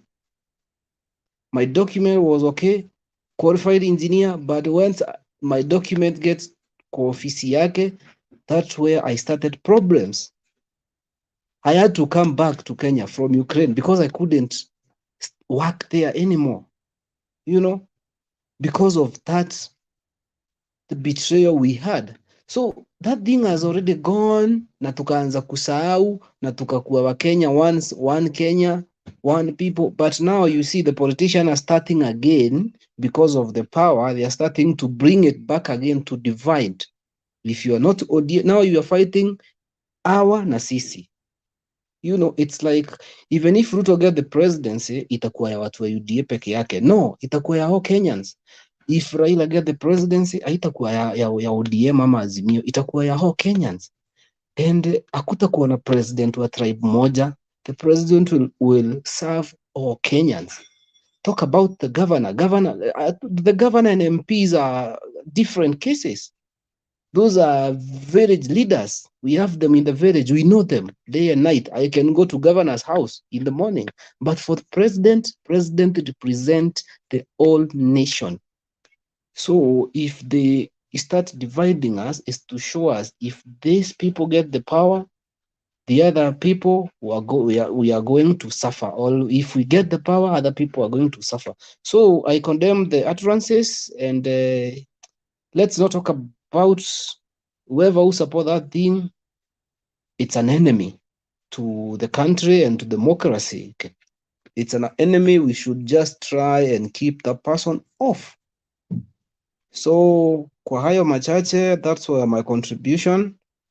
And I'm so happy I'm seeing new people here. I actually am very happy. The platform has got UDA, Jubilee, ODM. That's all we need here now. Ndio watu wana comment wasianze kucomment. Hii platform ni ya watu wa hii side fulani. At least we can talk, discuss and solve things as Kenyans, not as groups. We want to be Kenyans. So that's for contribution. Then maybe I'll do submission later. Thank you so much. Thank you, Eric. Patriot.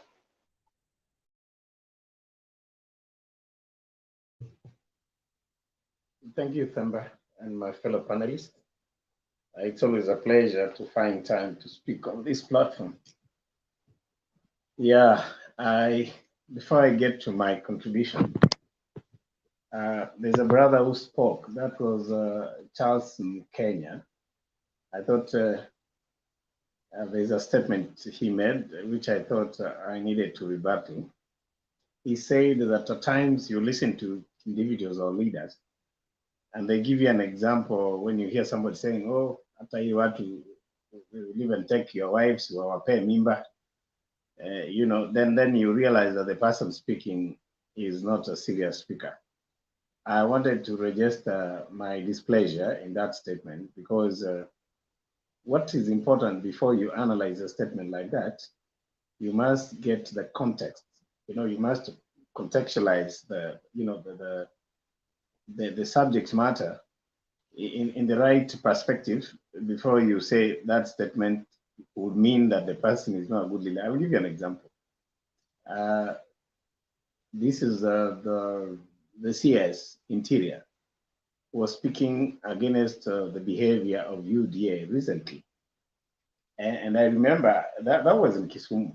He was talking about some projects where the UDA leadership alluded to the fact that the project is now up and running courtesy of their efforts. Actually, this came from the DP. So the CS was rebutting that, and he was saying these people are moving around, spending time moving from one village to the other. They have no time to work, and they just wait for the president to do things. And he quoted, they actually gave a citation of that project. He said, the last time I checked, the people who were at this project, when it was starting, it is the Right Honorable Raila Odinga and His Excellency the President. I'm just quoting him. He said ni watu tu wa kuzunguka hapa bure tu, hata utasikia wanasema hii wao wamefanya na kumbe wamefanya. Very soon utasikia wanasema hata hii watoto wenyu wao ndio wamewazalia. Okay, Charles, if you remember that's a classical example of where somebody is, explaining sense by giving an analogy or an example that is practical. So if we were to take your explanation literally the way you're doing it, then it means Matiang'i was not being reasonable. But in this case, it shows you can go to the level where you can annex your explanation with an example that could be hilarious but still makes sense in your explanation. So it's not always that everybody who gives examples like the one you gave is necessarily a joker. That's why I raised my hand when I came in immediately. That's my registered opinion on that. So back to today's matter, we dispensed this yesterday, ably, and it was quite detailed. I'm happy that what transcended and what happened after our discussion partly is part of what we alluded to, what we hypothesized in our discussion. Seemingly, we made a lot of sense in what we said, and we heavily condemned these utterances yesterday. For those who are here, we really didn't mince our words. And I remember one gentleman who was here who was really avoiding to mention, I think it's our friend from Eldoret again, I don't remember his name. He was really avoiding to mention the utterances that are attributed to Linturi and how that was not right. I remember me asking him, and he went around, he said, oh, I watched everything, but I didn't see that. Unfortunately, now I'm sure he's able to see it. But if anything we spoke yesterday is anything to go by, I mean, if whatever we spoke yesterday about this is anything to go by, I remember telling him that he was not being truthful, because there was no way you miss to see a very central, central iconic, statement like this, which was trending everywhere. I remember telling him that, but now I think the day has come to prove that we were right. So on the same breath, if I may emphasize from where we left yesterday, the way you communicate matters a lot more than the message you're communicating, in my view. The way you carry the message matters a lot in the practical sense than the message you're carrying. A good messenger, most of the time, will find room to get the message to the kingdom of the other protagonist. He might go through the tough army, but with proper presentation, he will reach the message without being harmed on the way, regardless of the message. So those who are, keen to make progress in life, in whatever attributes that you're trying to pursue, I want to take this time and really emphasize that history and data is very clear. You can deliver a very, very good message, but if the methodology that you're employing to do that is the wrong one, then the message will never be received well. Might never be received well. People will refuse it. And then you see you'll have lost it, because the intention of your message is for you to get the response from your subjects and of course, realize the objectives. But if the message is misconstrued, is misconceptualized because of the methodology of messaging, then you will find that you have lost it. So it's good to care how you carry your message. It's good to weigh your words, because those words, they package that very message. The package is important. Even in medicine, packaging of a product, of a medical product is very important. How you package it. You carry it in a very flimsy way, not well packaged. Nobody will take it serious. People know that medicine has you know, has a it must have a pack. It should be in a bottle. It must have very clear prescription or, you know, order in case it's an OT. How do you use it? The dose, a child, an adult.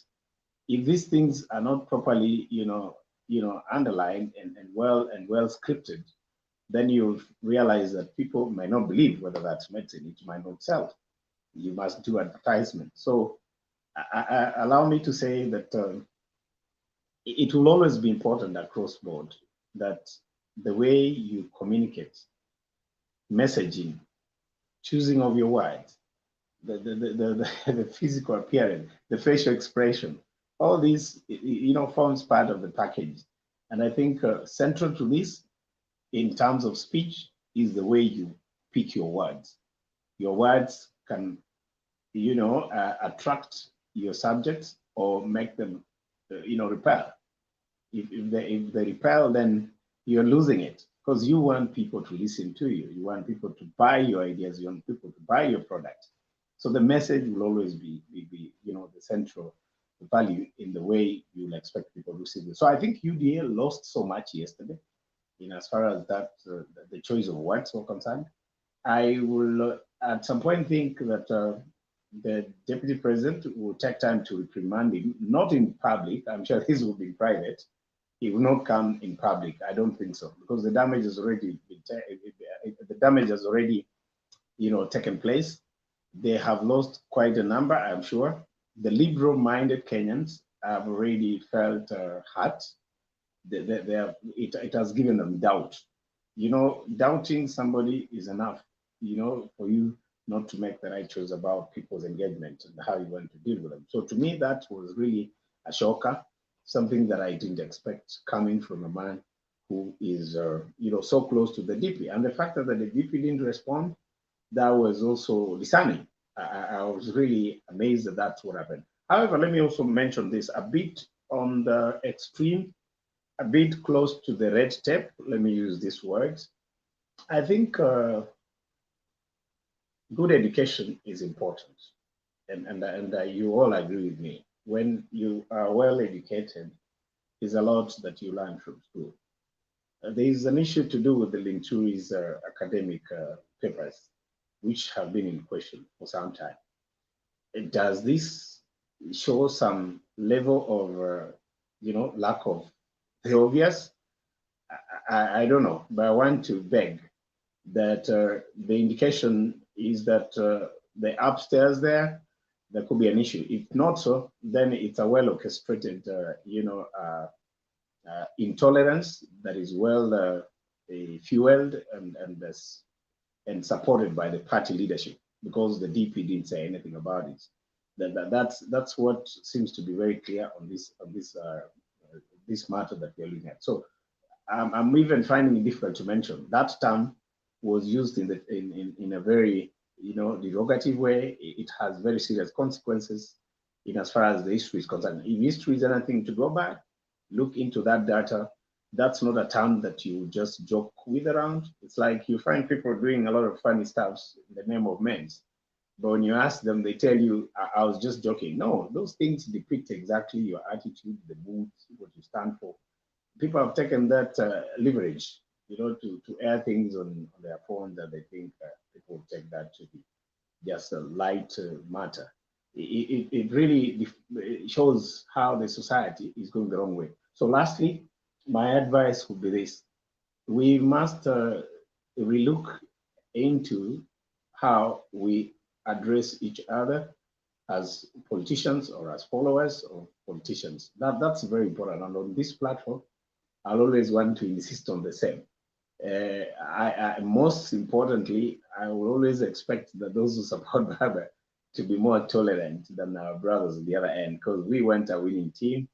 We want Azimio la Umoja. So Azimio la Umoja, if you really define it, it has all the good meaning: tolerance, patience, you know, accommodation, and proper, non-partisan, patriotic democracy. This is what we stand for as a movement. And I'll take this opportunity to ask you seize the moment to make sure that you remain calm as Baba's followers. Always weigh your words, because what our opponents are doing is to our advantage, and it cannot be explained in other words than that. It is very obvious that yesterday Baba gained a lot and the UDA seemed to lose. To me, I think it's God-given. Thank you so much. Thank you, Patriot, for your contribution. I want to bring Captain. Habari gani mkubwa? Salama sana Temba. Habari gani? Niko salama, nimefurahi kukuona. Hata mimi nafurahi kukusikia, sikuoni, sijui ulienda wapi. But the other panelists, I'm seeing them. Sitaki kuonekana kwa wiki kama 2, 3, 4 hivi, sitaonekana, lakini sauti utasikia. Sijisikii vizuri. Pole sana kuanza kuugua kama unaugua.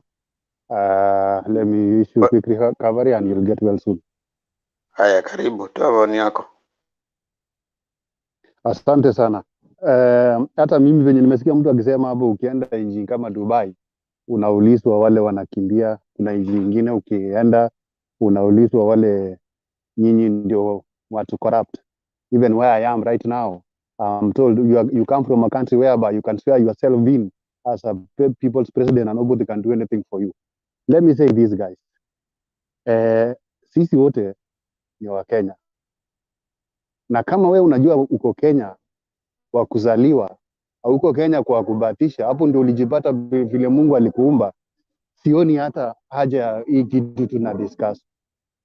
When we talk of, because what I'm understanding is that when Mithika Linduri was saying that Madoadoa, the Madoadoa thing has been magnified kumaanisha ya kwamba ilikuwa ni hizo kabila zingine ambapo hawatoki sehemu za Uasin Gishu ama Rift Valley. Chenye Mithika Linduri alimaanisha ni kwamba chama ya UDA usikuwe na madoadoa. Chama ya UDA msitupatie president kama ni wa UDA, alafu ikuwe governor ni wa ODM, ikuwe senator ni wa Jubilee, ikuwe women rep ni wa maendeleo chap, ikuwe labda MP sijui ni wa independent. Hiyo ndio Mithika Linduri alikuwa anamaanisha, na akasema ya kwamba kuna madoatoa tayari wale wako hapa, ambaye ni Alfred Keter, ni Joshua Kutunyi, Ila Stiren na wale wengine wote. Hakumaanisha ya kwamba zile kabila zingine zote ambapo sio hawatoki Rift Valley ama Uasin Gishu ati ni madoadoa. Nafikiri naeleweka hapo. Kwa mtu kama mimi mwenye najua nilisaliwa Kenya, I'm the most affected person for the previous elections whereby there is war each and every time since 1992. Tumekuwa na vita pale. Kama uliwahi shuhudia vita kama hiyo, ambapo Waluya kidogo wanajua juu ni majirani zetu, waliwahi shuhudia, na Wakikuyu, you will want or you will not want to be there again. You will hate it, utapenda. Hiyo vita sio kitu mzuri. Na mimi sitaongelea sana mambo ya Mithika Linduri kwa sababu chenye alimaanisha nishawaeleza. Sisi zote tukizaliwa Kenya na hatuko Kenya kwa bahati. Where we are is where we were born, and we are not there by accident. Do you I agree? find myself Do you agree with what he said? I agreed what he said, that we don't have to mix the UDA party from president to MCA. Listen, Tuweke kama ni president UDA ni UDA from. Do you agree with what Linturi said? Of course I agree that he said madoadoa haya wengine tusiwalete hapa, unaona. Nancy, karibu.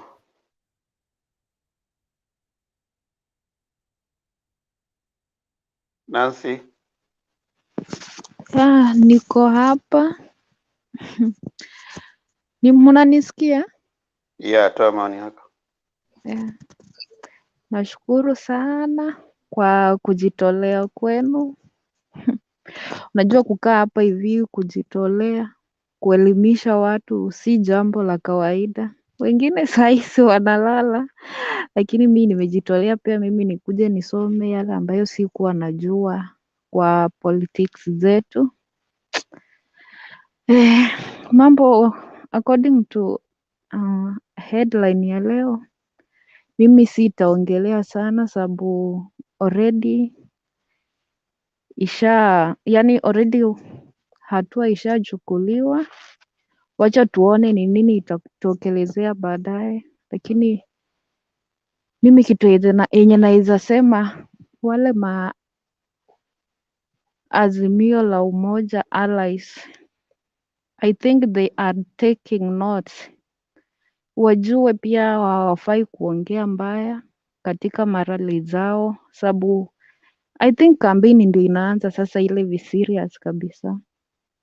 So let the Azimio allies learn from UDA mistakes na wachukue hiyo ikue, yani wachukue ikue kama nafasi yao ya kuwin mioyo za Wakenya, na tuombe ya kwamba hizi kura zenye zitakuja zitakuwa za amani na tutapeleka Ikulu mtu mwenye akona takriba ya kuelekeza Kenya mahali ambapo tunahitaji.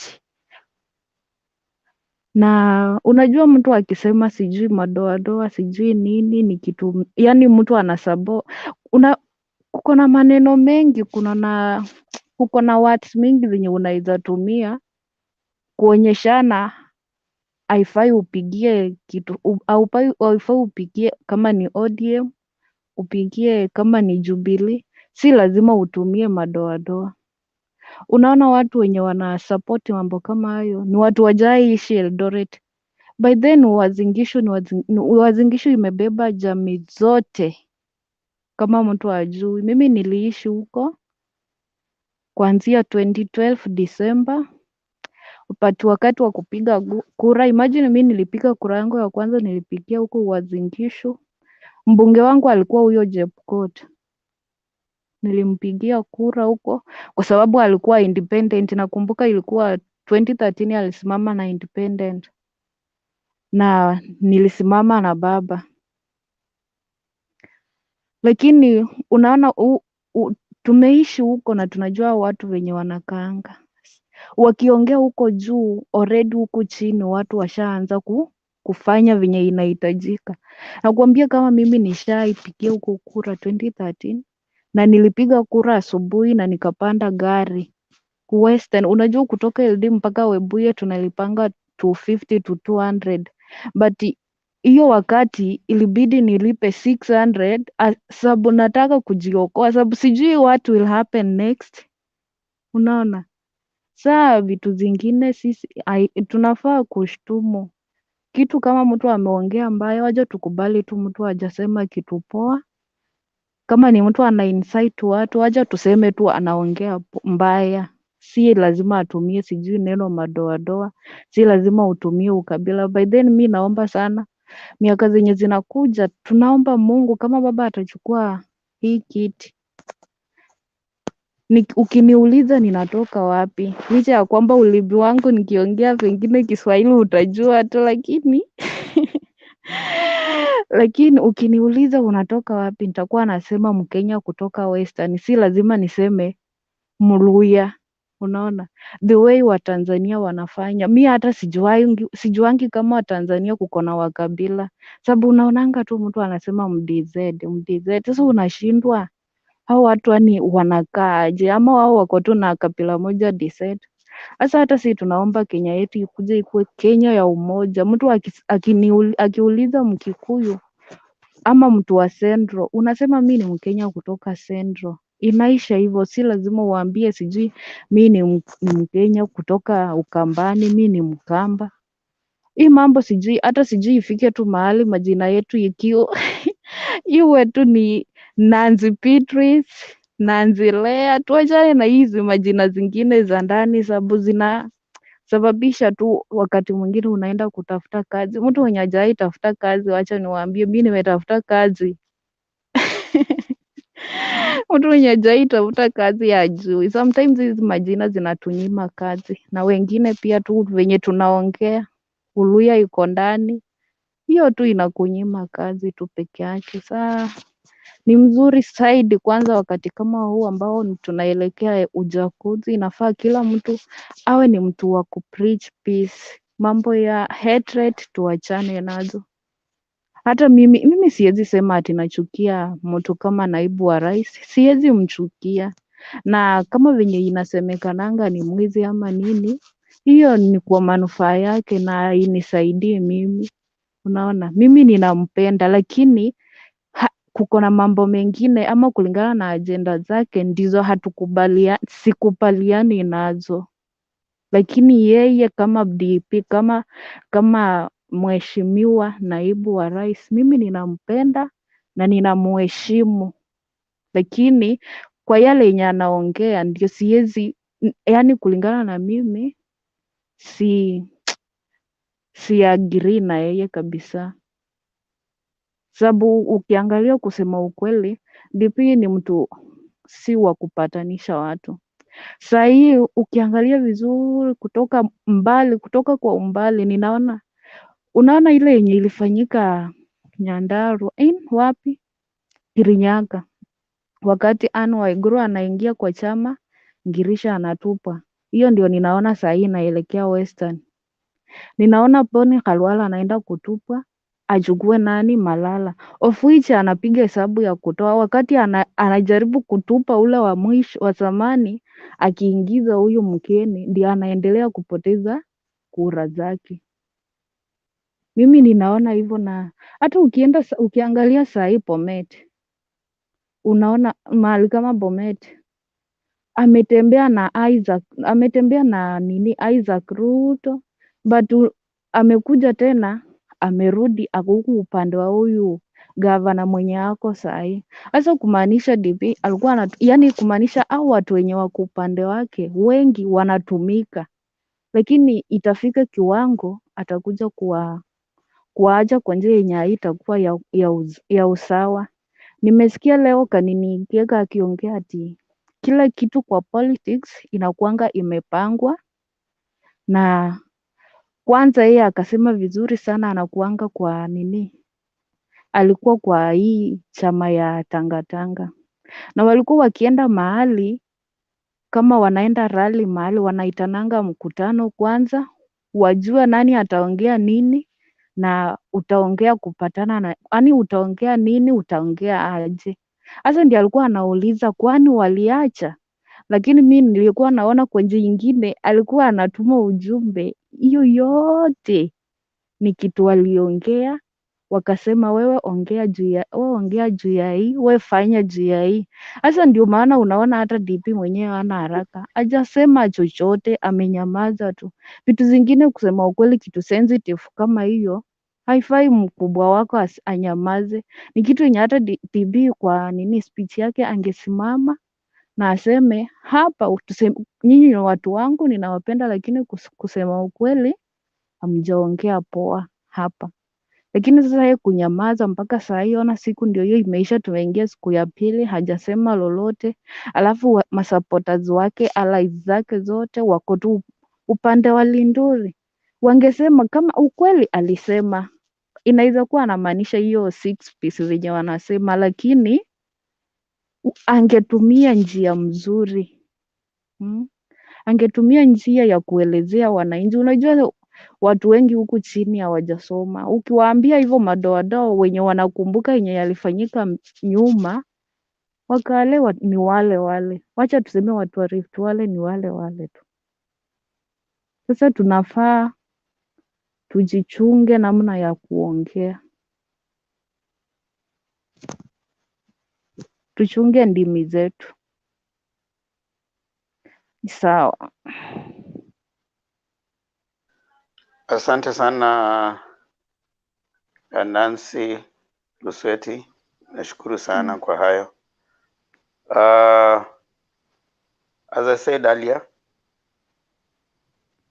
hatuko hapa kubembeleza mtu ambaye anakuja kwa forum kuja kusema ana agree the term Madoadoa. Whatever the explanation Linturi has, let him go and sort it.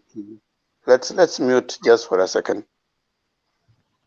Let us mute for a second. Yeah, thank you. Let him go sort himself out with the authorities. We are not here to come and justify it. So whoever is coming here to justify Madoadoa, if you agree with that term, I'll just throw you out so that you belong to Linturi's school of thought. So before you come here, think about it. Anybody, anyone coming here to try and justify the issue, the use of Madoadoa, we are not going to allow you. Kama it was that nice, he wouldn't be in police custody right now. He wouldn't have apologized himself. Go to his Facebook page. He apologized. He said that thinking about the context of what he said, and anybody thinking about that context cannot confidently start saying that I agree with Linturi for what he said. The fact that you agree with Linturi for what he said, we throw you out even before you give your contribution. So Captain Robani, we are sorry, but we can't listen to you anymore. And any other person who thinks that that is a good thing that was said. So it is clear. So when you're coming in and you're going to contribute on UDA, know that there's a line, there's a red line that you can't cross. We know that we respect you. We appreciate whichever side you belong to, but we can't allow you to support the stupidity that is being seen in our political podium. The fact that you even support it, we can't allow you to speak. So thank you. We have many UDA people here who can talk for UDA. There's some, and we have many other people who can come and speak on behalf of UDA. So we just need that kind of respect. And even in the platform, our respect for your comments is as far as you don't insult anybody. Express yourself, express your view, but do not insult anyone. If you insult anyone, your privileges will be withdrawn equally. And we hope that you learn to appreciate other people's opinion. Your right ends where mine begins. Your right ends where your neighbor's rights begin. So you cannot exercise your right in jeopardy of another person's right. Thank you. What is it, Charles? Charles, go ahead.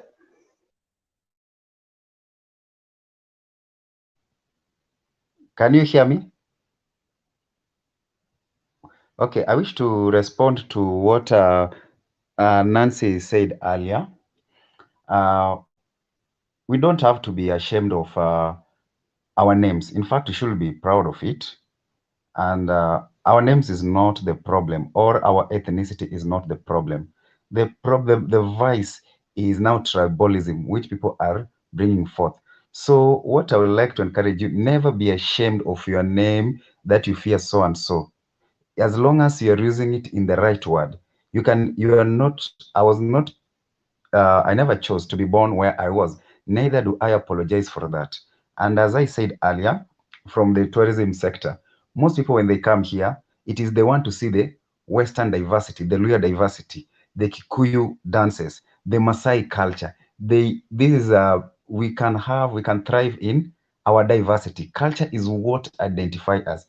So let's not be ashamed of who we are, not be ashamed of your name. What we need is to end this vice.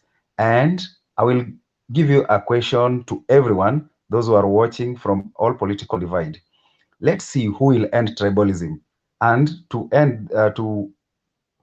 answer this question, I will pause.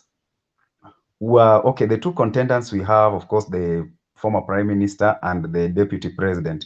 When former prime minister was in the position, how did he slot his cabinet? Go and see. How did he pick people from different parts of Kenya? Then go to deputy president. how did he pick people to his cabinet? If you get that, from which people were, who distributed that equally and who was mean. If you get that, then that will answer you. In whose hands will you be safe in terms of ending tribalism in Kenya is concerned? Thank you. Okay, thank you. Thank you so much, Charles. I want to bring in our Jakindube, then Harun, and then we start our next round again from up. So Jakindube, your time. Asante sana Demba. Nimefurahi kusikia unazidi kupata nafuu na miss sana sura yako, lakini si hoja. Mungu atakusaidia upate nafuu haraka zaidi ili uweze kuwa kujiunga na sisi uso kwa uso. Shukran. Yeah. Mimi naweza kusema kwamba nashutumu sana na naunga sana mkono serikali kwa kuchukua hatua ambayo imechukua. Tuacheni mambo ya kubembeleza au kuonea haya mtu ambaye anaharibu sifa ya nchi yetu, mtu ambaye anataka kuleta vurugu kwa nchi yetu. Mimi nimekuwa nikiwaambia kila siku kwamba ni jambo la busara, ni jambo ambalo la muhimu sisi wote wana Kenya kuwa ni kitu kimoja, kwa sababu nchi yetu ni Kenya. Hakuna mahali tutaenda kama umpendi wa Kikuyu, upendi wa Chaga, upendi wa Digo, upendi wa Giriama, hakuna mahali utawapeleka. Jambo la busara ni kutaka kutafuta namna ya kuishi pamoja, kwamba tutaishi kivipi pamoja.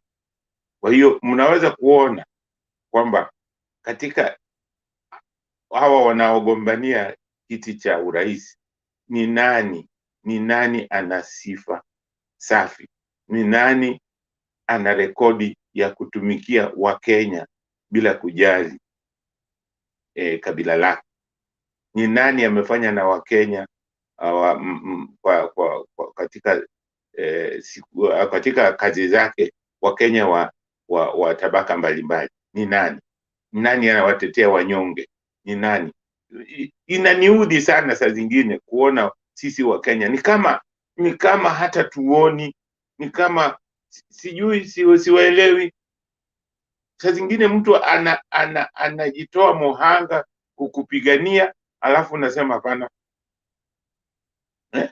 Mtu saa zingine anakuibia, alafu unasema hapana, huyo ni mwizi wetu, amekuibia wewe. Ni jambo la ajabu sana sisi wa Kenya. Na shangaa sana vile sisi tunaona mambo. Tuacheni haya mambo. Tumejaribu mambo ya ukabila for 58 years. Tujaribu, tuache hii mambo ya ukabila sasa. Tujaribu nyingine, tuone kama itafanya nchi yetu iendelee. Kusema majina yetu sio vibaya, lakini nafikiri inatakiwa sisi Kenya tuone mtu anawafu, tuanze kufikiria namna ya kutumia hizi maneno: utu, undugu, umoja, usawa, uzalishaji. Hizi tujaribu kutumia haya maneno. Haya maneno yana maana mazuri sana. Haya maneno yana maana mazuri sana. Ukisema utu ni ubinadamu. Ubinadamu. Hii ni kuonyesha sisi wote ni binadamu. Binadamu wote ni sawa. Mwalimu Nyerere alikuwa akituambia binadamu wote ni sawa, na kweli ukiangalia binadamu wote siko sawa. Uwe tajiri, uwe masikini, kuna vitu zote, kuna vitu fulani ambavyo ni sawa. Unalala, una njaa, unaumwa, hizi vitu zote zinafanyika. Uwe tajiri, uwe masikini. Ndio maana ikasemekana sisi wote ni sawa. Ukisema undugu, sisi wote ni ndugu. Wa Kenya sisi wote ni ndugu, wa Afrika sisi wote ni ndugu. Unaona, hakuna mahali tunaenda, lazima tuishi kama ndugu. Unaona? Umoja ni nguvu. Kama usipokuwa na umoja, hakuna nguvu. Kama ikiwa wewe ni muuzaji na huna wanunuzi, haina maana. Utauzia nani? Lazima uwe na watu wengi ndio uweze kuuza, na hiyo ndio maana umoja ni nguvu. Umoja ni nguvu. Ndio maana hata wazalishi wa taifa letu walitumia neno la harambee. Harambee huwa ni nguvu pamoja. Usawa. Sisi wote lazima tuone kama sisi ni sawa. Sisi wote lazima tujiangalie kama wote tuko sawa. Hakuna mwingine bora kuliko mwingine. Unaweza kuwa wewe ni tajiri, lakini unahitaji watu ambao watakusaidia. Kwa hiyo ndio maana watu wote inatakiwa tuwe sawa, na lazima tuzalishe. Hili ni kazi, lazima tuwe watu ambao wanafanya kazi. Hizo maneno, hizo vitu vitano, kama tukiweza kuzingatia sisi kama wana Kenya, itatupatia njia nzuri ya kuweza kuishi vizuri kwa amani. Nimewaeleza kila siku kwamba neno la kwanza ambalo tunahitaji Kenya ni amani. Jambo la pili ni amani. Jambo la tatu ni amani. Unapokuwa na amani, ndipo unakuwa na utulivu, ndipo unaweza kuwa na uzalishaji. Manake tukiwa na amani, tutakuwa na watalii, tutakuwa na wawekezaji, sisi wenyewe tutafanya biashara, tutafanya kazi, tutaishi vizuri, tutaishi na raha. Na vile vile lazima tuwe na mazungumzo. Mkiwa wamoja, mnakuwa na mazungumzo. Vile tuna mazungumzo kwa hii channel, tunazungumza, tunaelewana. Wale ambao hawatuelewani nao, tunawaambia hapana, kaeni kando. Hatugombani nao, hatupigani, lakini nasema popote mnapozungumza huwa kuna suluhu. Tusifanye ile mambo ambayo watu mara nyingi tunafanya. Mmeona hata vita, watu wanaenda wanauana, alafu wanarudi wanakaa chini kuzungumza. Hiyo ni upumbavu na haufai. Unaenda mnauana kwa nini? Kwa nini msianze na mazungumzo? Kwa hiyo sisi wa Kenya tunafaa tuanze na mazungumzo, na wakati unapozungumza kama mwanasiasa, lazima ujue wale watu unawazungumzia ni jamii yako, ni wa Kenya, na unasema maneno gani yanatoka kinywani kwako. Ninyi ambao ni Wakristo mnaambiwa ulimi ni kitu kidogo, lakini maneno ambayo hutoa inaweza kuchoma nchi. Kwa hiyo ndio maana siku zote mimi najaribu kuambia tufanye, hata kama ni siasa, tufanye na uhaki, tusifanye na kusema ukweli, tusifanye na kusema uongo, kwa sababu uongo inachoma. Sasa kama hivi vile Lintuli alisema, anaona imewasha moto. Saa hii mtu mwingine anakuja anajaribu kujustify kwamba alimaanisha nini. Alimaanisha kitu gani? Hata kama alisema ni Kotunyi na nani, kwa nini wanakuwa madoadoa? Ziko popote nchi ya Kenya, kuna madoadoa. Kama unasema madoadoa, sisi wa Kenya tunaishi tofauti kila mahali. Ukienda huko Udigoni utapata kuna Wakikuyu, kuna Wajaluo, kuna Wachaga, kuna Wagiriama, kuna Wakamba, kuna Waluya. Sasa hiyo ni madoadoa. Popote unapoenda huwezi kupata ati kama ni Wakikuyu ndio wanaishi peke yao. Hapana, hakuna kitu kama hiyo.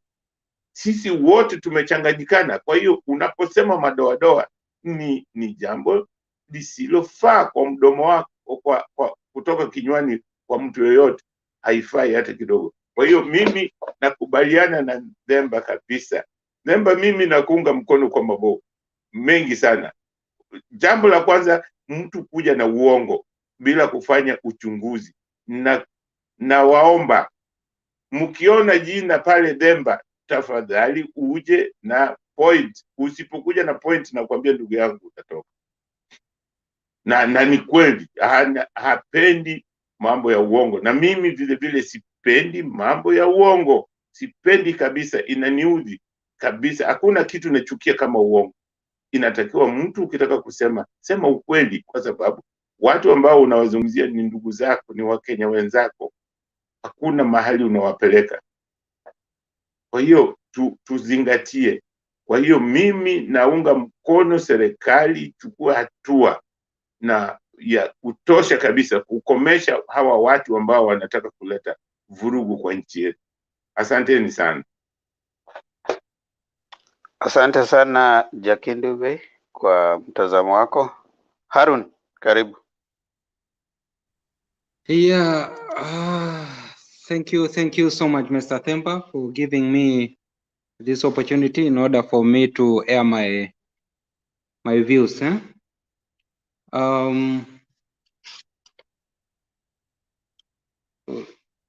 Just 1 minute. 1 minute. Okay, Harun, wakati unajiandaa, Collins umefika saizi. Sijui una wazo lipi kabla tuanze tena round 2 of submission? Niko tu na swali moja kwa panelists. As we condemn Linturi, Mithika Linturi's words. Do you condemn him or not? Yes, as we condemn him. You condemn him? In the same breath, we should also condemn. No, you as Collins, do you condemn him? Mithika Linturi himself has apologized. So do you condemn what he said? We want to hear your position first.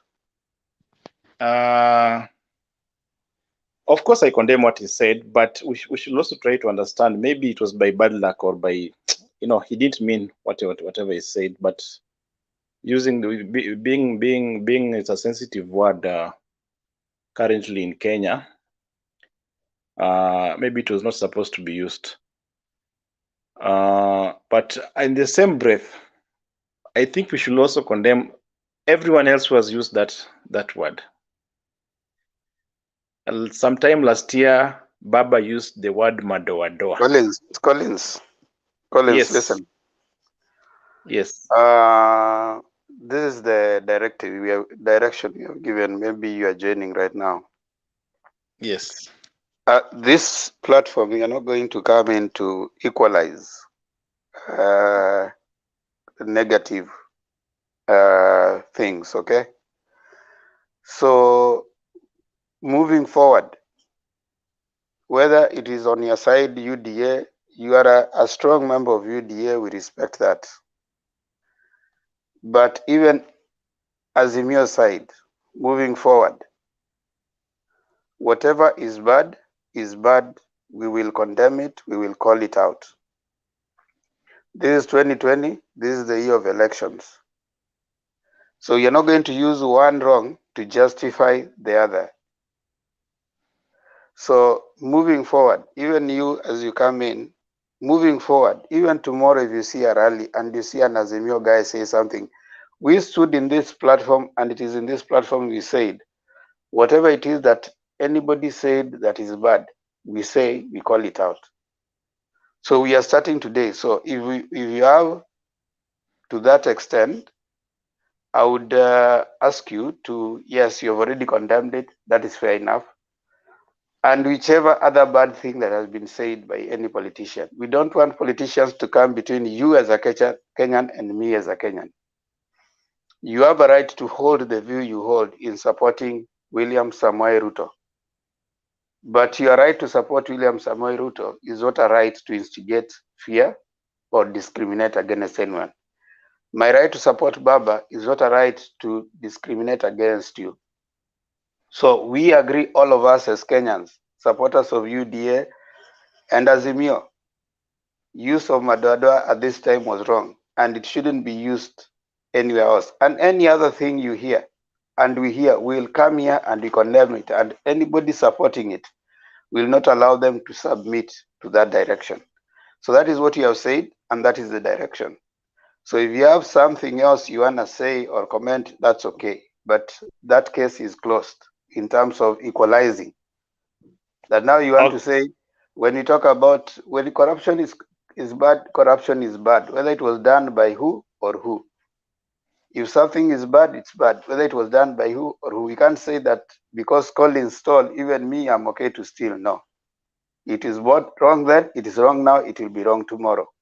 So just give your submission on any other comment in support of your candidate or any other thing you want to say. Karibu.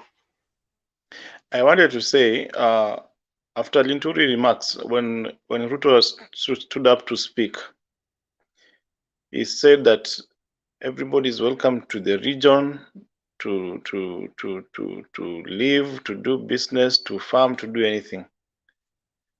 So people are trying to point out that it's UDA.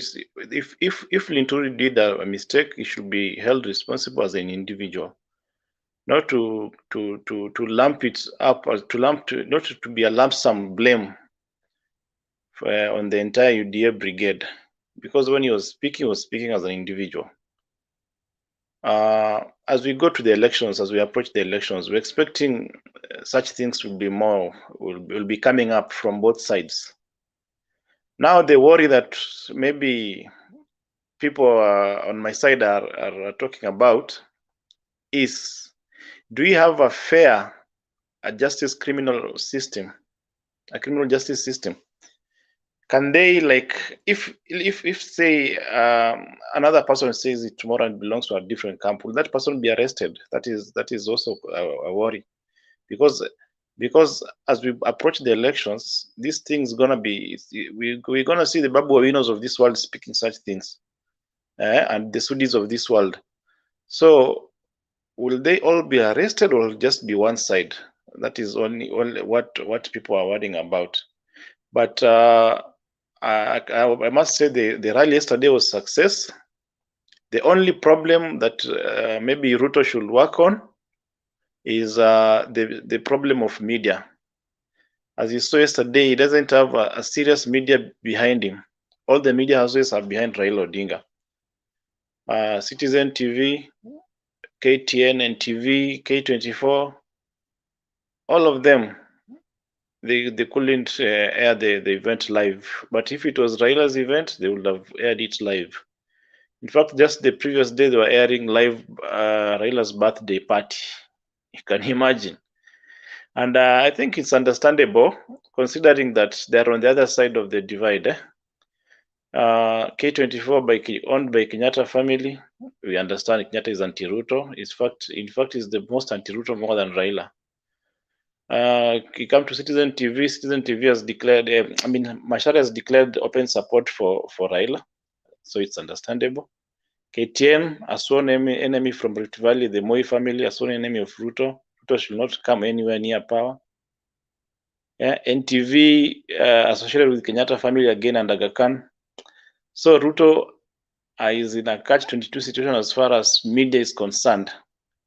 I don't know what he's going to do about it, because online alone is not enough. He needs to work something out.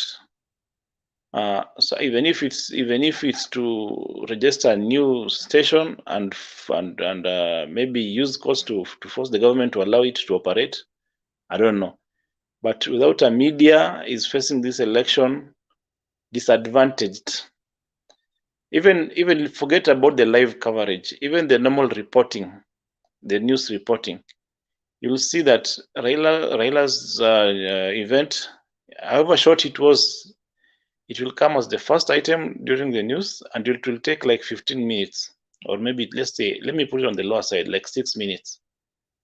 But Ruto will have like 10 rallies in a region, 10 rallies in one day, but they'll bring it for about 30 seconds, 40 seconds, and that's it. You get it? Unless it's negative like today and yesterday, unless it's a negative news, like now today and yesterday it was about Linturi. Unless it's negative, that's when they can prolong it, you know. So in short, Ruto is disadvantaged media-wise. He needs to do something about it. And also what I noted yesterday was Malala's star is rising very, very fast. But his party leader is a coward. If you can just read or look at the party leader's body language, even when he's asked about Ruto, the way he's trying to explain, you can see for sure he's talking to Ruto. They have been talking to Ruto. But he's a coward. He's so afraid of coming out openly and saying it as it is. So one leg is inside, another leg is outside. He fears consequences. What will happen? What if I go there and I'm arrested, or what if some of my supporters refuse?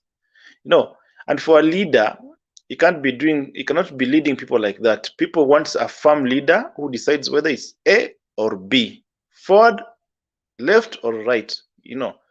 But this Musalia Mudavadi is dilly-dallying. He doesn't know where to go. He's not sure, And Malala is coming out very strong. If Malala was maybe a second term MP, maybe things would have been different. He can easily take the mantle from Mudavadi very quickly. But from the look of things, it looks like UDA and ANC are in talking terms. I don't know what they're talking about. I don't know if they're talking about cabinet or how they'll share power. I don't know, but they're in talking terms. Even Ford Kenya, but also Ford Kenya, they're also a bit scared. All these people have cases, They have scandals. They have scandals, like Mudavadi has some scandals, Tangul has scandals. So maybe they're scared. If I go this way, tomorrow I'll be in court. And Wetangula also fears if he goes that way, maybe he'll lose his party for Kenya to Amunyinyi and the rest. Uhuru Kenyatta controls the Registrar of Society, and the political parties, whatever, tribunal or whatever, I don't know what it's called. Is it Registrar of Society? Yes. So that is what I can say for now about yesterday, unless somebody wants to challenge anything I've said. Yes, thank you. Temba, should I say something about that? Yeah. You can ask him a question if you do have. Okay, it's just a point of correction. Yes. To say that all the media houses didn't hear the Ruto's rally, I want just to make it clear that those media houses, Ruto keeps on insulting them, akisemanga ni mabwenyenye. So if you keep insulting someone and you expect the person to help you, how? Hao ni mabwenyenye ndio wanataka kupatia watu kiongozi. So I think those people, they will not. And I know Ruto has money to pay for his rallies to be held. But why? Haezi lipa juu hawatakubali. Sisi ni mabwenyenye, ndivyo unatutusi mbele ya in public unasema si ni mabwenyenye. So you don't expect me to help you when you're insulting me in public. Mi ni bwenyenye, mi ni tajiri. You understand? Those things can never go correct na yeye. So mambo ya media, hiyo tuweke kando kidogo. I've never had like Mudavadi, like Kalonzo, like Raila insulting the media houses, insulting the rich people. Actually, this is the first time nimesikia a politician who want to be a president insulting the rich people. And those rich people, they give us jobs daily, on a daily basis. They are the ones who they normally support the economy in the country. Those rich people, they give us job. So if we insult them and want to show me that those rich peoples are not good, then, and you are not giving me the job that they give me, do you want me to support you? No.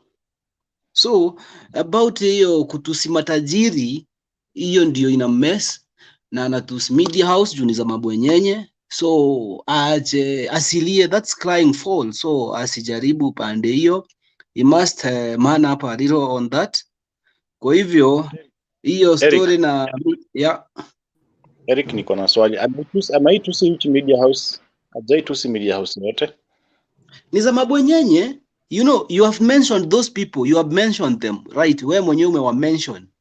Si ndio? Umemention hao watu wote wa hizo media houses. Na hao watu ndio wako kwa Azimio, wana support Azimio la umoja. So, hao watu na hakuna mtu kati yao watu a support peace. They are supporting peace. That is handshake and Azimio la umoja. They are supporting. Someone who is not supporting peace and Azimio la umoja is the person that is in the other side of William Ruto.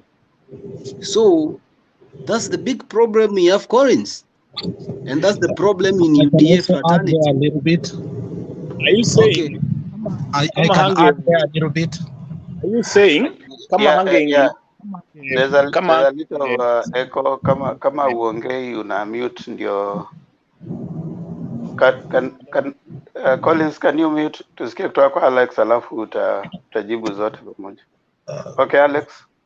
Yeah, Collins, I like the point you have brought. I think previously I have also questioned if our media is neutral, but I came to find out, especially now on this specific, let's singular this issue you're speaking about. There was a group of bloggers. I don't know if you have seen that in the social media. It was even in the mainstream media. There was a group of bloggers who were hired specifically to do the propaganda machinery. And they failed to be there because they either the transportation issue or they were not paid. It's not very clear what happened. What you must understand is that William Ruto UDA has not been very friendly to the mainstream media themselves, either because they see these people maybe are affiliated to a certain, political party, or maybe a certain movement, but they themselves, if you have heard the way they criticize the media, it could be even me if I was working as a reporter and I've been seen before. Even Jijo Pevu has questioned some reporters by name, by saying their names in terms of that they are supporting the other side. Do you think they can risk going to Eldoret to report? So such kind of things also must be given into consideration, that Eldoret has been a hotspot before. Intolerance has been seen before. Politicians who at one time they were journalists before have seen being mentioning other journalists by even names in terms of their impartiality.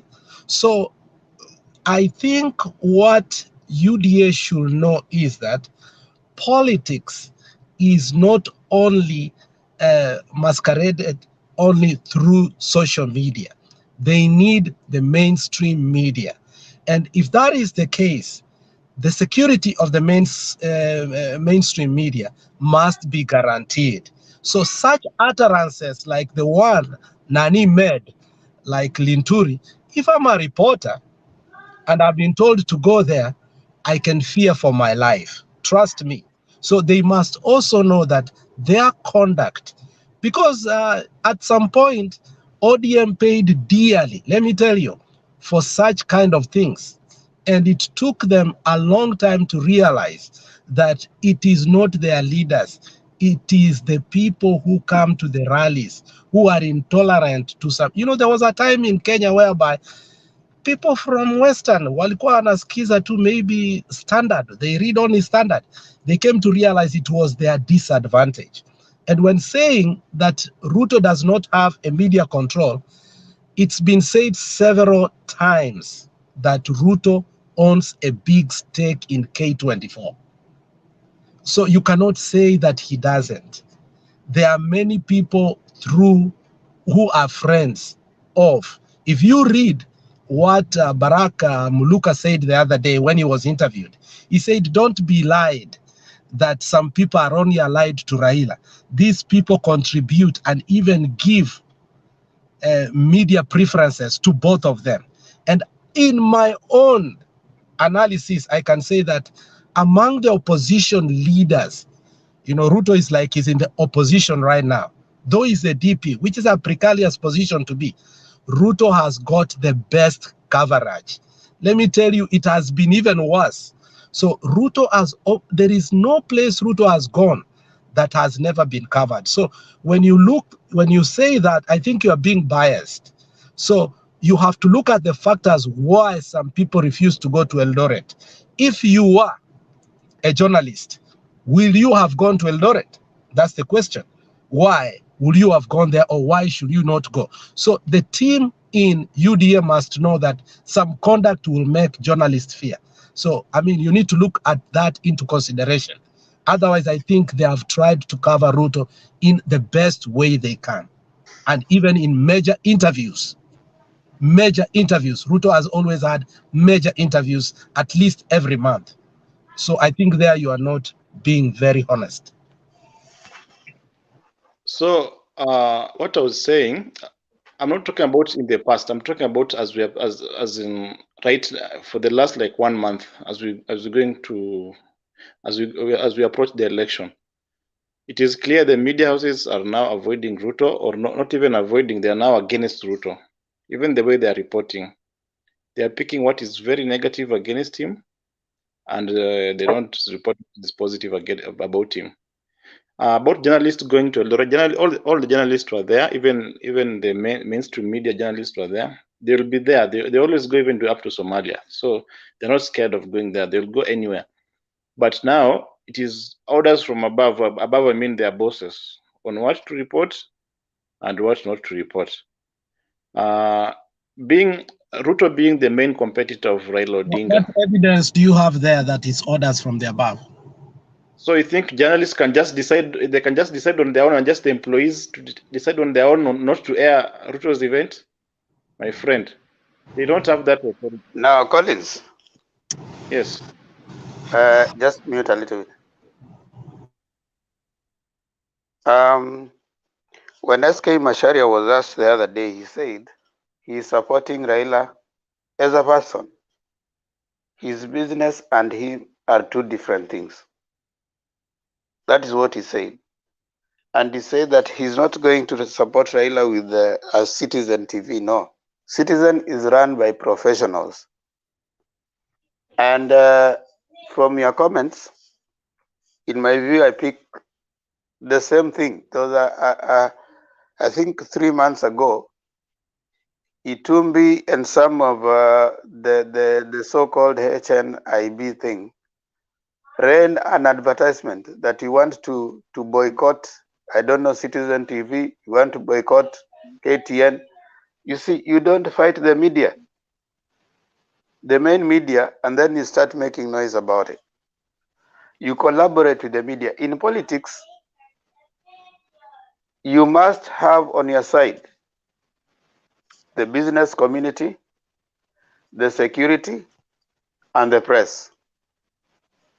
It is through the press that you manage information and propaganda.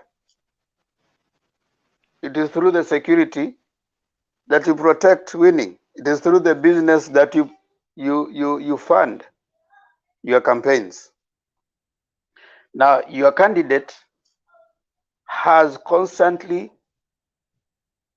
abused the business community. Not only abused, but rubbished them. It is your side that has come and even called for a boycott of Citizen, KTN, I don't know, those mainstream medias. Now, in the same breath, now you're coming to say, we have seen they are not doing this. You can't expect the same hand that you are abusing to give you what you want. So, if there is any indication that that has not happened the way you guys expect, we live in a digital free media. the future is even digital. Right now, you can have as many live coverages as you want. Right now, we are conducting a debate that is not on free media, but we have over 161 people viewing us on whatever. That's already viewership. So you cannot, right now, the idea of mainstream media is even getting lost nowadays, because there are people who have their own personal YouTube channels that have enormous number of viewers across board. This Mutembe TV is being viewed across the continent on a debate every single day. I was watching even some of the debates you have carried out here, have seen more views than even some of the news channels in some of the main, what your so-called mainstream media. So in my view, that should not be something that you want to worry if you think you are progressive minded, as the DP thinks he is. The days of going to buy media houses to come and cover you are long gone. You know, where you used to pay KTN and Citizen to come and cover you.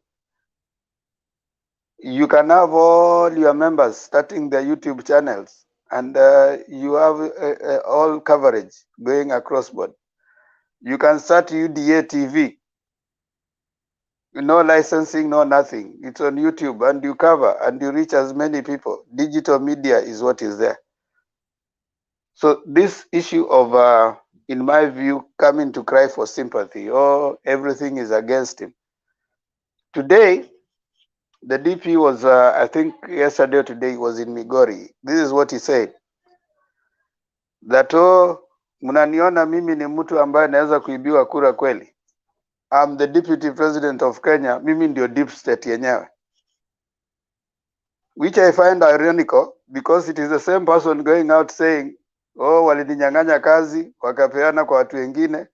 Kama walingeweza kukunyang'anya kazi ukiwa deputy president, na kama wangeweza kukufukuza kwa Jubilee ukiwa deputy party leader na ukiwa deputy president, what is this thing you are saying about that you are the deep state?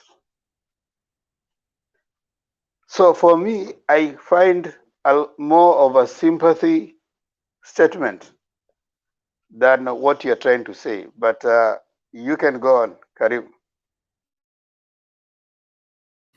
Temba, I have one thing I want to tell Collins. I don't know if you can give me a chance. Yes, Geoffrey, go ahead before Collins speaks. Okay, Brother Collins, let me give you a very good example. When you start insulting the media and saying that it's biasness, it's when they are scrutinizing you a lot and exposing you. Why do I say that? Let me give you a good example in American politics. When Trump was insulting the media, saying that they were biased, not that they were biased, they were scrutinizing him. They were putting everything on the table, what he's saying and what he's doing, and they didn't like that. So when you are in such a situation that you don't want the media to expose you, you start turning against them and saying that they're biased to you, because you want to confuse your audience, your people, your followers, that this media is biased to me. That's why they are saying whatever they're saying about me.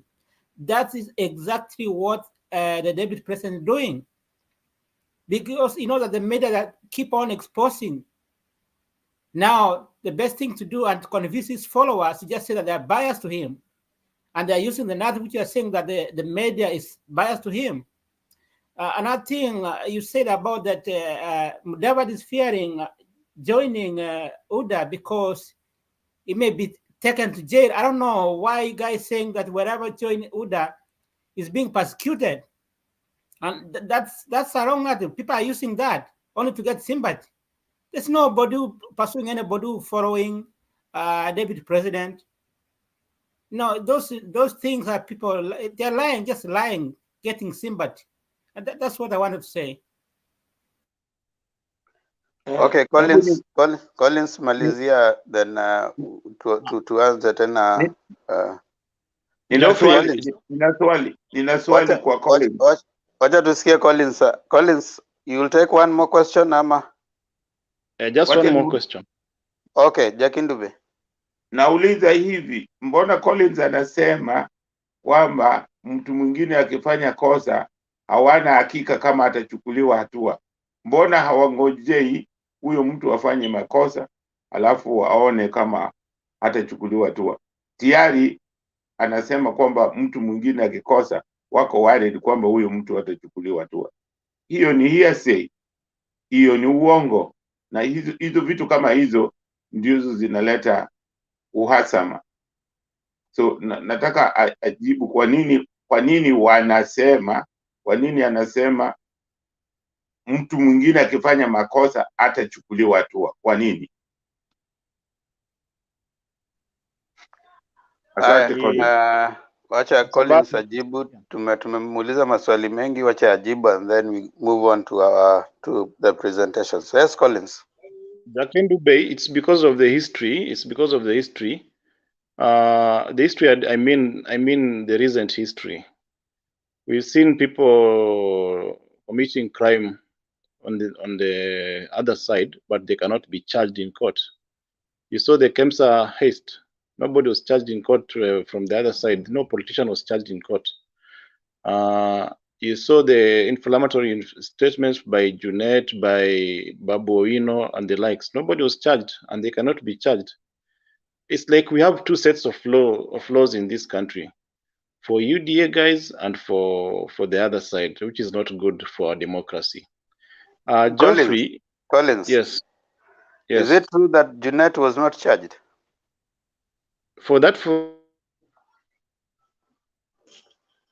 Yeah? Amanda. You see, I don't think Collins is being factual. Junet has been called to NCIC.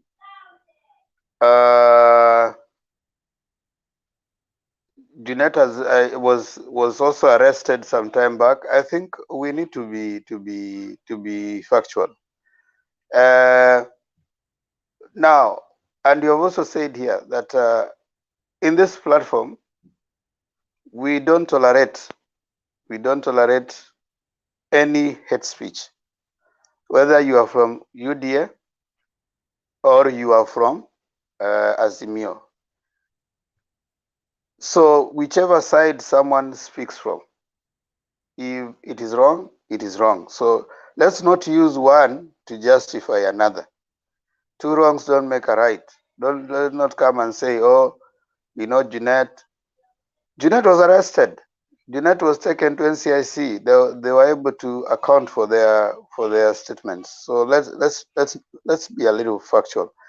Let's move on straight on. I think, Harun, it was your time.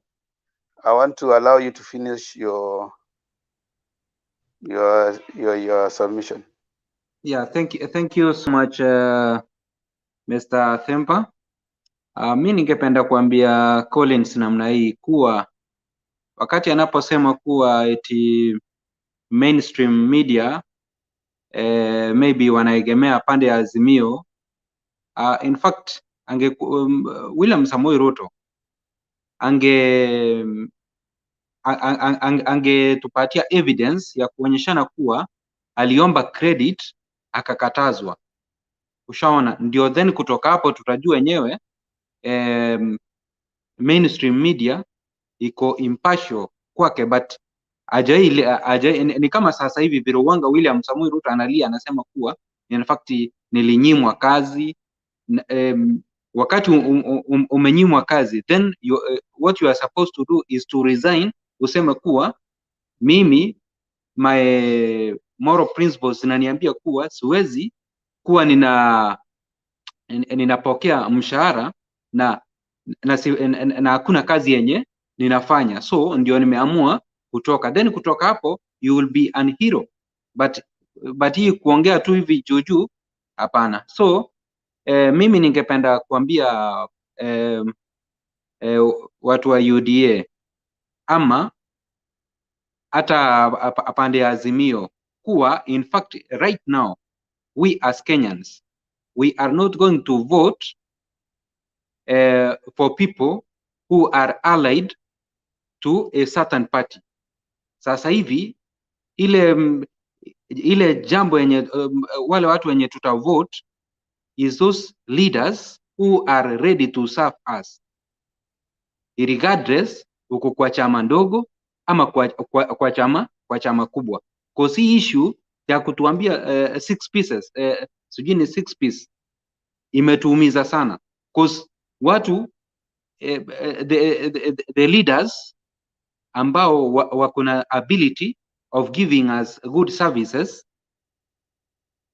kwa njia moja wanaachwa nje, then tunapandikiziwa politicians ambao hawana viungo vyovyote kuhusu mambo ya kupeana services, then kutoka hapo wanapotea for 4 years.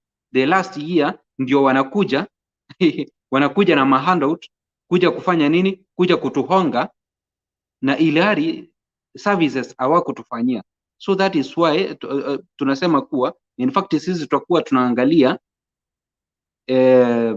leaders, alafu mambo ya party itakuja baadaye.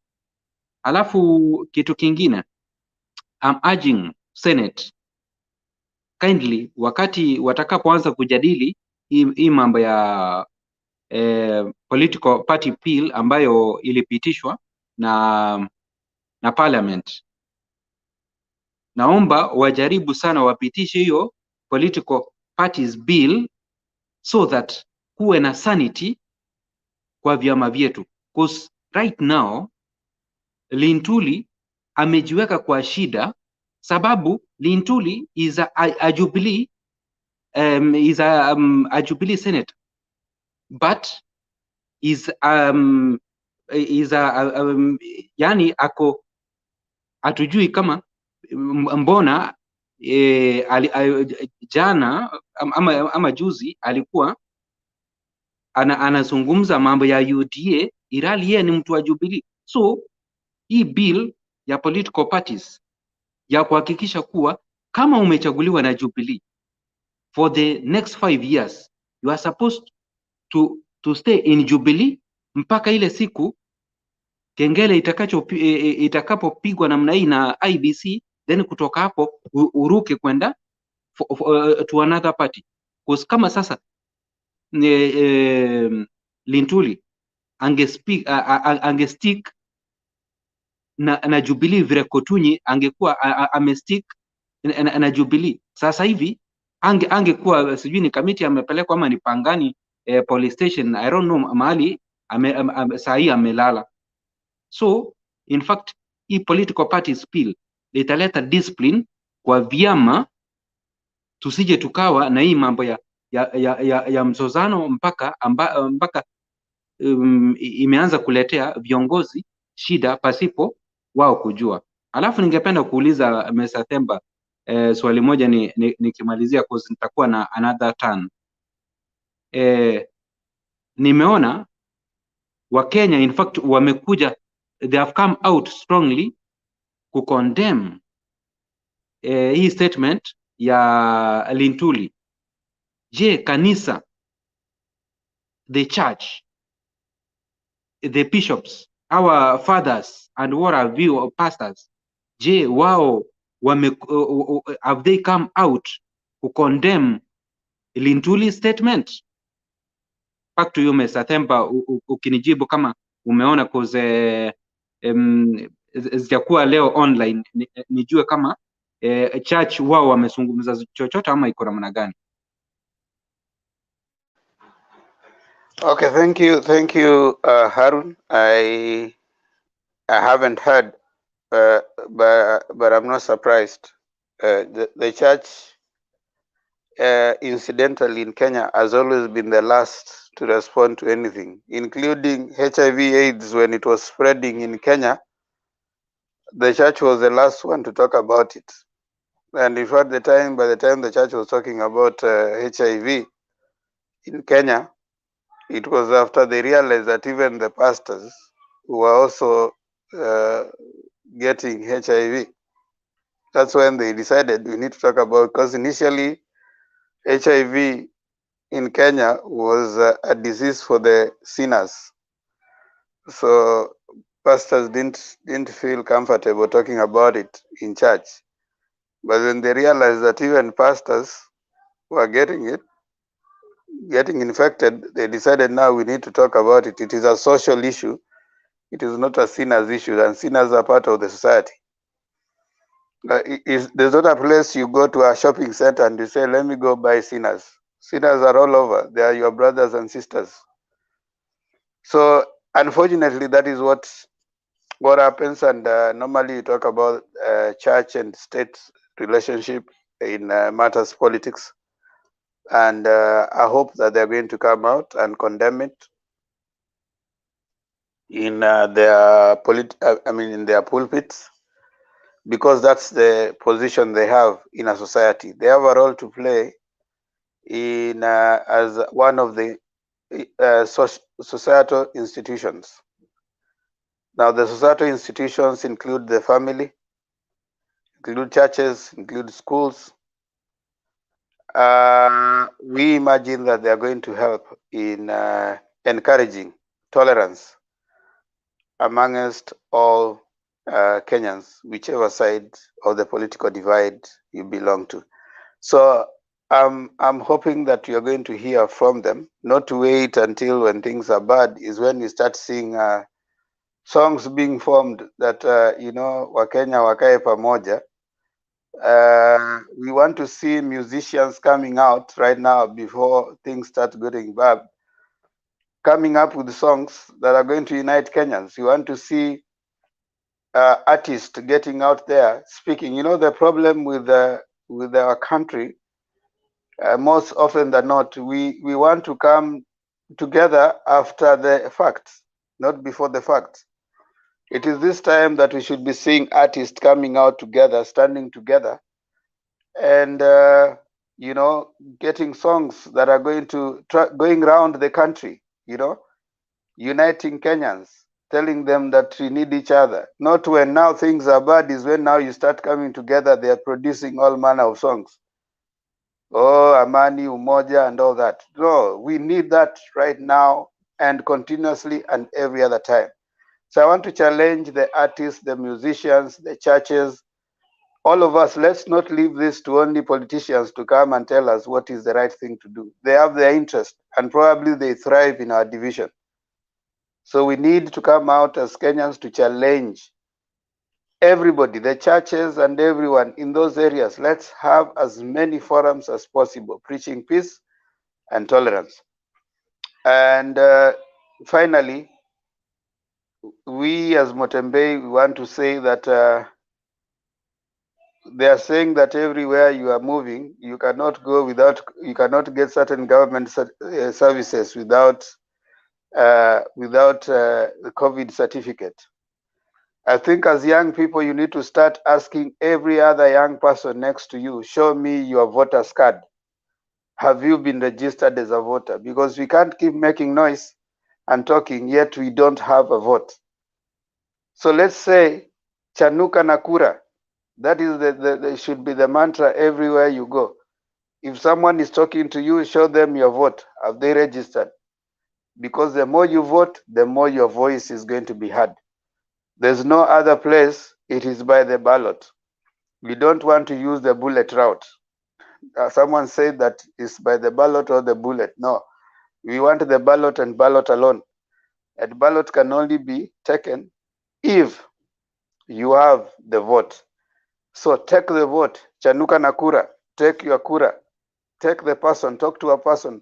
If we are here, all of us, 10 of us, let's call our relatives or our friends. The first question you ask before we talk.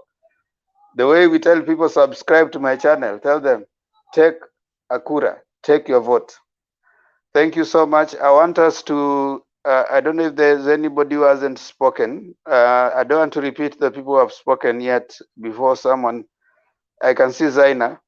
Zaina, you haven't said anything, and Joe. So I want to bring those two people before.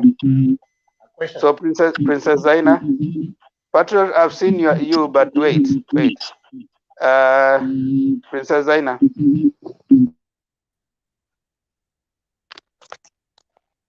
Oh, hello, Pemba. I've seen you, I've heard you. I think you're doing good today. I appreciate it, Zaina. Thank you. Okay. Hello to everybody in the panel. Today it was about the Madoadoa na ikashifu kwa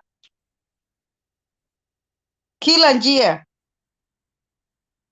Hiyo madoadoa sio jambo nzuri kamwe. Hata jana nilizungumza hapa nikasema madoadoa ni yani, kwangu mimi mwenyewe Linturi angelikuwa ameshikwa, lakini kwa vile nilisema hivyo nikaona ameshikwa, wacha serikali ichukue upande wake. Na kwa upande wa Malala jana nilisema Mudavadi atuelezee upande ule anaegemea, manake ninamuona anaegemea upande mmoja, kwa sababu hata leo nimeona akiulizwa hana jibu, anasema Malala anaweza enda palipopote, anaweza sema chochote kulingana na sheria. Ndio, ni kweli kulingana na sheria, lakini yeye mwenyewe tunaomba tuelezee yuko upande gani, manake huwezi simama katikati, mguu mmoja umeweka pande huu, mwingine umeweka pande huu, utajipata pabaya, manake utakuwa umepasuka na sio nzuri. Kwa maneno nyingine, mimi naweza kusema ya kwamba tuendelee na umoja, upendo. Mimi kila wakati nasema upendo, wacha nyinyi mnasema umoja peke yake. Upendo, maanake ukiwa unampenda mwenzako, hakuna siku Linturi angesema kitu kama angekuwa na upendo.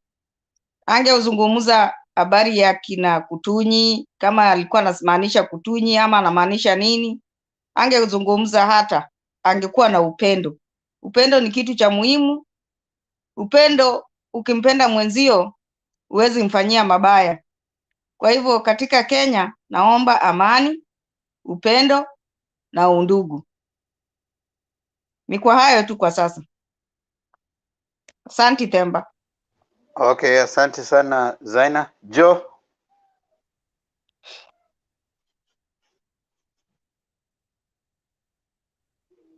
Okay, I was unmuting.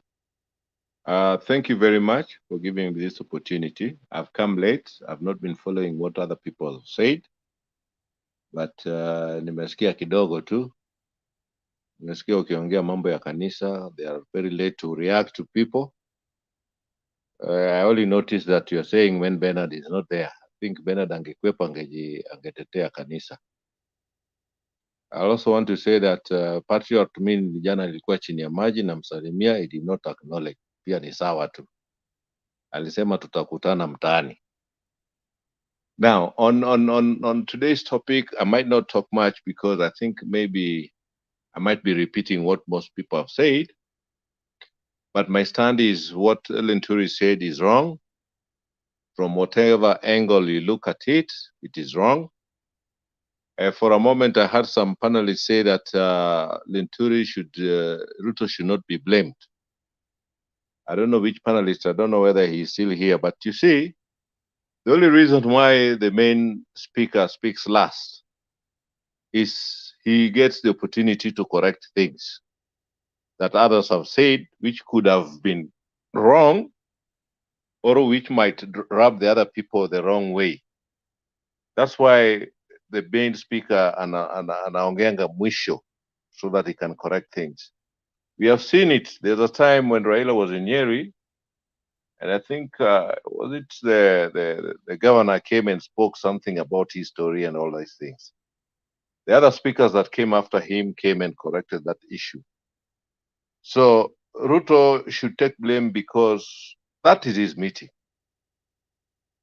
If I held a party here and something goes wrong, I mean, I have to take some responsibility because I'm the host. There must be some piece of responsibility that I should take. Like if they make noise and the neighbors come and complain, I should be able to talk to them and apologize. So we should also take note that Ruto had a responsibility to correct the issues. Now you've talked about media houses favoring one side. I think it's Collins who said that, eh? Well, all media stations have a stand, including this one, Mutembei. That one we cannot deny. I heard some people saying that he's wrong on that, but I like, if Collins is here, I think he's right. Media houses have stand. Now, media house is like a woman unatongoza na watu wengi. Kama one of you is rude to them, to the woman, definitely you'll not get a chance. So Ruto might be actually not gaining from the main media houses, including maybe bloggers and what have you, because I know of so many bloggers who have started their own programs in YouTube. But you see, it's the way you handle people is how they'll respond. So if he's losing out, it's not the mistake of the media houses. It could be maybe his negotiating skills with the media houses, or what he talks in the media houses is what maybe the media doesn't support. So the media houses, most of them are independent and they can make their own choices and they can take their own stand. There's nothing you can do about it. But during the registrations of these media houses, they have, the CCK have rules and regulations that they need to follow. So long as they're following those rules and the regulations, they are okay. They can cover anybody they want. That is up to them. So Collins, to some extent, you're right, that he's not getting the right deal from the media houses. But that also could be his own doing, not the media houses. The media houses are free. Ruto also, I think they are coming up. I've seen in the media they're saying they're coming up with UDA TV. That is going to be so big. The bigness of the TV or the media house, it does not matter. It's the viewership. You can be big and people don't view. And you know, media houses are being paid by advertisers. So if you're big and people don't, the viewership is, kidogo, it will have no effects. The bigness does not matter. Like Themba rightly said so, this Mutembe is small, but you see, it's viewed all over the world. And sometimes they can get bigger viewership because people believe in what they're saying. And maybe the freedom they give people to air their views. So that is that. The Ruto has to live with it. Some people say it's one man against the rest. Ati Ruto anapigwa na watu wote. But it's okay. That's even the devil. The devil is being fought by all religion, Hinduism, be it Muslim, be it Christianity. If you are wrong side, you'll be fought with everybody. Maybe it's time he started maybe to reflect what he has been talking.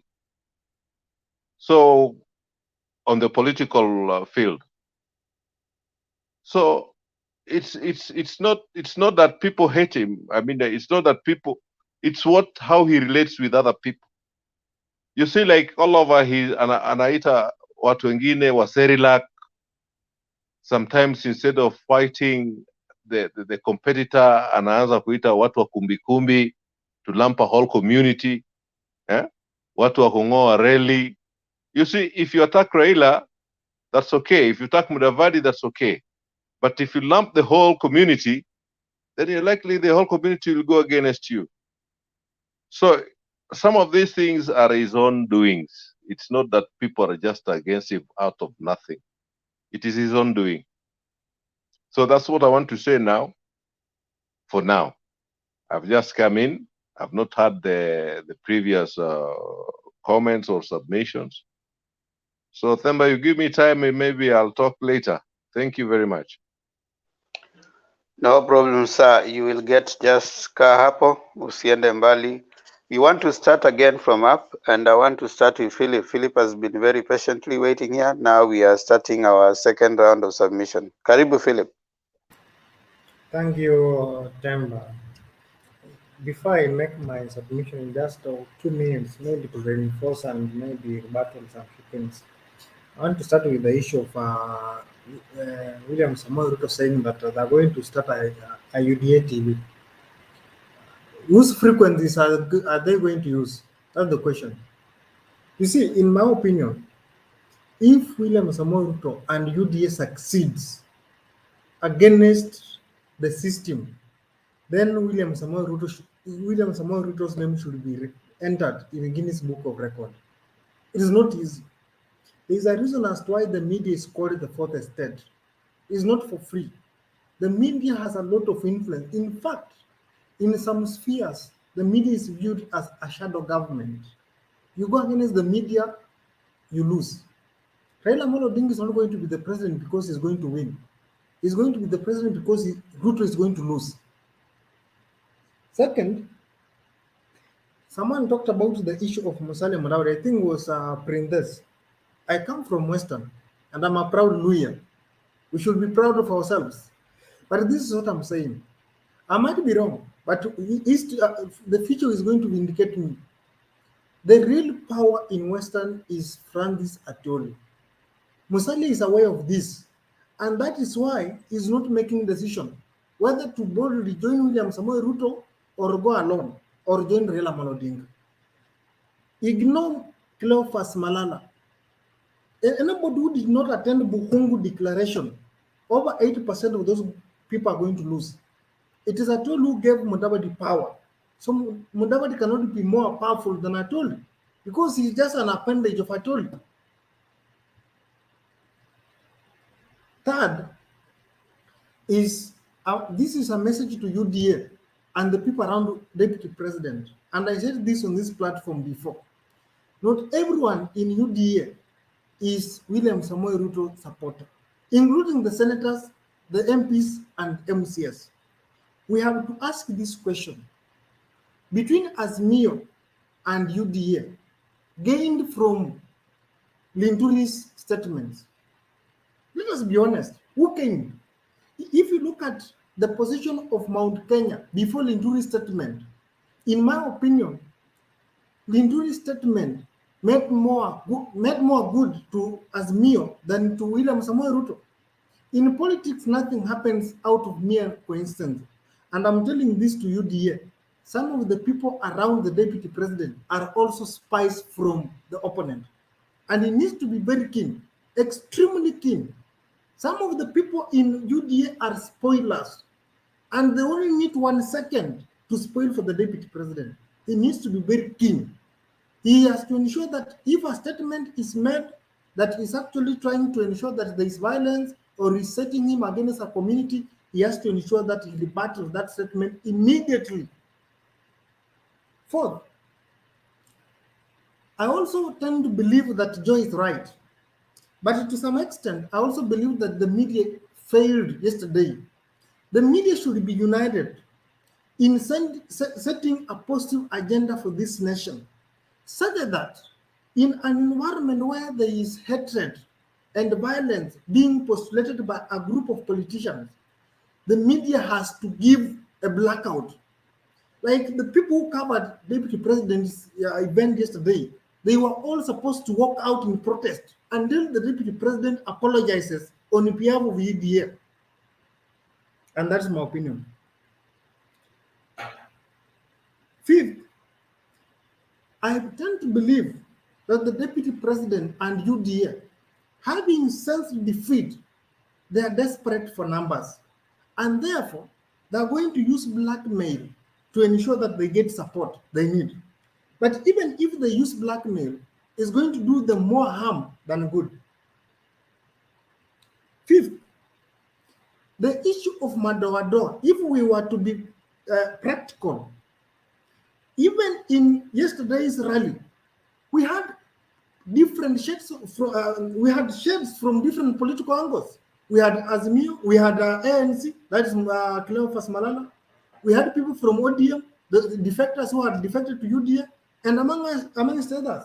So the issue of hustlers versus dynasties, in my opinion, I think the deputy president has realized it is not going to work for him because he needs Musale Mudavadi right now. He needs Wetangula right now. Now, if you have Mudavadi in your camp, and Mudavadi is, in my opinion, belongs to that rich club that the deputy president has been talking, he feels deflected, and therefore he might try to change his narrative, his tactic on the ground. He might bring in a different narrative. Maybe the one Lindru was just trying to test the waters. He might now try to see if we can try to maybe bring a wave in terms of ethnicity. Sixth, and this is the last one, is that the deputy president appears to be focusing on the wrong priorities. Right now, what the deputy should have done after being endorsed in Eldoret, the deputy president should look for international friends of influence. I don't know what is stopping the deputy president from visiting Queen Elizabeth. The UK, they have a lot of interest in this nation and they're going to influence who becomes the president of the Republic of Kenya. It is not confirmed, but there are rumors that the UK is not happy and is not ready for a William Samoei Ruto presidency. I'm saying it's not confirmed, but there are rumors. And it is even rumored that Boris Johnson petitioned President Uhuru Kenyatta to try and ensure that the British investors are protected.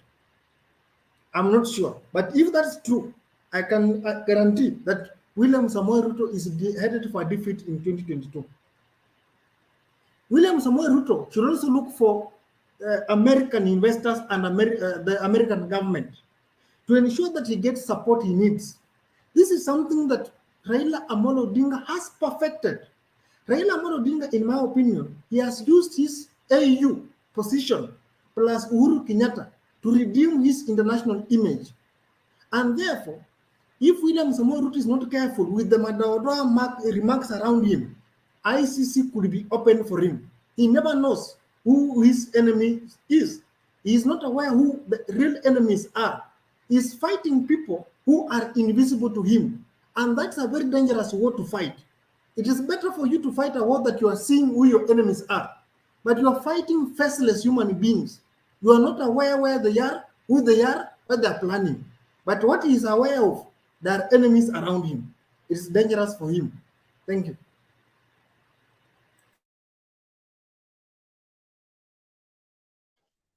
Thank you, Philip, for that amazing contribution. Sam, are you there?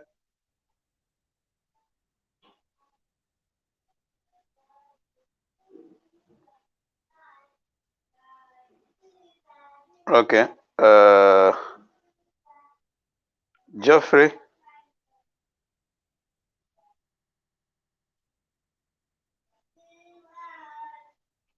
Okay. Patriot?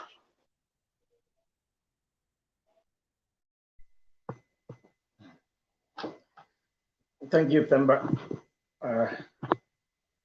I just want to speak to one or two statements that were made by colleagues. One, let's remain candid and truthful. And that being the principle of our discussion, I think there's something here that has not been brought out clearly, which I want to emphasize on the same spirit.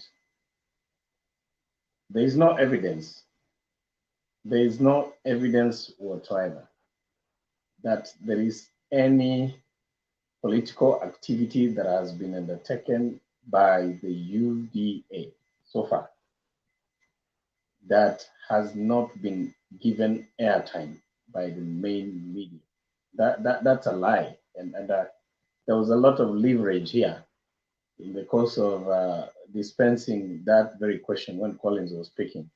I don't know, you let him go too far. That was a bit of a scot-free, a scot-free shit that you gave to our friend. I think it's good that that is corrected. The only way to have it otherwise, he will have been reprimanded to produce evidence. There is no evidence that there is any, any function that has been conducted by UDA that has not been captured by the main media. However, just like you talked, ably about the kind of business that the media do in relation to their customers and besides political, campaigns and of course parties in that matter. I think it's good to be clear here that you only get coverage that is special. If you're talking about live coverage, you only get live coverage from a TV if you pay for airtime. If you pay for it, that's it. If I am able to treat Haron to a dinner that he does not come with a check, it is a check-free, it's a cash-free invitation. It is within my discretion. That doesn't mean you start yelling that Patriot seems to be inviting his neighbor without inviting me. If you want to come to my party, it's okay, but pay for it. I'll invite you because that's a public restaurant. It's only that I'm treating my friend Aaron to eat, because of my personal choice. Because when we look at restaurants, most of the places you find a reading that goes like, management reserves the rights of admission. And so this is not an exceptional case. I thought that would be better if it was brought clear that if UDA today wanted a live coverage, to the best of my knowledge, if they wanted a live coverage of their function by KTN, they cannot be refused. They cannot be denied that opportunity if they paid and KTN has free airspace to sell, because this is a business. I don't think they'll be told no. So to the extent that Collins was saying our main media institutions are biased, I think that was being unpatriotic, a bit careless, and you left him go without evidence. That's not fair. Leave alone, UDA as a party. Him as an individual coming with such allegations that are unsubstantiated, I think that was a bit of a leverage that you gave him, which was not fair enough to the platform. I also wanted to say this, that of course you put it very clearly that if you are already reprimanding, you're already not in reading from the same script, politically speaking, with a media house, then it means when it comes to your political activities, then you don't expect them to give you a show. It will be a no-show, definitely, because that borders along personal discretion or individual or the rights of choice as an institution. And those developed countries, like where you are, Themba, it is within the democratic right and it's constitutional, both abroad and here, that a media house can choose who to support, and they are by constitution protected to make that public. So that is where it is. However, it's also good to mention, he went further to say that, to indicate, to allude that actually our mainstream media are unethical and unprofessional. Because I remember Collins asked a question of saying, you expect somebody to go and cover, a story somewhere without the main media house to give an okay with that? you don't deal with media institutions as individuals. You don't deal with individuals who cover. You deal with institutions. Those are employees. So if you want to make shortcuts of defining the media group at individual level, here is the thing. There are some media houses who have been cited here to support Baba. But the individual broadcasters, when you listen to them professionally, when it comes to how they dispense the information, even when they're interviewing these fellas, you can see favoritism. Some of them show clearly that they're not for Baba. You can tell that. If you talk about individual rights, it is clear that everybody has a right to make his decision, but it's also clear to say we have also personalities who, when they are hosting, especially those opponents of Azimio La Umoja, the kind of questions they ask professionally, when you listen to them, they are very biased, and that's very true. But you see, they're able to be given a scot-free, a clearance because it's individual choice, right? That we can see. Watch Citizen, watch KTN. Some of those individuals, when they're interviewing people, or when they have those who support Baba, those who support UDA, you can see clear favoritism. They give a lot of airtime to UDA when they're asking questions, but the moment the Azimio La Umoja MP is airing his views, you see him interjecting and trying to even fill gaps for the other. That we have also seen. But you see, be it as it may, we accept that there is independence of opinion at personal and institutional level. So going far to start mentioning that our media houses are showing impartiality, I think that was too far of a calling, and I actually thought it's good that should be clarified, because we respect our media houses, pay for their services, they'll give you airtime. That was important to I think to point out, Themba. Thank you. Thank you, Patriots. Jakindube. Asante sana. Mimi nataka tu kusema kwamba kitu ambacho inani udhi au inanishangaza ni kwamba watu wa UDA wanapokuja kwa hii platform, wakiulizwa, wakisema mambo fulani, wakiulizwa maswali, wanakimbia. Sasa maana yake ni nini? Kwa nini basi wanakuja na uongo? Na ukimwambia basi tuwekee evidence, hana. Kwa sababu sasa Collins amekuja na mambo ya uongo. Sasa akiulizwa weka evidence juu ya meza, hana. Vice President anakuwaje apewi cover? Na Vice President anapewa na cover popote kule anakwenda. Ana ulinzi, ana cover, ana press hata ya serikali. Inakuwaje mnaanza kulalamika hati apewi?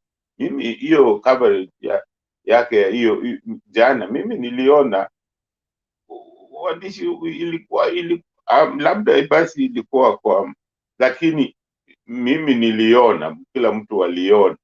Sasa wanataka coverage ya namna gani? Hata za Azimio mimi huona tu vile naona hizi vitu.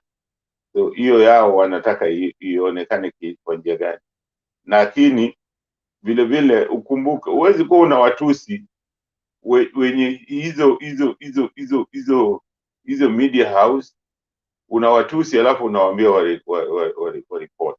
Anafanya tu exactly kama vile nani alikuwa anafanya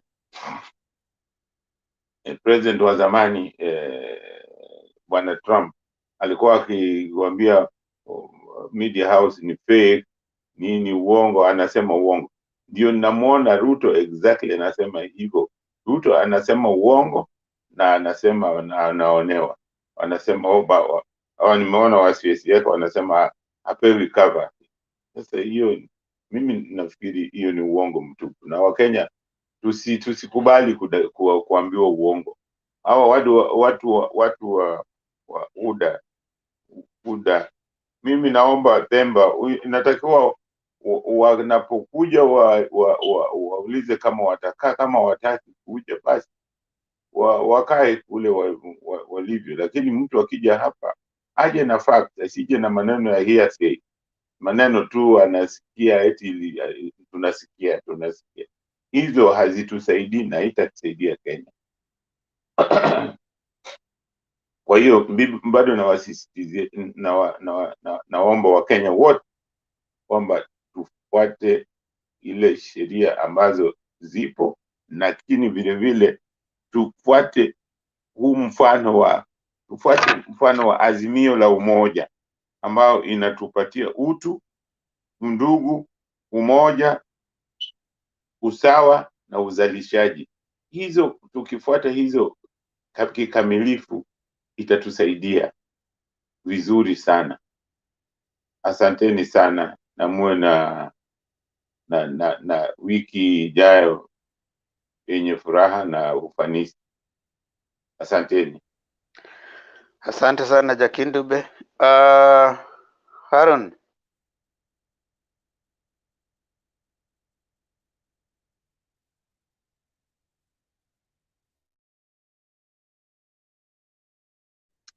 Yes, Mr. Themba, sorry. Yeah.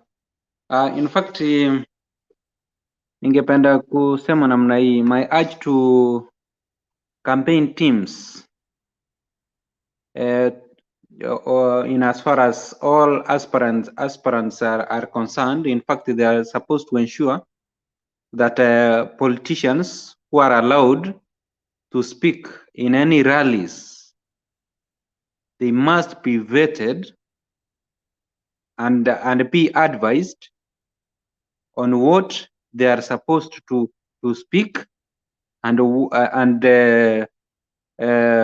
what not to speak. Because kama jana, yani kama juzi Linturi angekuwa vetted vizuri na awe advised, huenda maybe zile utterance zenye alimake azingefanya nini, azingetoka kwa kinywa chake. Alafu nayo in fact all these leaders moso the last speakers ambao wanakuanga ni hawa ma big bosses ambao wanaitisha kiti. In fact when statement imeongelewa na unaona kuwa hii statement hakika haitakuwa ya manufaa kwa kampeni yako, you are supposed to rebuttal. Inastahili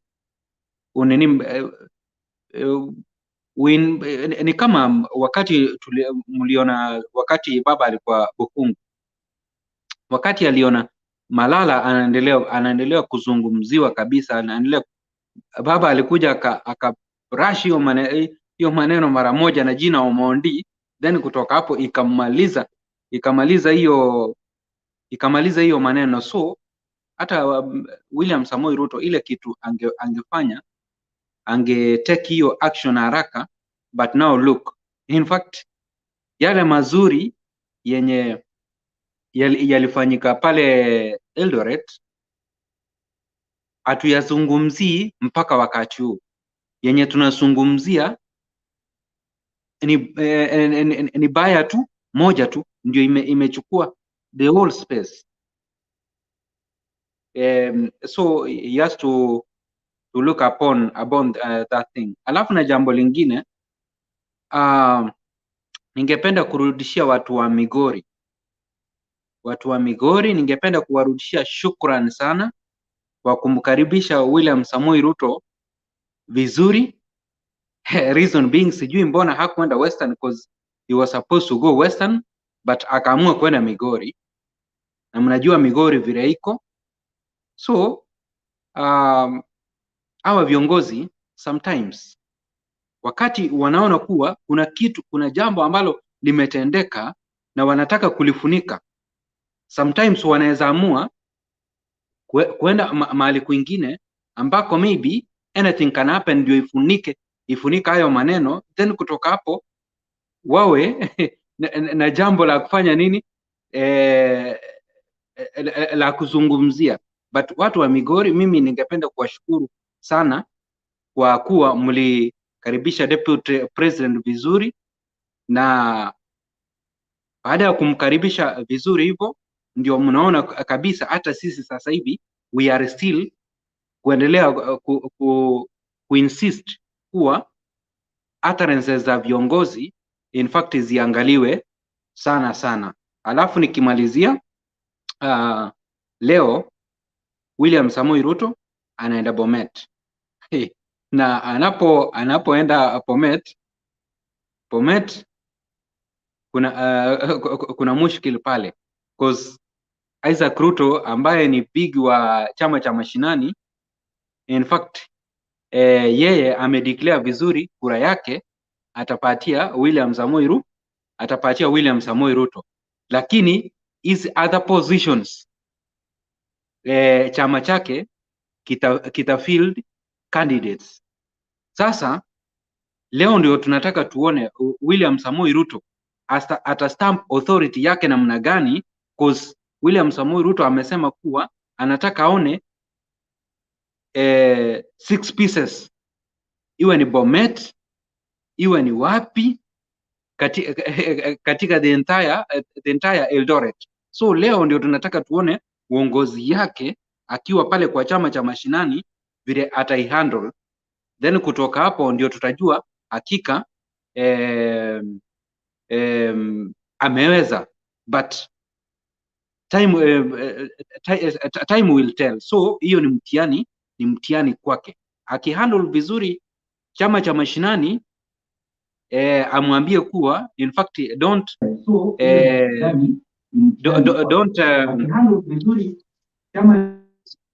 yes, yeah,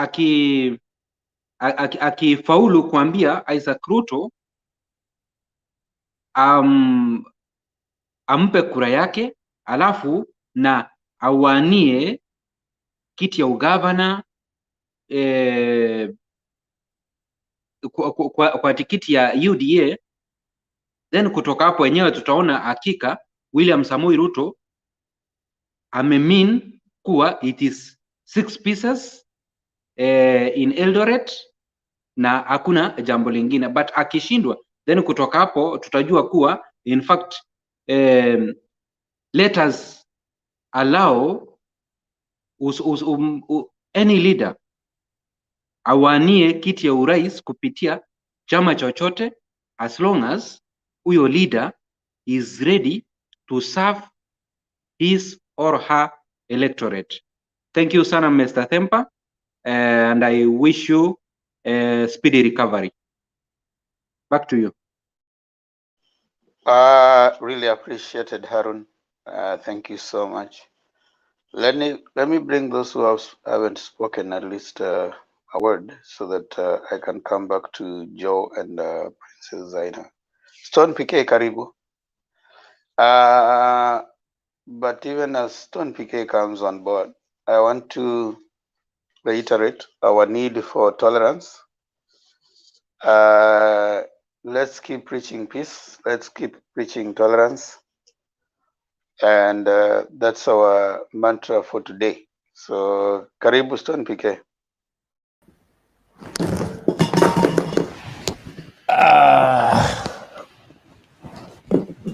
Thank you, Bwana Temba and fellow panelists. Pole kamera ilikuwa imeleta shida, but you can still hear me. It is yet another day when we are tunachambua hii mambo ya hapa kwetu Kenya na tunajaribu kupreach amani. I like what you've just said. At Mtembei we want to preach peace because we are moving into very crucial moments. Tunaona drums of war zikiwa set, zinafunguliwa, just like what Maraga had said, and we need to call upon the churches and all the people of goodwill as early as possible ndio tuweze kumitigate what is going on. Now today, last night we had talked a lot about what happened. I'm happy what discourse has taken place. I would say it is very good to have sober-minded people. And that's why I think Azimio composition is of very mature people, people who are sober, people who know that this is our country, people who know that elections come and go, people who know that whoever will be elected and pronounced the president, the leaders that will be elected will be Kenyans. Hawatakuwa ni watu kutoka nchi zingine. They are our own people. So the more we as voters, kind of solidify ourselves and kind of determine and state what kind of leadership we want, the better. Because if we don't turn around and start getting driven. I like using this wheelbarrow thing. Wheelbarrow mahali umeipark ndio utaipata. Okay? So it goes and you put it wherever you want. Okay? Which is a bad thing. We don't want a leader ambaye tunambandika hapo, sisi ndio tutakuwa mpaka uje umtoe ndiye aweze kutusaidia. We want a movable machine. We want brains that can, turn around this economy. What I mean is the crybaby in UDA ambayo tangu juzi tunasema kuna a lot of makasiriko. The bitterness is out of their own making. You are there insulting the people, the partners, the teams that you are supposed to use in terms of consolidating leadership that you want to deliver. You are insulting left, right, and center. Then you just kaa hapo, uko chini, you are talking of bottom. When you go bottom kule, in a desperate situation.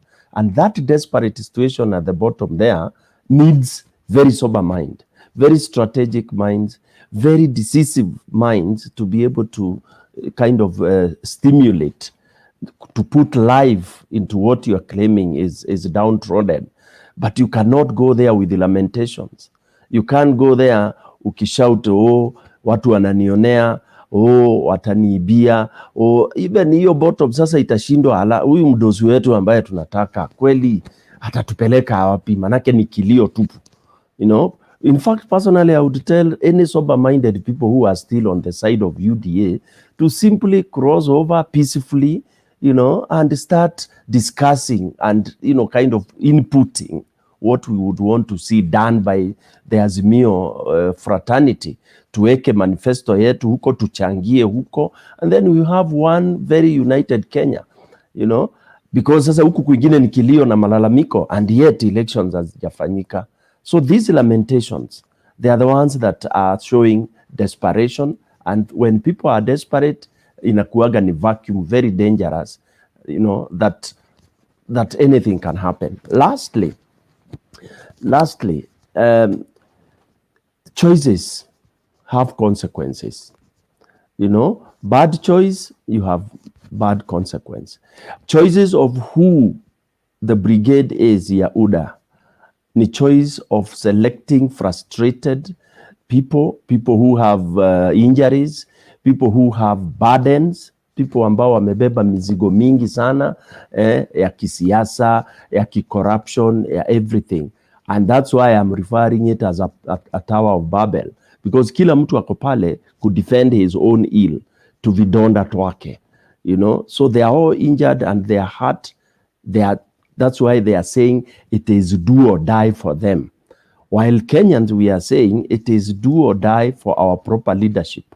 The other side, they are saying it's do or die for individual gains. And that's why it will be very, very short term. It is not sustainable. It's coming to an end very soon. I think I will be coming back later. Let me stop there for now. Thank you, Temba. Thank you so much, Stone PK. Mulumbu. Habari zenu mandugu kama dada. Mzuri. Habari ya jioni, habari ya asubuhi. Na washukuru sana kwa hii muda umechukua hapa kupata kuelimisha Wakenya wenzangu kulingana na vile hali tulimo sasa na kule kwenye tunaelekea sasa.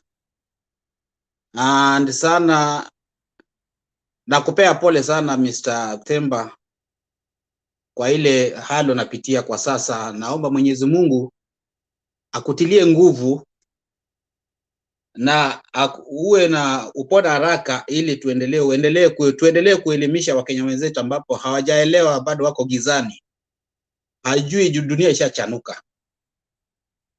Na kulingana na msimama nayo hii forum, I thank you so much Mr. Themba, because you don't tolerate nonsense on this forum.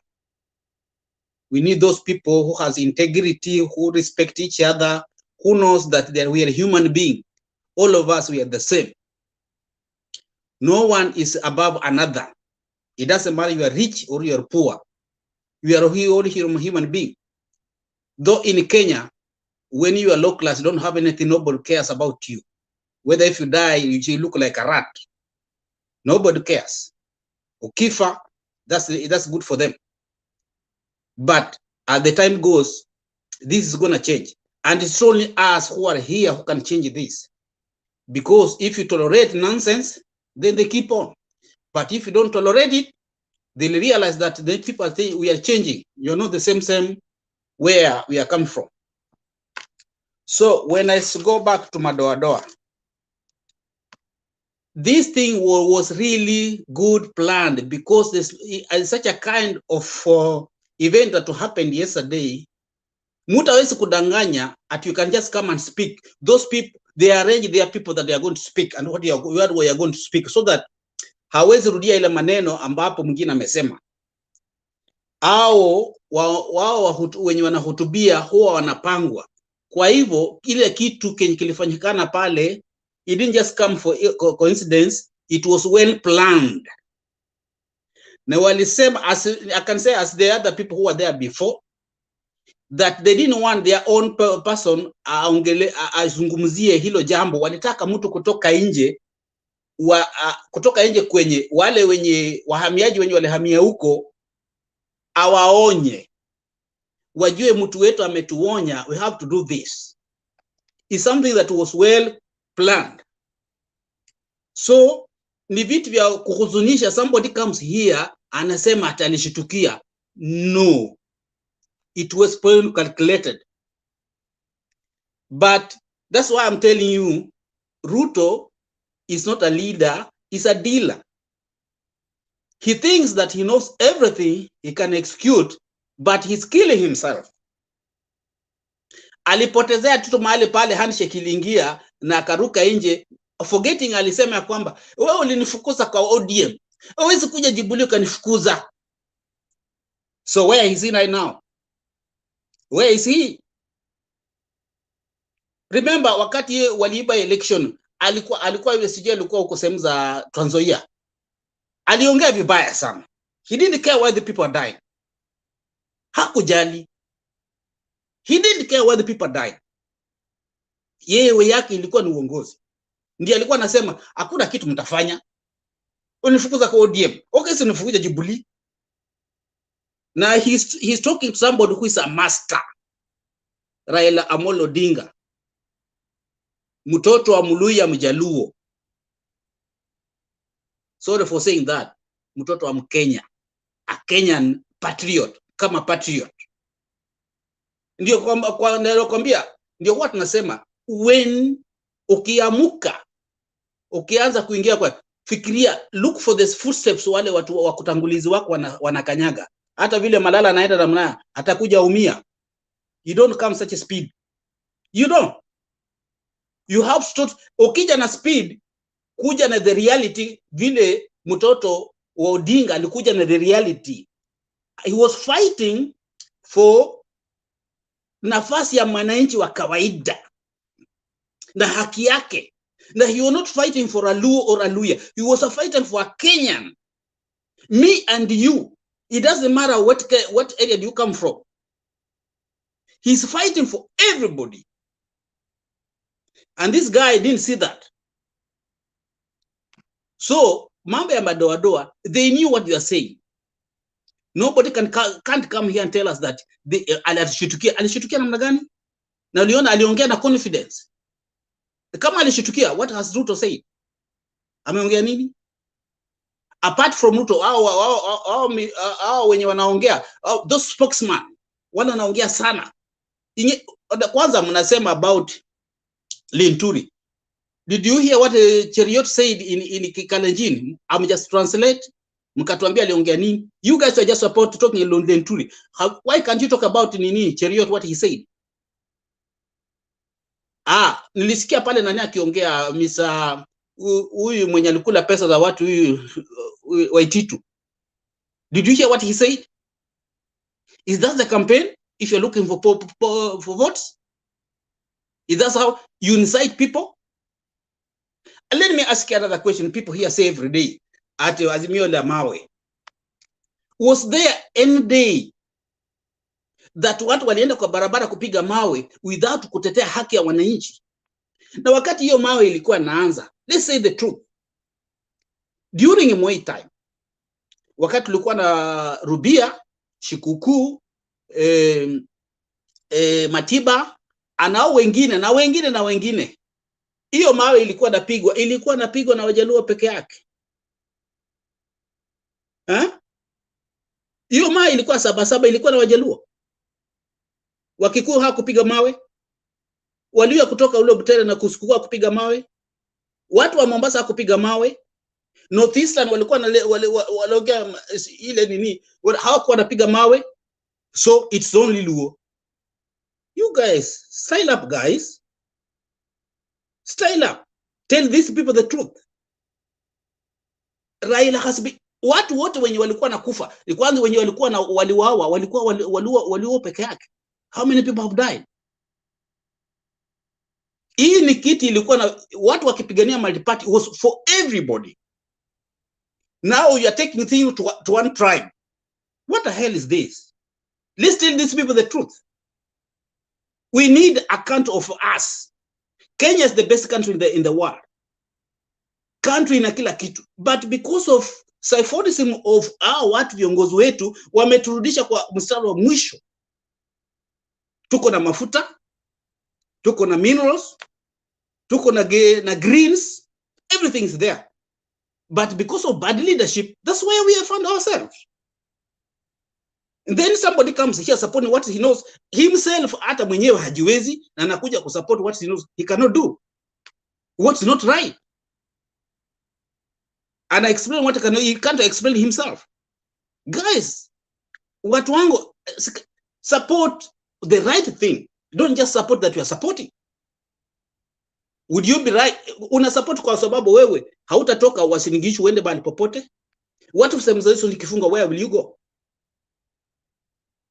If my brother does wrong, I cannot support him. Even my kid, mtoto nimezaa, akifanya makosa, police, for example hapa America, ukifanya makosa, hakuna mzazi atakusimama mbele yake atanakuokoa, ati umefanya makosa, ati mtoto wangu, the law will take it to, vile ulifanya makosa, my son, just go finish it. Watakuwa na kuvisit kwa jela, but you have to finish. You did it. But if you kama wa Kenya, unapata hata na watu wamesoma, wana degree, they behave like somebody who never went to school. Afadhali wale wajaenda shule. They support what is supported. Nikikuja upande wa media. Media, kama unapigana na media itakumaliza. Media imemaliza Trump. Ukipigana na wabenyenye bila mpango watakumaliza. Because they are the one that drives the country. Ndio wana mafactory makubwa wameandika watu. That's why una see America, ikifika election, they look for the companies that they can support the election. You look for the companies that can support your election. You don't have to give pesa to wananchi. Wananchi ndio hata unaweka nini mwananchi ukiwa na, hata mimi nimepeana $5, nilipeana kwa Obama $50. I gave for his re-election. Kenya nao, Wakenya wetu nao wanapanua midomo, wanasema ukitaka tukupatie kilete pesa. This pan ikiwa mtu anakupatia pesa, he's not going to help you. Somebody is looking for a job. Why do you ask money from him? Why don't you interrogate him? Is he qualified for that job? Ndio mkubali. You give somebody who is unqualified. That's because of Kenya. Watu wanapewa job ni wale unqualified. Mtu anakupatia job because you know so and so. So you end up electing or employing somebody or elect somebody who is unqualified for the job. That's why everything Kenya inakufa. Because mtu akikufanyia favorite akija kwako unajua ni mimi nilikuweka hapa. Nataka pesa fulani. But kama ulienda pale because of a qualification unamwambia for my integrity I can't do that. Hapo nitakuwa nafanya nini? Nafunya sheria. Ukienda namna hiyo nitakureport. Atakuacha. But sisi huko tunafuata because somebody alikuandika you are unqualified for that job. Ndio unapata kwa ofisi, unapata mfanyakazi wa kawaida ndiye anafanyia ule nini mkubwa wa kazi ndiye anampigia hesabu. Mkubwa kazi ajui ndiye anampigia hesabu. Yeye kazi yake ni kukaa hapo. That's what happened in Kenya. Hao madoso naona wote hawajasoma, hawana qualification. They are being done with watu wa low classes ambao wamesoma. Mlungu unatuharibia jina. Unatuharibia jina Mlungu wewe. That's the truth. That's the truth. My own son amesoma na wale manager akienda shule ni kama sijamfikia mali ya kupe. Alikuwa anasoma na wale watu wanatoka kwa ofisi ma directors. Hawana ma certificate. This thing has to stop. Somebody has to be there to stop this thing so that our Kenya can build itself. That's why all my factories, my companies Kenya zimekufa. We have to do something. Nikienda kwa mwisho, let me look at it. What did I write here? Nichukue magilasi yangu sioni vizuri. Let me go to Mudavadi. Let me tell you. I won't be afraid kuongea amaluya, but uluya tuko na ufala mwingi zaidi. We are really educated, but we don't look at things. That's the fact. And I usually say the fact. Mulungu leo ni noma. Watu waluya ni watu wazuri, ni watu wamesoma. But in their brains, there's nothing. How can you be a community of Luya with 3 presidential wanataka kusimama president? How can it happen in this act? How? Basi unapata mtu ni senator mmoja, ni senator tu, hana hata mbunge, anataka kuwa rais. Tell me. Anapigana anataka kuwa rais. Na hata kwake ni senator tu, tena aliamria tu kidogo tu hakupata. Really? You'd want to be the president of the country na mwenyewe kinchi ya hekujui. Watu watatu kwa community moja. How on earth? Then hamuna msimamo. Waluya hatuna msimamo. That's the reality. Hatuna msimamo. Tunaenda na upepo. We need to change this. We need to come out and be so and so with this. We have to stop this. Because Kenya inakuwa na one president, not 2. Ani kama mnatoa president toeni mtu mmoja mnajua huyu ndio tumepeana kwa inchi, apingane na wengine. Aende Kenya mzima. Not watu wamekuwa 3, then mnazungukanga mmeshindwa hata kufanya kampeni, mnazunguka kila mara tutatoa mtu tunatoa. But somebody, a young kid like Malala anakuja kuwachezea. He's playing with their brains. Mtu kama Mudavadi, I don't know, hata I can't say. Angalia vile nani huyu mkimbizaji ng'ombe vile anajifanya. He doesn't know himself, but he's doctor. Hata sijui kama alipata degree kwa kweli. I don't think. Because you have to show leadership na uongoza watu kwa njia mzuri. Sio kuacha watu wanachanganya watu. We don't know where we are going from. Luyas, wake up. Hii mchezo unaona watu wanawacheza. That's why we are behind. If that's the way you are going, we will never send to presidency siku ingine. Haitakuwa unless you wake up. You safisha ubongo yenu. Let's do things right. This digital era. And narudishia nini Mtembei TV, are very big thankful because it has made the whole world, we understand what's going on, and we can rectify those our people who doesn't understand what's going on. So please, guys, let's be here and let's tell the truth. A truth remains the truth. Ikifika wakati wa uchaguzi, kama unachagua kiubaya, don't cry. If you want to tell us to Museveni's style, just let's go. Na ndio utapenda tena, utajua, usimwambienga mtajua, kumbe hamjui. But I'm so thankful. Azimio moja amesema try, jaribu, Madoadoa. Thank you.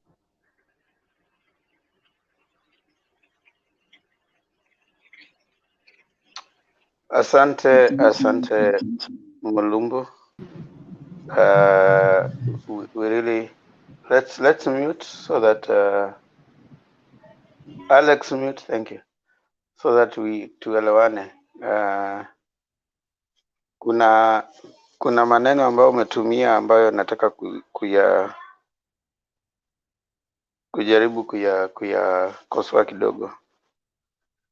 I'm sorry kama nimeongea mbaya, I'm sorry because I'm right to be rectified. Asante Mulumbu. Waluya si eti hawana akili. They are exercising their constitutional right to bring their candidates as they see fit. We may not agree with them in terms of the people they are bringing in any side. Like, for example, they are bringing three, they call them three, what's that word?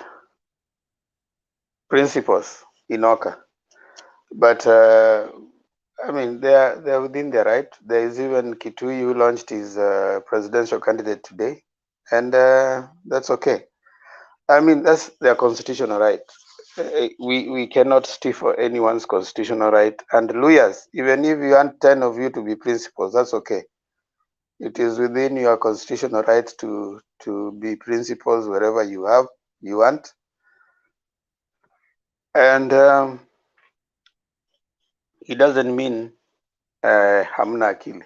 Muko na akili timamu, and you are exercising your we may not find the logic in that, but I mean, be it as it may, you guys are okay. And even on the other sides, anybody who wants to still throw themselves into the ring, you're welcome. It's your constitutional right. We are a constitutional democracy as a country, and that means everyone's right is enshrined in the constitution. So if Oka are comfortable with having even 10 principles, so be it. We don't mind. Let kila mwamba ngoma avute kwake. If Azimio wants to have as many, that's okay. Whichever side. Let's not in any case try to think that it's an affront to reasoning. And Mulumba has apologized for that, but I think the point he's trying to make is already well in that you could do better by recommending one of you as a principal to make it easier for Oka to arrive at a presidential candidate, especially that the three of you are coming from the same side. I think that's the point Mulumbu is trying to make. But Waluya mko tu sawa, mkitaka kuwa watu 20 as principals pale Oka ni sawa. Kitui pia ndio huyu alijitupa kwa nini, pia akitaka kuwa principal kwa Oka ni sawa. I mean, it's your constitutional right. Let's allow my friend Andrew. He has been patiently here waiting. Let's give him time to give his views also.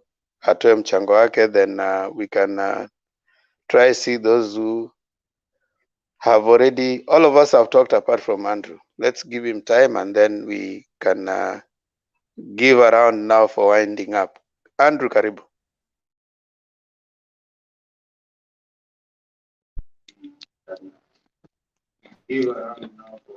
Okay, thank you so much, Themba. And thank you so much, Mutembei, for this beautiful actually discussion about our country in Kenya. And nilikuwa tena nataka nimshukuru sana Mulumba for apologizing for the words he used.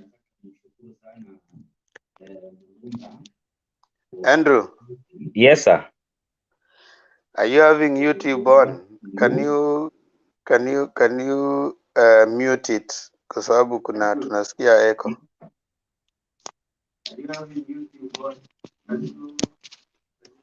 Okay,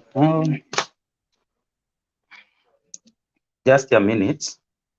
I think there's a problem here.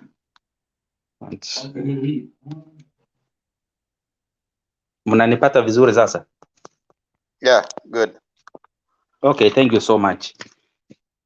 Yeah, I was saying that I want also to thank Mulumba for apologizing for the words he was using, might be blaming about the its own community, Luya. And in that point inakuja tena inaweza kuja kwa hiyo apologizing tena, nataka yeye accept ile ya Linturi Mindiki, kwa sababu hata yeye alikuja baadaye aka apologize for what he used in the Eldoret yesterday, actually not even yesterday, because now I don't know, you know where we are guys, time is different. Labda ilikuwa ni juzi tarehe 8, kwa sababu labda Kenya saa hizi ni tarehe 10. And nikuja kwanza in that point of Madoadoa. I think there is this guy called Harold aliongea hapo mbeleni that UDA is going tomorrow to Bomet or Kericho, and in Bomet we have CCM. CCM ni kwa chama cha Bomet former governor Isaac Ruto. Na pala Isaac Ruto is talking of yeye anataka CCM ikue kutoka chini mpaka juu, from MCA, member of parliament, senator, governor, we talk of women rep as CCM. It's unfortunate that we misquoted what Linturi was talking yesterday or recently in Eldoret, because for him actually, Andrew. Yes, sir. Andrew. Hapo sasa wewe unaanza let me start by saying, do you agree with what Linturi said or you don't?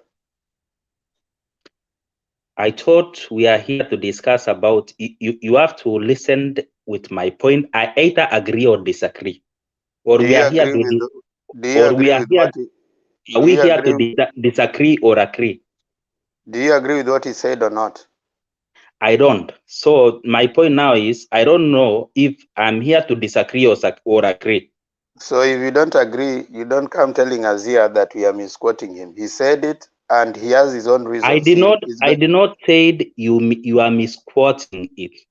I'm saying people were misquoting him. And no, it's not he wasn't misquoted. He said it. So now the So problem now, he said the it. point now with me. And once you start saying that he was misquoted, we have no tolerance for such here. If you come here telling us he was misquoted, I'll just throw you out. Andrew, he has. My friend Themba, Yeah, I mean, you can't come here no, telling us you are not he fair. was misquoted. You are not fair. Why don't you listen to my points? He wasn't misquoted. That is what he said. Is either you agree with what he said or you don't. If you don't agree, you don't start telling us that he was misquoted. That is what he's going to say. I have to elaborate my point. I have to elaborate my point. If I agree with you, I have to state the reasons why I agree with you. If I don't agree with you, I have to say I don't agree with you because of this and this. So I don't know. So you mean now I only have to come and say what Linturi said yesterday? I agree, and then I continue with other points. The thing is, this is the direction, and there's no two ways about this. Whatever Linturi said was wrong, whichever way you look at it. So we don't want someone come here to start telling us, oh, he was misquoted, or he was this. That is for him to go and explain elsewhere, not here. So here you're not coming to explain what Linturi said. If that is what you're here to do, we just, yeah. If you have something else, if you have something else to say, just say it. Forget about Linturi's issue. Just move on to something else. Yeah, I'm trying to think where the fairness comes in if you want to go that direction. There's no fairness in issues of incitement. So if you have anything else you want to say, just say it. Thank you. I think then I'm in a wrong forum. Thank you so much. Go ahead with your discussions. Okay, goodbye. Okay, bye. Bye. It's my turn, eh? Joe. Yeah, Joe, it's your turn. Go ahead. Okay, thank you very much once again, eh? I want to talk about what Mulumbu said and maybe partly what you said, eh? Maybe contradicting what Mulumbu said on the Luya community. I'd like to say that, necessity is the mother of invention. I hope I got it right. The Luya unity has been evasive for a long time since independence.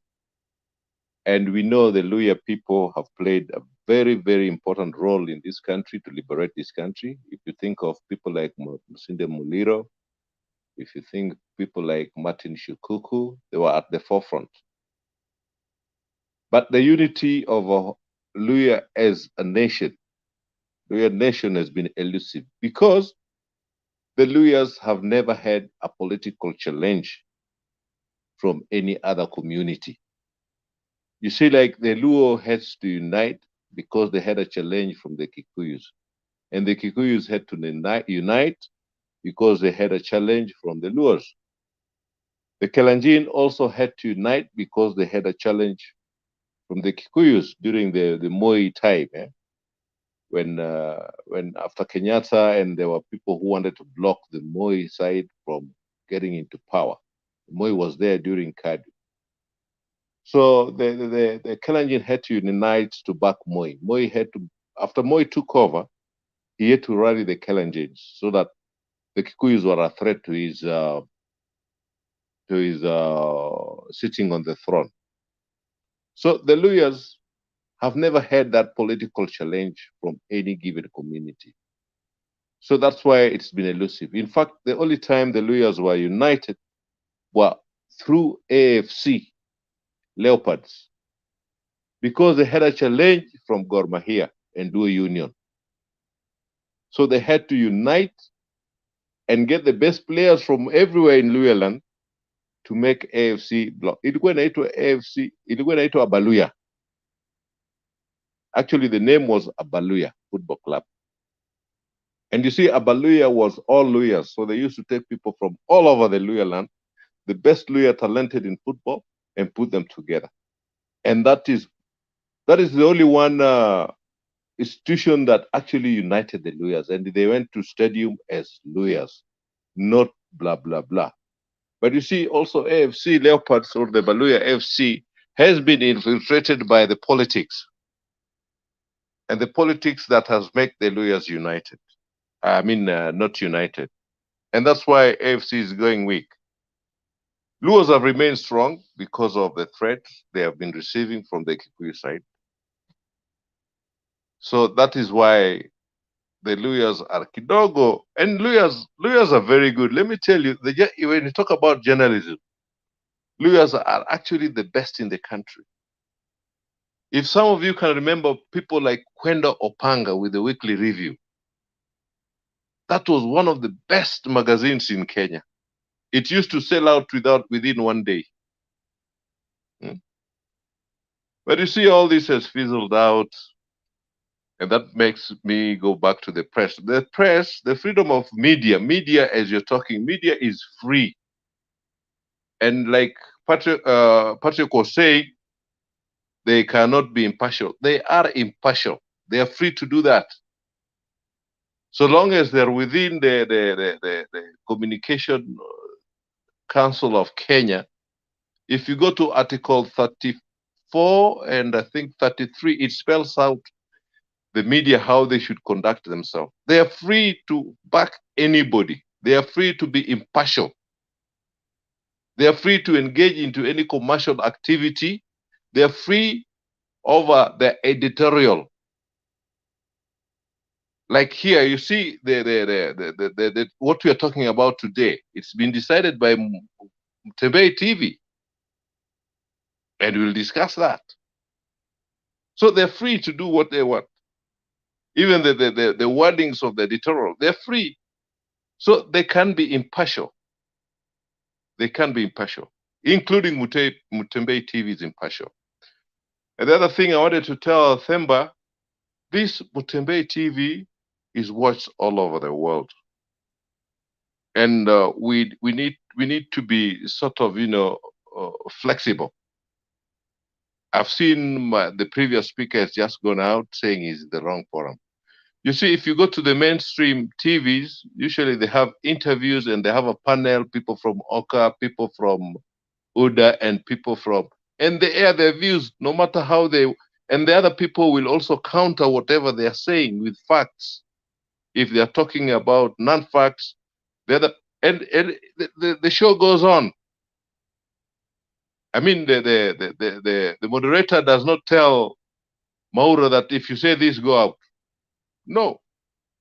Let's be as democratic as possible and let people air their views, at least those people who are against what he's saying and who can rebut what they're saying. They're also here in this forum.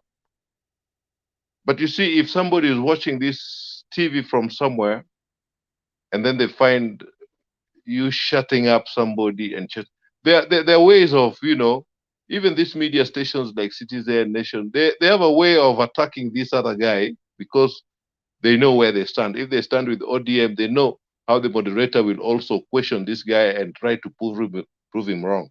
But they don't chase them out of the studio. So I'll request tu kwa niaba tu ya wengine na kadhalika, hata kama nasema urongo, we have seen it in Citizen, we have seen it in the KTN when they have panelists and everybody's jaribu kusema mambo yake tu. It can be rebutted there. And Kenyans are not stupid. They know what is wrong. Joe. Yeah. You are a veteran here. Okay? Yeah. And don't sound like now you want to be the champion for people who come with the outrageous ideas. You have been a veteran here, and you know ICC, you have read about the Rwanda case. Rwanda case started with a radio station tolerating comments, like you're saying. No, I'm saying there's Wait, Joe. Rwanda case where people are educated. It was radio stations that were tolerating what you are calling now. You just tolerate people to talk, then you rebut them. And you see where Rwanda got itself into. In 2007, at the Rift Valley, do you know why a radio presenter won? What was the name of that radio presenter? The short guy. Kas The short FM guy. guy. Do you know why he went to The Hague? Yeah. The short guy. Because Its name is Sang. Because Yeah. of following what you're saying, that now you just entertain people to talk, then we rebut. And then at some point, there was even at The Hague the use of the word Madoadoa. Now, if someone can come here and start saying that, okay, I'm excusing the use of the word Madoadoa, the MP himself has come up and said that was a wrong thing. You see? It has been condemned everywhere. Now you want us to sit here and listen to someone saying Madoadoa was an excuse. Let them go and explain that to NCIC. This forum is not going to debate anyone coming here to say that Madoadoa was a good thing. And then you start telling us it happened. If someone thinks that they can be tolerated at Citizen TV, let them go there. Not here at Matembe TV. And one thing, the debate is clear, is Madoadoa. Now, you can't come here and say that you know what happened in 2007. Then you start here lecturing us of how we should entertain someone to say Madoadoa, the use of it is good. And you know this is an election year, Joe. Now, the problem with the Kenya, sometimes it has been intellectualizing things that are emotive in Kenya. You are now trying to be intellectual. Let's just allow it. Let's just talk. Go and read what happened in Rwanda and how it started. It was an honest and sincere, professional, intellectual discourse in a radio station that made things go from good to worse. It was those who stood by and did nothing. And this forum is not going to be used as a medium of encouraging people who come and say, you know, Linturi was just saying Madoadoa. Madoadoa in the first place appeared at The Hague. Themba, just a point of Let me order. finish, Patriot. Just hold on. Let me finish, and then I'll give you time. So we respect people that come on the forum to give their views, whether you are from UDA, but as a principle, we don't appreciate and tolerate people who want to come and excuse a word that is used in a context of a volatile place, in a volatile year where any word that you say can be taken badly. So we are very professional, and we have done that. We have really been tolerant to everybody, and they have been rebutted. So Joe appearing like now for us, even the person who left, we didn't throw him out. He threw himself out. And Collins was here. He commented. We allowed him to comment, and he told him, okay, on this one, even Collins agreed it was a bad word. That's a UDA member. Then we proceeded on. But people are free to join and leave when they want. Exactly. I haven't thrown anybody out. Even that guy, I didn't throw him. He's the one who said that this is not a best place for me. He left. Am I supposed to go pull him back in? Yeah, but let me tell you, Themba, I've heard what you're saying, and you're very correct. You see, I'm not propagating the Madoadoa comment, what Linturi is saying. That's the one. Sang that you have mentioned, he was actually propagating. He was one of the perpetrators. He was the one who was carrying the message and sending it. That is not what we're doing here. And one thing, I'm not even supporting Linturi. I had said it in my earlier speech. I said it from Watainga angle. It is wrong. So why would you encourage someone who comes and says that Linturi was misquoted? How would you encourage that? Yeah, just let me talk. What I'm trying to say here, the topic here is Madoadoa. So let's find the views from both sides. What they say. Joe, just a second, Joe. We can easily put them down with what they're saying. It's like any other debate we have here every day. That somebody talks what he thinks that UDA is doing right, bottom up, or not. So let them talk what we think of what they're saying No, about no, we are not going, and Joe, that is your view. We are not going to allow anyone who is coming here to excuse Madoadoa. That is period. Okay. Patriot. You see, you have cut me short.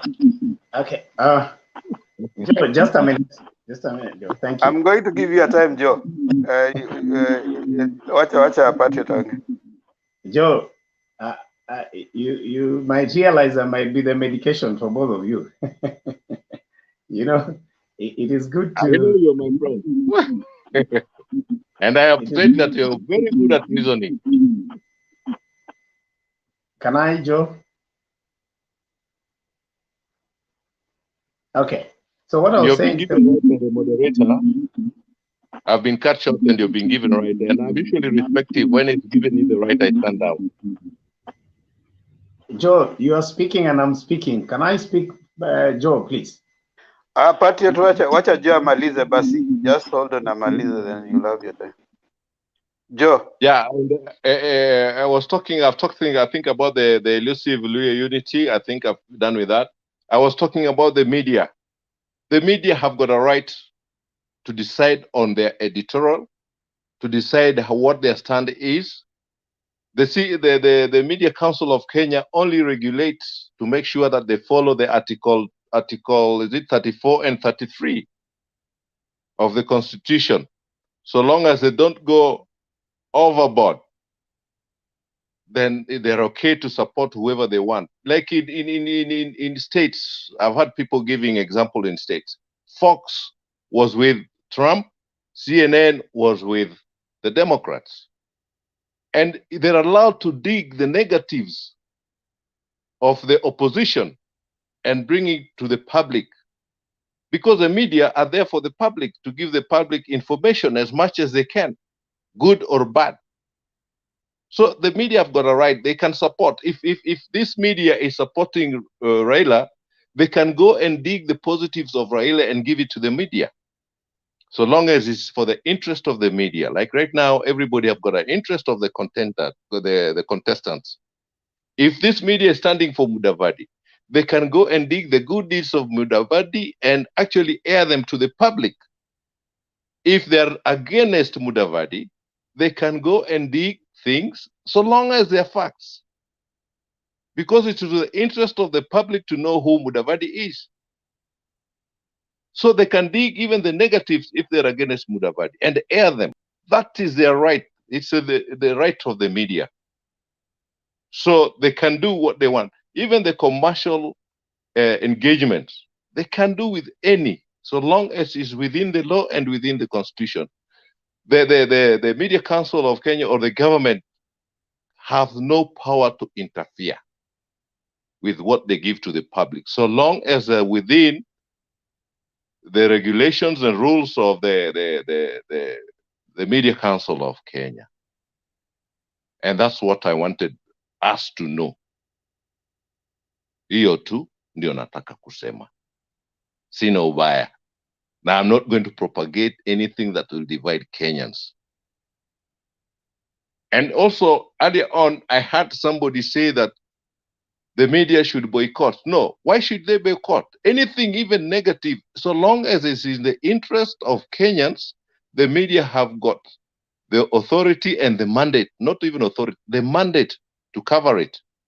If people are killing other people in anywhere, I mean, the media should tell the public, this is what is happening, and it's happening because of so-and-so or because of this group, like the Mungiki. The media has the mandate to go and cover what they're doing so that the public can know that this group is bad. But you don't boycott. Boycotting, you'll be failing in the mandate. You're supposed to give the citizen the information, what is happening in their country, be it economic, political, social, anything. The positive and the negatives. So there's nothing like a boycott, I'm not going to Ruto. No, people want to hear. Ruto is a main person in this country. What he's doing, what he's saying, he's inciting people. All the media should be there. And let the public know. That is their mandate. Asante Patriot, you can now go ahead. Nimemaliza Bwana Themba. Kwa uzuri sina ubaya. Ngoja Patriot. Hold on. Thank you, Joe, for your submission. If you came late, we had given direction that we are not here to listen to anybody coming to tell us that Madoadoa was a good thing. It is for Linturi to go and explain to NCIC what he meant. We know Madoadoa as just like if you have been bitten by a black snake before. If someone, even if they come with a false one and they show it to you, it evokes bad memories. The Rift Valley was a hot spot for the issue of Madoadoa thing. So going there and saying it, whatever reason you have, and as a professional forum, we don't want here people coming in and telling us that they support such because of their freedom of speech. Your freedom of thought and speech ends where the rights of other people end. So we want, as a Kenya, to think Kenya, not to think me. So that's where we started. And we have not thrown anyone out. I've seen Captain on the forum saying that we threw him out. Captain, I made you join and then you left yourself. So you don't leave and then you come saying you've been thrown out. You put your request in and I can even give you the link if you want to come back in, as long as you stick by the rules. But if you are coming to the forum to say that Madoadoa is a good thing, sorry, we are not going to hear that here today. So thank you. But if you want to come, you can come in. Captain, you threw yourself out, not me. Even Andrew has thrown himself out. He said goodbye. It is your bundles, maybe you bundles zako zilisha and you decided that that was an easier way for you to go. So I cannot go. Even Joe, ukitoka, mimi sitakuja kutafuta, si link iko, you join, ni bande yako, ni wakati wako. So it's at your own expense that you join. And it is at your own freedom to leave when you want to leave. Captain Robani, wewe ni veteran kwa hii channel, honestly. You cannot, and you are a UDA person and a veteran person. I don't know why you are causing issues on the comment. We have always listened to you. Fred Kasuri, karibu. Let's listen to you and then we can listen to others who have talked all the while. No, Bernard, I was on to No, ask. Patriot, wacha tusikize wala wajaongea kwanza, then you come back to you. Fred No, those are, Kasudi. I wanted to speak. Fred Kasudi. wase patriot wase soleka kufwezi kwa lomba namwe auke holome loma Hiyo ni pa lugha gani muja. bana? Ongea lugha ya taifa. I'm just giving him my few of time. I will speak small and then I finish it. Patriot, go Okay. on. Okay. Haya, umepatia time yako. Yeah, I think we have to continue being honest to each other here for us to continue making the good progress. And I like the fact that this TV is watched by everybody across the world. It remains as evidence for whatever we dispense here. That's why I feel personally, it is an opportunity to dispense some of these things in the right way. Ngoja kidogo Patriot. Captain, link nimetuma kama unataka kujoin, wewe join. Yeah, so allow me to take a different position in as far as Themba and Joe's discussion is concerned. I think both of you are right, and I wanted to say the following. The fact that Madoadoa was put as a topic of discussion, then it becomes a little bit hard to limit which direction one would make a discussion over, now that it's a topic for discussion. Number two, Joe, what he seems to say, in my view also, I think what he's saying is that if you allowed these brothers of ours to speak out whatever they are speaking, it will be good for us to know how to deal with it. Because when you understand what your opponent, how your opponent wants to deal with a common issue, I think that opportunity of information, it needs to be seized so that you know exactly how to describe your opponent, where he's wrong, then you can correct him. So I also agree with you, Themba, that this is a very emotive issue, but the fact that it was brought as a topic of discussion, you know, because it's here. They have said we discuss about Madoadoa.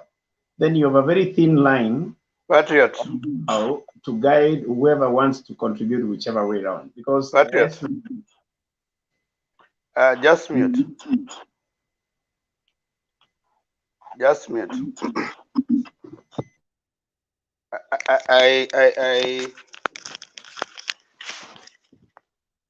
I think we have rested that thing. Let's proceed on. Fred Kasudi, you. Okay. Thank you, Demba. Thank you very much.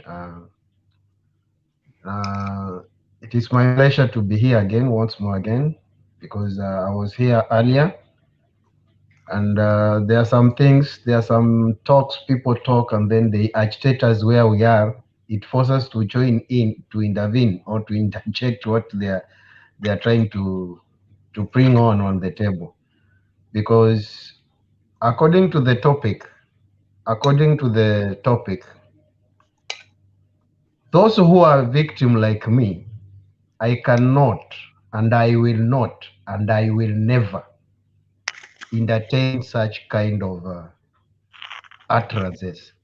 And I opined in this platform, I think 1 day ago. I said that whatever has cost you for so many years to build, you can destroy it on a twinkle of an eye. Twinkle of an eye, you destroy it, and it will cost you. For you to recover, it will cost you. And in politics, you cannot tell me that something happens accidentally, abruptly, at a mere instant. No. Everything in politics is very well planned, very well articulated, very well executed to achieve a certain objective. So before we start to interrogate all these things, what was the motive? What was the objective? What was the intent? That word, because there are so many good words outside there that my good senator could use, rather than invoking to start to play with the emotions of people, because wewe huwezi ukaenda kuanza kubwenyeza, kuanza kuchokora kitonda. Yani ule mtu ashawahi konjeka kidonda, yani ama jibu, yeye ndiye anaweza kujua uchungu ambao wenye huko, kwa sababu wewe, it seems like you are dancing on the graves of people who encountered. And then this thing Madoadoa, it didn't start 2007. No, Madoadoa started in the year 1992. Those people who are there, they can bear me witness. It started in the year 1992, whereby somewhere somebody and then say that Madoadoa yote yenye iko Rift Valley ing'olewe, itolewe. And people, they were evicted, people, they lost their life, nyumba mali iliporwa, the same thing ikakuja ikarudia 2007. Me, I was living in somewhere in Mount Kenya, and then when those people saw the way their people are being mistreated, they are being harassed, even we lost our job. We don't say that, we don't pretend that there was nothing happens because of that small thing. Madoadoa, we don't need Madoadoa. We lost our jobs, we went home, my friend, that was a very bad utterances ever. And for that only that good reason, I don't think if at all they will recover, because they have raised something that it will cost them. For this season, this 6 month or 8 month to election, it will cost them, because they will be put on task to each and every utterances. They will be scrutinized. They are going to be monitored. Each and every rally they go there, they will be monitored, very well monitored, because the whole instrument of power is in position to make sure that the country remain united, and it has a conducive environment where the election will be held in a good manner, and people, they will elect their leaders, and whom they don't elect, those who fail, they accept it. Those who will win, they accept it, and life goes on.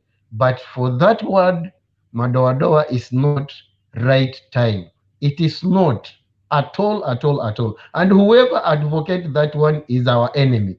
Is the enemy of country, is the enemy of the people of Kenya, because it seems like you are advocating the evils that were done at that particular time. And that one, even the Bible tells me that it's not allowed, because when the righteous person leads the country, the people of the land enjoys the fruits of the nation. And when the wicked rules over the land, they rule by iron, by the sword. And you know the work of the sword. So we don't want to go there. Remember, we don't want to go there. That one is a bottom line, and we don't want to hear such kind of utterances that people are advocating, and then say they try to twist it to make what we had a good word to use it. Wewe kama ulikuwa unataka kuambia watu chakueni suti inaeleweka, watu wangelijua ni nini wanafanya, lakini the own son, okay, for example, now you are just turning people against their own children, because in real sense, vile tukisikiza vile wengi wao wamekuwa wakisema, wakiadvocate that kulikuwa kunasemekana because it is a UDA zone. Sasa walikuwa wana trace wale watu wenye wako Rift Valley. Inamaanisha nini? Mnaamusha chuki kati ya watoto wenu nyinyi wenyewe. Wewe umezaa watoto, umewalea, alafu unakuja unaanza kupendelea mtoto mmoja, unasema huyu ni wa maana, huyu si wa maana. Na kama huyu hatafuata huyu, basi huyu hastahili kuwa katika hii jamii. Unaona hiyo kitu si mzuri, by the way. Hata kama tunasema ati nini, si mzuri, kwa sababu at the end of the day temperature inakuwa raised against the children of the valleys themselves, because ukisikia ati fulani hatumtaki, alafu mwingine anaenda to an extent anaambia mwingine huyu anastahili kurudishwa kwao Punjabi.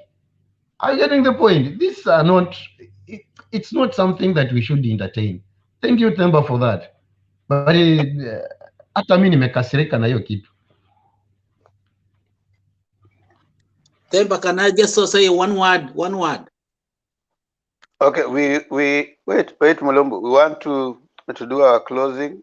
We are at 7 hours 42 minutes. We are almost being kicked out of YouTube.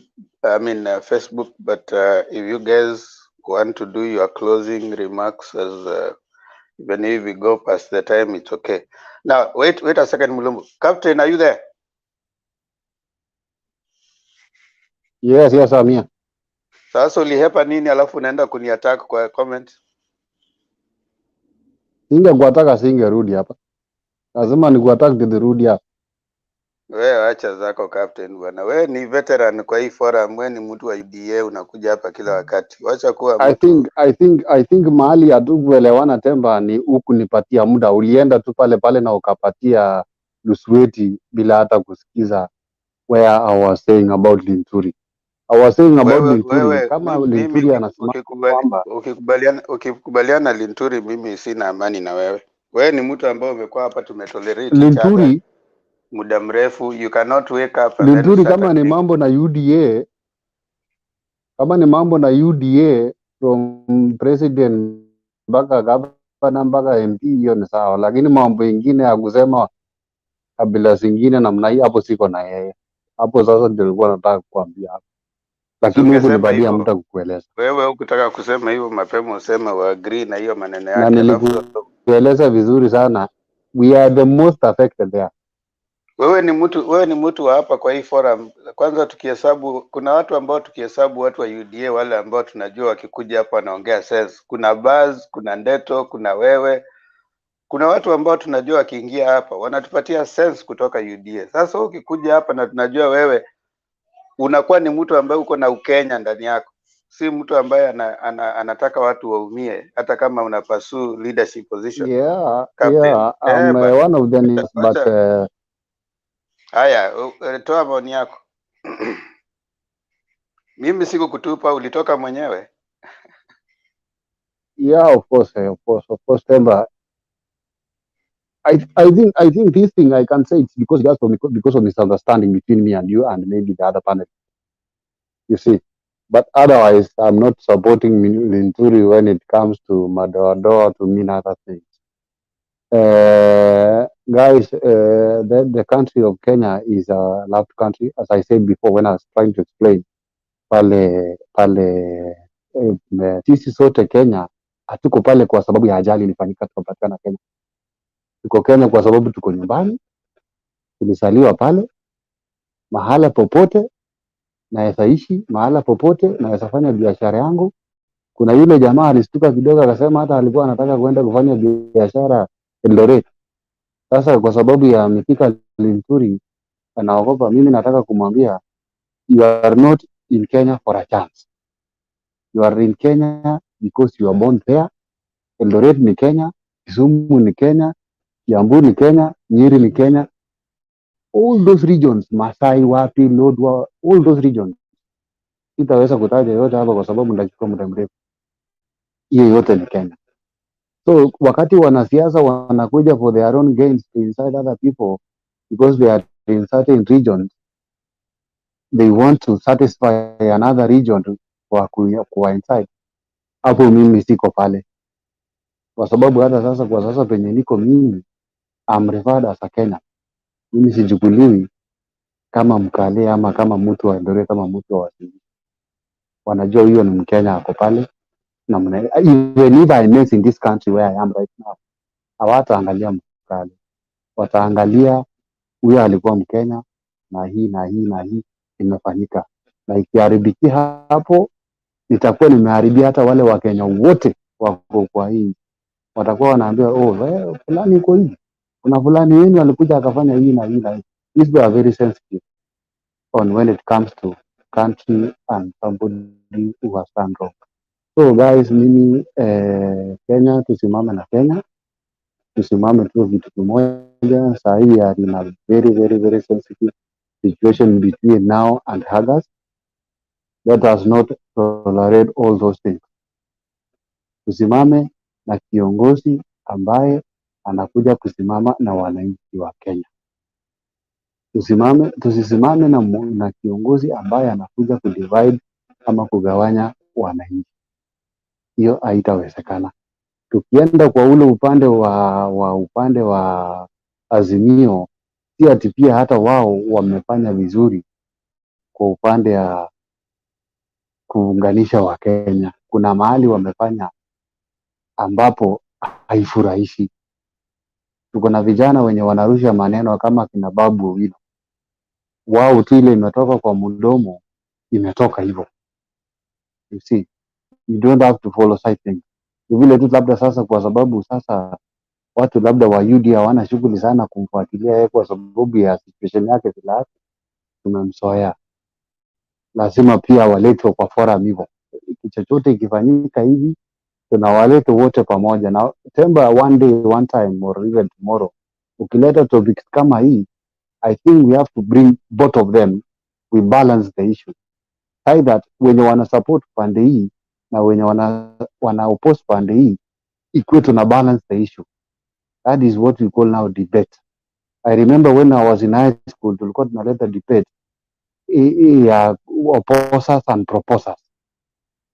like what is happening in our government right now. We have opposition and that the other side of the ruling party. So we did that in school before. So when you bring like this one for Madoadoa, I think is re-emerging again in our political parties, intolerance. We have to see again what has the other side which has done that is tolerance to other people. What is that? You see, if UDA has done intolerance in Eldoret, what was done in Kasarani? Ile mwanamke wa Kirinyaga MP alifanyiwa vizuri wakati anaambiwa asiingie kiwanja, ndio akasema kama mnafanya hivi, kama hatumjaingia State House, mkiingia State House, how will it be? I think you have to bring here. We have our own brother in Canada, Miguna is not in the country, not because he like to be in Canada, lakini ako kwa Canada huko because of I don't know what happened. All of you understand. I cannot say that. We have to bring some things we discuss because when Miguna is out of the country, it was such a situation like right now where we are. Wakati alielekea kuapisha baba, ndio ilikuwa sasa mwaka kama hizi ile tunaelekea. So we have to weigh such situations. We have so many topics to discuss in this forum, and I think you have to look in them for now in a way that it balances. Unaona kama yule jamaa wangu yeye ametoka tu kwa sababu tumekuwa tukidiscuss sio kwa hii forum. Outside this forum kuna forums zingine tuna discuss, tuna hata WhatsApp groups and whatever, tunasema hiyo Mtembei TV iko aje namna gani. So some people, I think you remember even Temba, there's a day, you know Temba or Bernard, there's a day kuna jamaa alisema hii topic sijui ni ya Wajaluo peke yao. I came in myself and I stand firm na nikasema mimi ni Mkale na napatiwanga nafasi huwa ninaongea. Are you seeing? So don't think that hii group ina discussiwa mahali. Let's balance the issues. This forum is not for you, Temba. This forum is not for you, Bernard. This forum is not for Captain. It's not for Joe, Godfrey, Princess, whoever, or Stone Picker na wale wengine wote agana play. This forum is for all of us. It's for all of us. We share our own issues here. We discuss. We get the best Kenya that we want. As you can see, those people who are in other countries, the way they are talking, you can feel something. There is another forum also. One of our own Kalenjin is running by the name David. Is in Germany. In fact, has he been given a Kalenjin name because he's from Germany. The name comes to be a Kalenjin that Jurman, Tamani. So that guy is running a Kalenjin forum and he was strictly condemning Duale when Duale was saying, in my own community, a woman cannot speak to a man. Na tulidiscuss na tukaelewana vizuri sana. Iko mpaka kwa Twitter na Facebook ina run more than 10 people. I don't know. Sijui chaba unaelewa sababu inakuwa more than 10 people ni watu wa IT mnaelewa hiyo maneno. So sio hii forum peke yake tuko. So we have to balance all the forums and Temba we have to at least see. Ukishasoma mtu lengo yake ni ama hii, please unampatia time, then thereafter before release kwa forum atoke. Kosoa hivi against Stone PK Princess, sisi wote tuulize, wewe unakubali hivi na hivi? Ule mtu tunamcorrect pole kidogo, tunafanya panel beating mpaka anakubaliana na serikali vile inafaa, mpaka anakubaliana na kila mwananchi vile anataka. Unaona? And at the end of the day we love a beautiful Kenya that we want. Sina maneno mingi sana, wacha tusikize. Asanteni. Sasa tumekusikia. Now I want us to take our final closing remarks now that everyone has spoken, and we'll start with Mulumbu. He was in a hurry. Mulumbu, toa maoni yako alafu utoe pia maoni yako ya mwisho dakika mbili. Yeah, thank you Tempa. Mimi kitu ningesema ni kimoja. You know, wale watu ambao hawajaathirika na hii mambo ya madoadoa ndio naona nakujanga hapa wanataka kuongea hii habari ya madoadoa. Me myself karibu nikate kichwa na watoto wangu watatu. When it came, watoto kaniambia baba, Mungiki tayari wameingia kwa nyumba, kwa plot. Niliwaambia sasa watoto wangu, what can I do? Nilikauka kwa kitanda. I knew that I'm dead. Hii mambo ya madoadoa. Kwa hivyo when somebody comes here anasema ana support mtu wa madoadoa, is not accepted. We shouldn't even talk about it. Sasa mtu kama Patriot na Joe wakisema kwamba how you guys, I think you never tested it. Mimi nikimbia Nairobi nikaenda kajificha Syokimau. Remember, protect me. I've never supported Madoadoa. Please don't misquote me. Don't misquote me. Please, Yes, protect me. Tulia. Okay. Wewe ulijaribu kutetea ati sijui. No, it was very well. Ukiwa natetea mambo ya madoadoa, then you have now point to tell us. Kama wanakuja because you are support you are far away, unashutumu hilo jambo. Hii jamaa hakuongea, ni mwanachama wangu wa UDA, but what he said is not accepted. But if you come here telling us that you support, then we are not with you, because you don't know what we went through. Haujui vile watu wanaumia. People died, man. People lost everything. Wengine sahi waligeuka wazimu because they cannot recover what they had. Then you come here tell us you una support.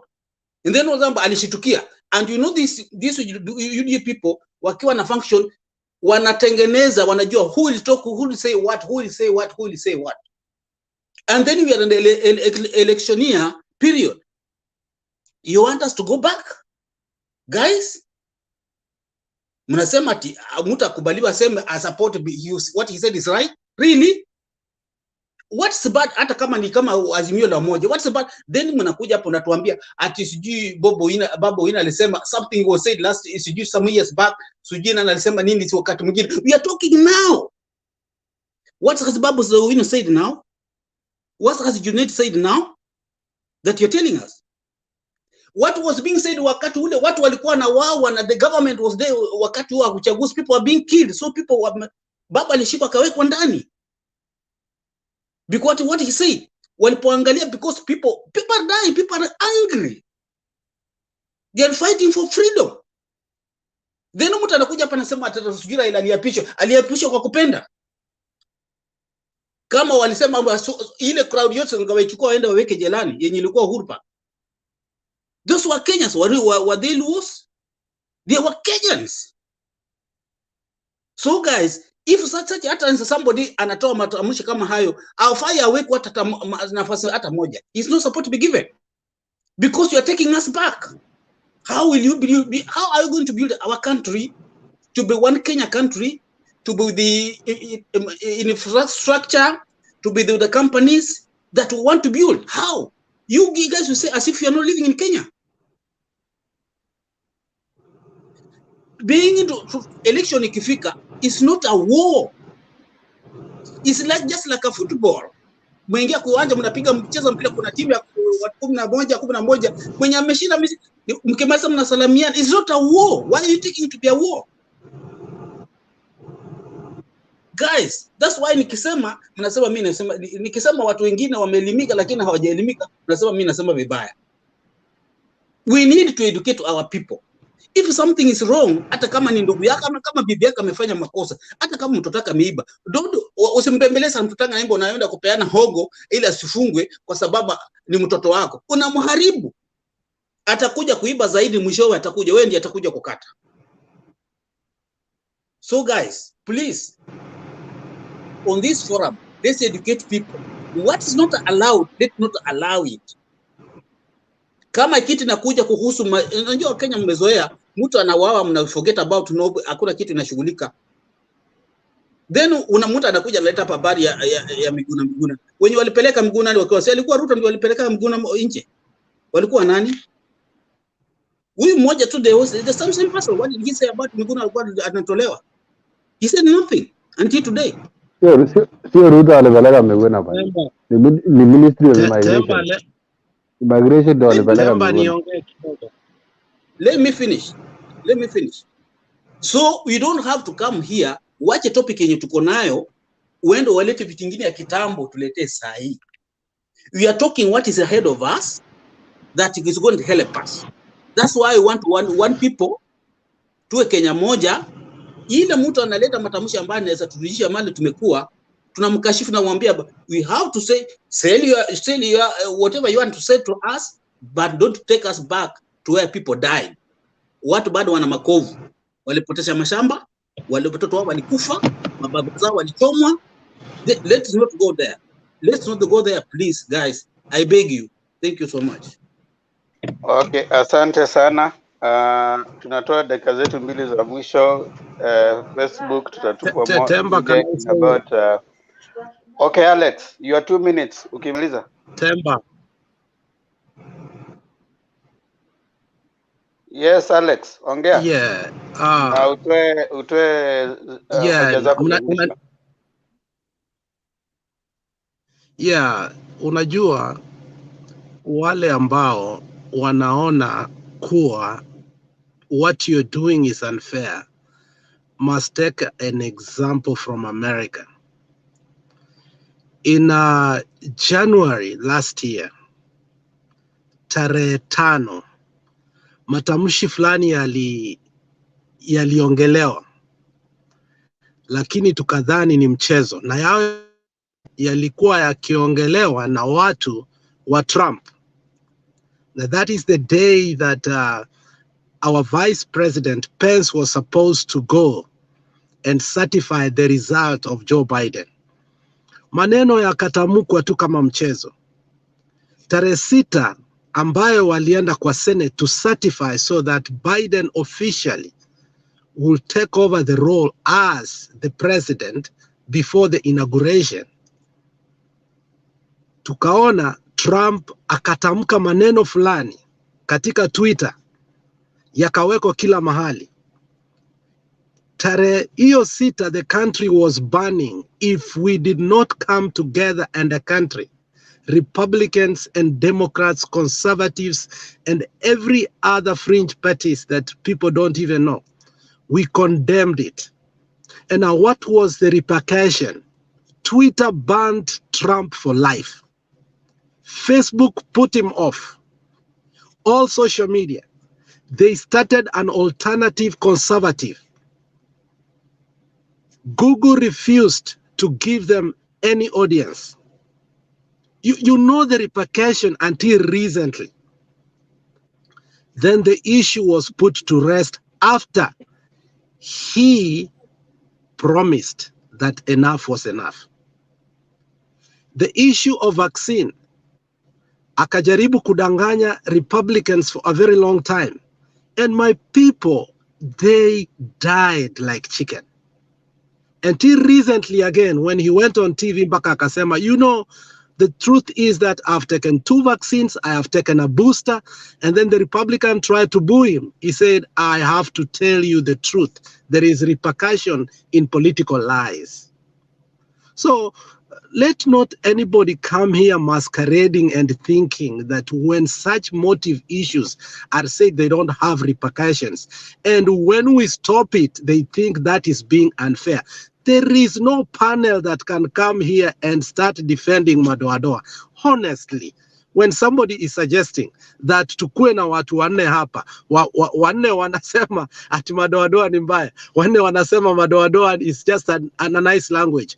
You can't allow such debates in a civilized society. Let's be honest, this country called America, the greatest democracy with the greatest security, on the 6th, we saw it. Well choreographed, well organized, because of perpetual lies, small things that we were massaging. In a minute, people entered the safest places. The safest places. People who are protected were hiding under tables. They ran, you know. So how about our people who are just without security in Eldoret when such things are being said? My friend, there is no way we can allow that. Let us agree to disagree agreeably that the issue of Madoadoa is not negotiable. You cannot sit down as a Alex, panel and start discussing it. Alex, Yes. there was even death there on There that was day. death. There was death because Trump said something that was so innocent. Now there is an investigation. And I'm telling you, you will see come when that investigation will finish.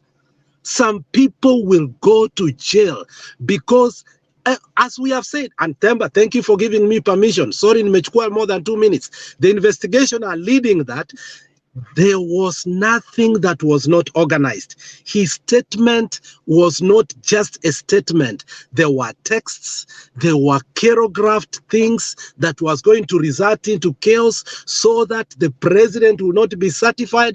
People could fear so that they could overturn election. So there was nothing was that coincidence. So this issue could say, this just words. I disagree. Any meeting in politics, there is no coincidence. So let us agree here, Bwana. There are innocent people, children, who will live to see another day, who have never had an opportunity to come to Mtembei and even utter a word, whose future is full. So, I mean, when Themba says, okay, we agreed. It's not him who said. At some point, Bernard entertained it for a very long time. Today, I've been in the show on and off because of, I don't know, come on internet, but Bernard entertained it for 2 or 3 hours until the discussion was going wayward. Those who are here from earlier will tell you. And I think Themba listened patiently. But when he came in, as he said this, honestly, we have exhausted and we have seen where this is leading. And those who are propagating this issue of Madoadoa, when they were given an opportunity, there was nothing they could justify than even say, Madoadoa ni Mishra, Madoadoa ni huyu. They started personalizing it, which is even more worse. So, my friend, this is the thing. We must agree that hakuna mtu antakana kuita mwingine madoadoa. Civilized countries like Rwanda, you cannot call somebody a lizard anymore after the genocide. In this country, if you say anything about the genocide that happened to the Jews during the Nazis, you will resign and go to jail. There is no question about it. In Bosnia right now, as we are talking about Herzegovina, there are things you cannot do because they know bloodshed was. And as I said before, we have not seen the full extent of what happened. We must demand to the media to show us the pictures and the extent of the damage that was done, because I think we are so ignorant of what truly happened. People have not read the book, The Scars of a Nation. I read that book. I did not finish it. I'm an avid reader, but that book made me know that there are books you cannot finish reading. So let's not joke with this. Lives were lost. It was not politics. It was planned murder. And because of hatred, not because of politics. It was not competition of politics. It became true hatred. And I think this is what we are seeing that is happening. Thank you so much. Okay, Alex, thank you. let me come I in. cannot. On I that very cannot. same day of the same rally, some people were admitted at referral hospital, which I know maybe the media are not saying, but I know it personally because it is my area. 2 people were admitted at referral hospital because of such. Maybe those people maybe were supporting Mishra, and Mishra has been attacked on the other side. So that is why media should tell us the truth. The thing affects a lot. The thing affects a lot, and not that we are supporting. I'm still following on the two guys who are admitted because of being on the other side of the other person. So when it comes to those Madoadoa, it affected the other day, and media was not showing us who are those people. Yeah, thank you, Captain. When I came here, I said the first thing for me, kuna Ukenya which I want us to develop in this forum. Ukenya. Ukenya means that tuko na amani, upendo na umoja na undugu. It doesn't mean that we belong to one basket of politics. But Ukenya. Ukenya lazima uwe na utu. When you hear that people died, hiyo ni utu. If it touches you that people died, hiyo ni utu. You know, if you don't have utu, for you, you can still, I said when I came in that I'm not going to tolerate anyone who is going to say that the use of Madoadoa was even justifiable. Even a discussion on it, on whether it was justifiable. If you want to come tell me that now, let's discuss if it was justifiable or not. You cannot reason someone, and I said here 2 days ago, you cannot reason someone out of what they were not reasoned into. Anybody coming in to start by saying that, oh, we can excuse him, that is for Linturi to go and sort out with the NCIC and the court, not us. For us here, we are saying we are condemning the saying. In that context, it was wrong. So as a person and Utu who knows the history of Kenya and post-election violence, you start first of all from condemning that. Then you make your point about other things. We don't want everybody to be Azimio, and we don't want everybody to be Yuda or Oka. We are here to debate, but as Kenyans and as people who care about Kenya, because we are friends of Kenya. Some guys come from Uganda, others from Tanzania, but they are friends of Kenya. So when you come here and you don't communicate Utu, it means that even talking to you, debating with you, we are not just here to pass time. You can't come here, stay for 8 hours just because you want to talk to someone who is saying that Madoadoa is good. I mean, that's a waste of our time. Captain Rubani here comes from Yuda. We respect his views, and he defends Ruto wherever he can. Baz comes here every time, a very reasonable man. He supports Ruto. Ndeto comes here. We have never told them now you should stop whatever. No. But Utu means that there's humanness that combines all of us as Kenyans. If you don't have that, why should I waste my time even giving you an ear? Because you don't think the people who lost their livelihoods, who lost their farms, who lost their homes, who lived in tents, who lost their homes, they lost their loved ones, they don't matter. The only person that matters is the politician for you. And that's the person you want to come here and start defending, that this is what he meant. How about that person who doesn't know what was meant and is going to chase his neighbor? That means you don't have Utu. And then you want us to come here, give you an ear. Let me be bad, I'm okay. I don't mind being bad, if that is being bad. Yes, I'm bad, because I care about the rights of every Kenyan, not the politician. A politician will come today, listen, that Linturi said whatever he said, he'll be taken to whatever court he's taken, he'll pay. Tomorrow he'll be out. But the people who will have lost their homes because of what he has said, who will refund them? So when you come here and then you're telling us, oh, we need to just debate. Go start another channel and debate with the people who are like-minded, those who don't care about other Kenyans. Not on my watch. If I'm bad, let me be bad. I accept and I take it. So let's continue with our final submissions. I want to bring in Captain. 2 minutes za mwisho.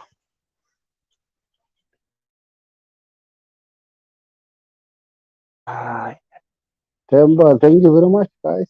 Thank you very much, Alex Remba, mbona mimi and Mulumbu. unanivukavuka tu? Si tutakuja kwako, si wewe ni uko juu, watu wa mwisho mwisho huko jamani, princess. Ni aje? Sawa. Captain, endelea. Okay. I was saying thank you very much, guys. Like Alex, nimesikia vile ameongea submission yake from the side of view of America. And what I can say, guys, penye tunaelekea sasa hapo Kenya, we are in what we call ICU. Sahizi huko Netherlands wamefungua tu macho hivi, wanaangalia tuko namna gani, na kwa wenzetu wale wamewahi umwa na nyoka na wanajijua, na tena wanataka waliumwa na nyoka juzi Saturday Friday, wakiwa na hiyo rally, waangalie sana matamshi na waangalie sana jirani yake mwenye anaishi. Usije tukawa kila mara baada ya miaka 5 ama miaka 4 kuelekea 5 inakuwa sisi ndio tuko pale kwa TV au Uasin Gishu, sijui Rift Valley, Uasin Gishu, Rift Valley, Kiambu nini. Hiyo maneno sio maneno mzuri. Tukiwa hapa, singependa sana turudi kwa uchaguzi zile zilizopita. Ndio tukiangalia uchaguzi zetu zote zile zilizopita, imekuwa na mushkili sana. Tumekuwa na mambo mengi sana ambapo sio maneno mzuri. Let's make ourselves busy and try to bring in our brothers and sisters who might be having different views. We discuss such things to avoid idleness and a way whereby somebody can think negatively against his or our neighbor. I was saying this that from the group that we are in, for the Thedos group, there are some new guys who are admitted right now in Parol. I'm not saying in this forum that it's 100% admitted until I get the photos myself, until I see them. But it was because of inside wars that, let me say, ile vita kati ya Wakalenjin wenyewe, ambapo huyu au support huyu, wewe au support huyu. So ikawa tena sasa yule jamaa Mishra hakuonekana hiyo siku ya Friday, na ni kama supporters wake walikuwa pale wakawa attacked, ama wale mwenye anaonekana kuwa governor anakuwa na ushindani mkubwa sana, anakuwa na supporters wengi, supporters wake wakawa attacked, so wakawa admitted to Parol. Leo tulikuwa tunaongea na jamaa mmoja hapo tu mwenye ana deal na hiyo maneno wa hapo drive-in side ya Delaru. Kazi yake ni hapo tu, ni askari. Sasa alikuwa anajeleza hiyo maneno, but hata yeye bado anafuatilia tuone ukweli. So ikija ukweli, we have to bring in, because this UDA thing of nomination is bringing in a lot of issues, na hapo ndio ilileta shida, kwa sababu mimi niko na bana ya ule mtu wangu na msupport, huyu ako na bana yake wa mtu wake ana support, so tuna clash katikati ya uwanja, na mpaka sasa ikakuja ikawa ni vita. So as much as we are talking of hiyo we are against Madoadoa thing, also inside our own tribe we should stop all things. As you know, Kalenjin community is a very large community that we have like almost 9 of tribes. But I assure you guys, these 9 tribes, they are not together. They are fighting by themselves. Wanapigana wao wenyewe. So ikifika sasa kama upande wa governor, inakuwa wanasema hii town tunatawalwa na kabila gani, ambapo sasa unaona inakuja inaleta vita kama hiyo unaona sasa ilishuhudiwa juzi. Sichukue muda mrefu sana, kwa sababu I see time ile tunapatiwanga kwa forum inaenda sana. Let the other panelists also to contribute, and then maybe when we are off the online thing or the TV thing, we talk from there and beyond. No problem. Temba, okay. Asante Captain Rubani. Stone PK.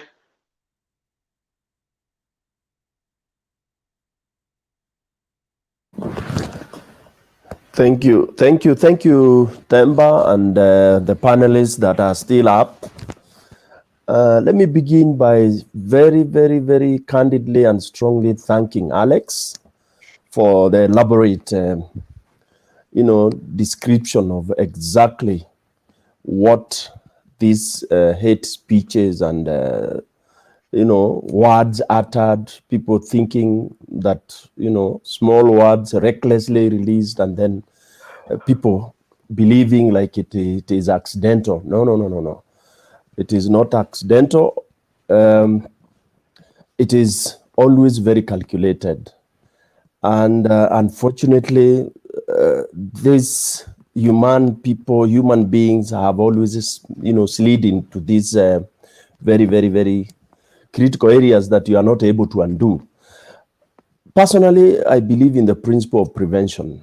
In any way, anything I do, I'd rather prevent than beginning to start. Oh, let us correct this, let's do this. I'm happy Captain has given examples of people who are already in hospital right now. They are suffering. Okay, maybe they have their limbs broken, maybe they have them permanent damage done just because of recklessness and carelessness of these Kenyans we call politicians. Themba, you've just put it very well, that Lintuli is there, is a senator, is rich, he has money gotten from wherever he has gotten it from. He will go through it. He will sleep there. He will not sleep like me and you. Once you are arrested, you are on the floor. Probably he's in a very well prepared room as a formality, and then tomorrow he records a statement and probably is charged, he's paid to, he pays the bond and he's out. But how about people who may have gotten injured out of his very reckless statements? So for me, I believe we try to prevent all these things. Secondly, I worry a lot about my country, Kenya, especially my people. Kenyans, we are so reckless. And when I put this as a sweeping statement, I mean it. I mean, I've lived here for a while. Because until it is you don't care about the other person. That's why it's very hard to achieve these principles we are talking about. Utu. I don't know what became of this country. I don't know whether it was like that from the inception, because there is simmering hate. Because hate does not develop today at Nasema Kawad Leo and then people start killing each other. The way we treat fellow Kenyans, the vigor we beat a fellow Kenyan, like during the UDA meeting, I saw somebody being beaten on the other side. They were showing it, but somehow the media tried to downplay it. There's a guy there who was beaten thoroughly. For whatever reason, would a Kenyan lift heavy things, metal, kanyanga mutu, as if, whether he was a pickpocket, as people are trying to, I could hear some UDA guys trying to cover up and saying that in the pickpocket and all that. Kwani amepick nini? Siko polisi. Why do we really, emerge so bitter and start, killing our own brothers, whom we are saying they are brothers? So for me, in Kenya, all these are elusive. And that's why in Kenya, I hate democracy. Because we were not mature for democracy. Democracy works only on people who are human, people who have the actual human qualities. Ile ya kupendana, ile ya kuangalia binadamu mwenzako kama mtu. All right? But in Kenya, I don't think we are mature for that. As much as we say, oh, let's try to, to tolerate each other. How do you tolerate people when you look at all the rallies? UDA rallies are full of hate.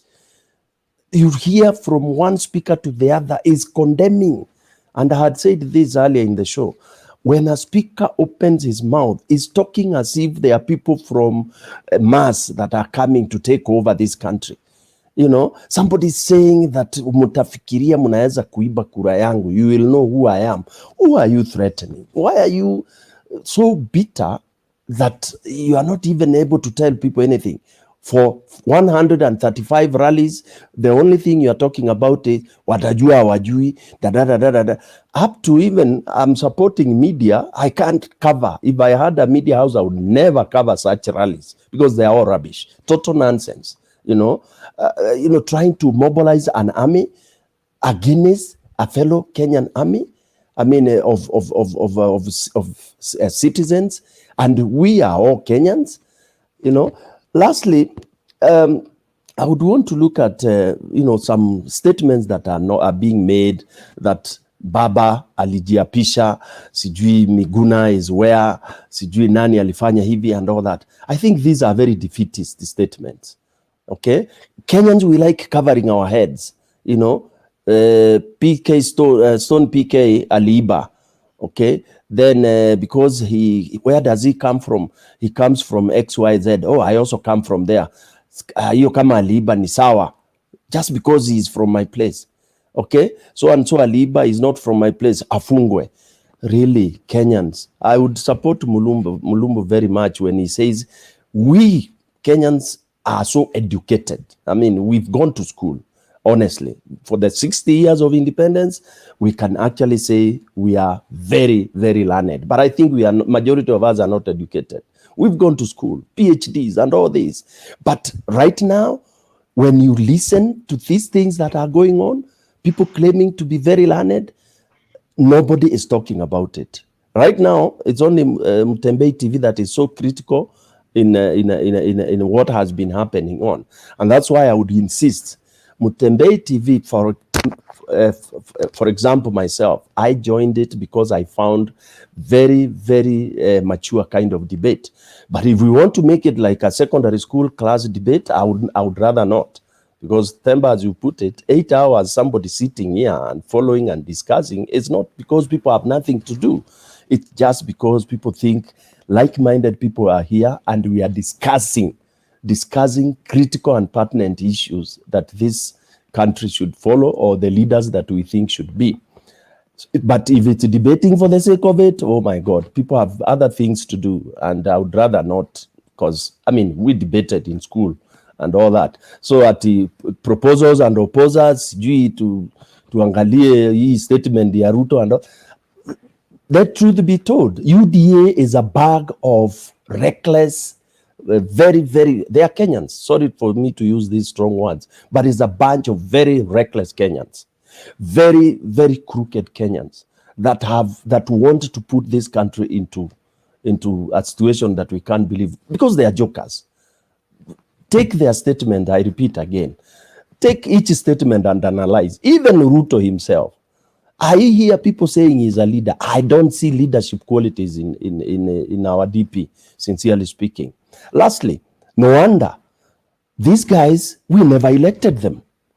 Jubilee never won elections. And that's a fact that Kenyans don't want to admit, because I hear people talking, oh, unajua election ilikuwa na Muski. Which Muski?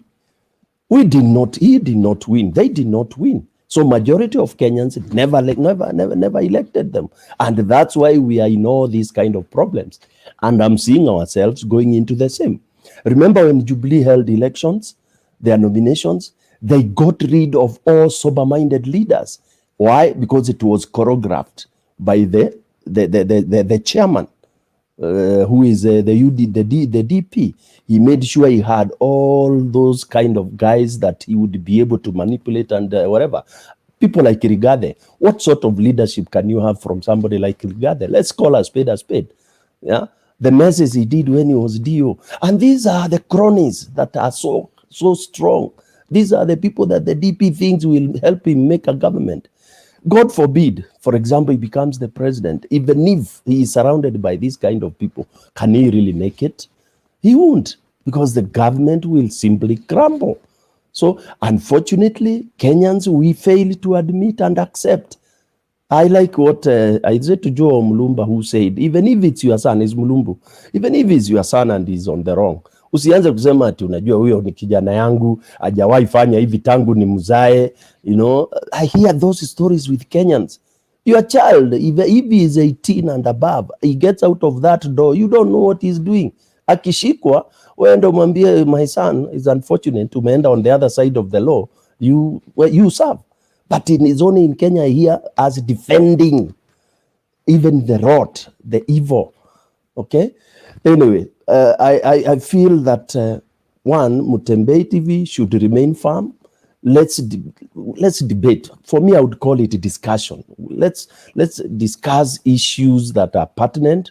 It's not a matter of opposition and proposition and sijui my mother is better than father and all that. we discuss issues. That is, anybody coming here to rattle the ship, Themba, Ben, mtu atoke tu aende. There are other forums za mchezo mingi, yeah, na kurukaruka na kuanza kusema hizo ma bottoms up and all that. But for us here, I would want us to be very patriotic, to discuss, suggest ways, because as we said, we have very big audience.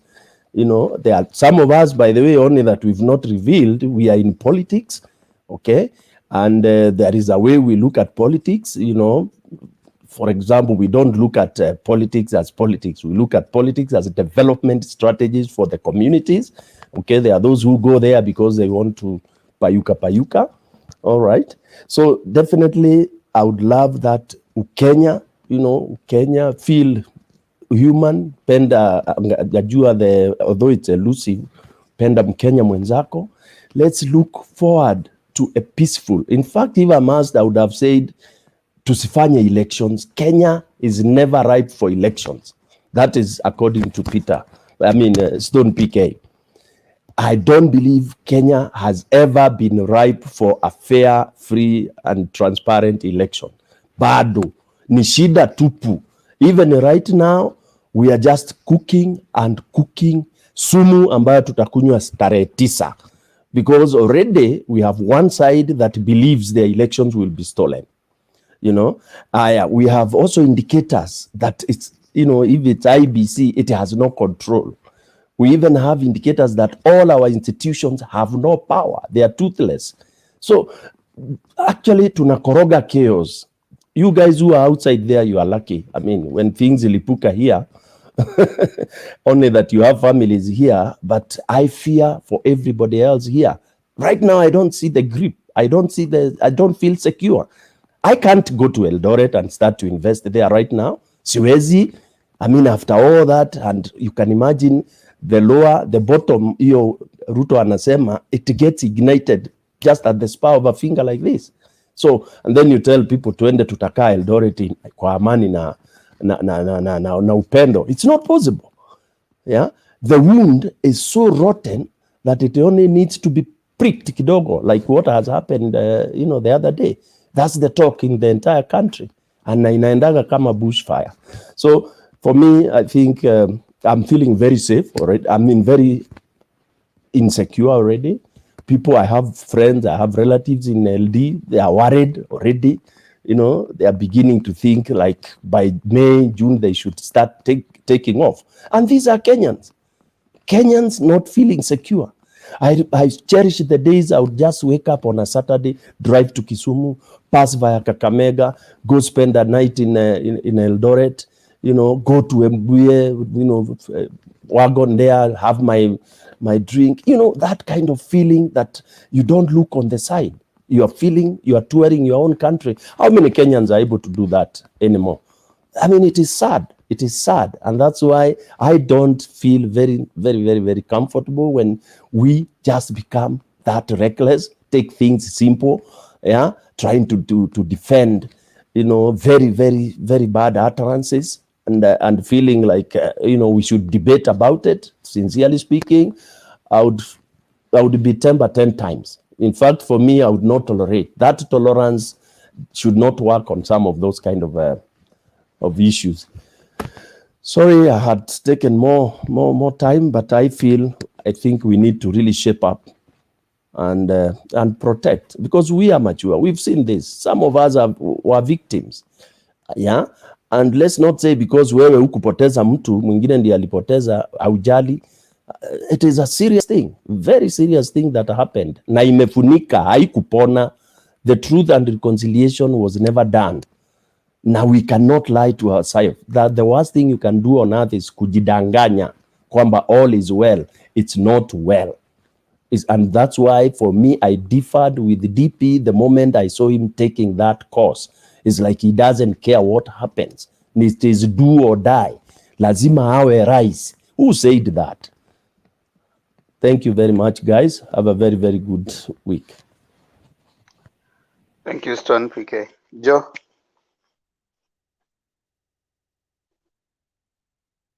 Yeah, alikuwa nakunywa coffee. Thank you very much. I want to kwanza to defend myself. Mulumbu has accused me wrongly. And me, my debate was over something else, not supporting Madoadoa. So Mulumbu, unajua hizi comments saa zingine umesikia kitu alafu una make a decision haraka ndio unaenda kuaccuse mtu wrongly. And you know, internet never forgets. If you rewind this thing, you'll get my speech.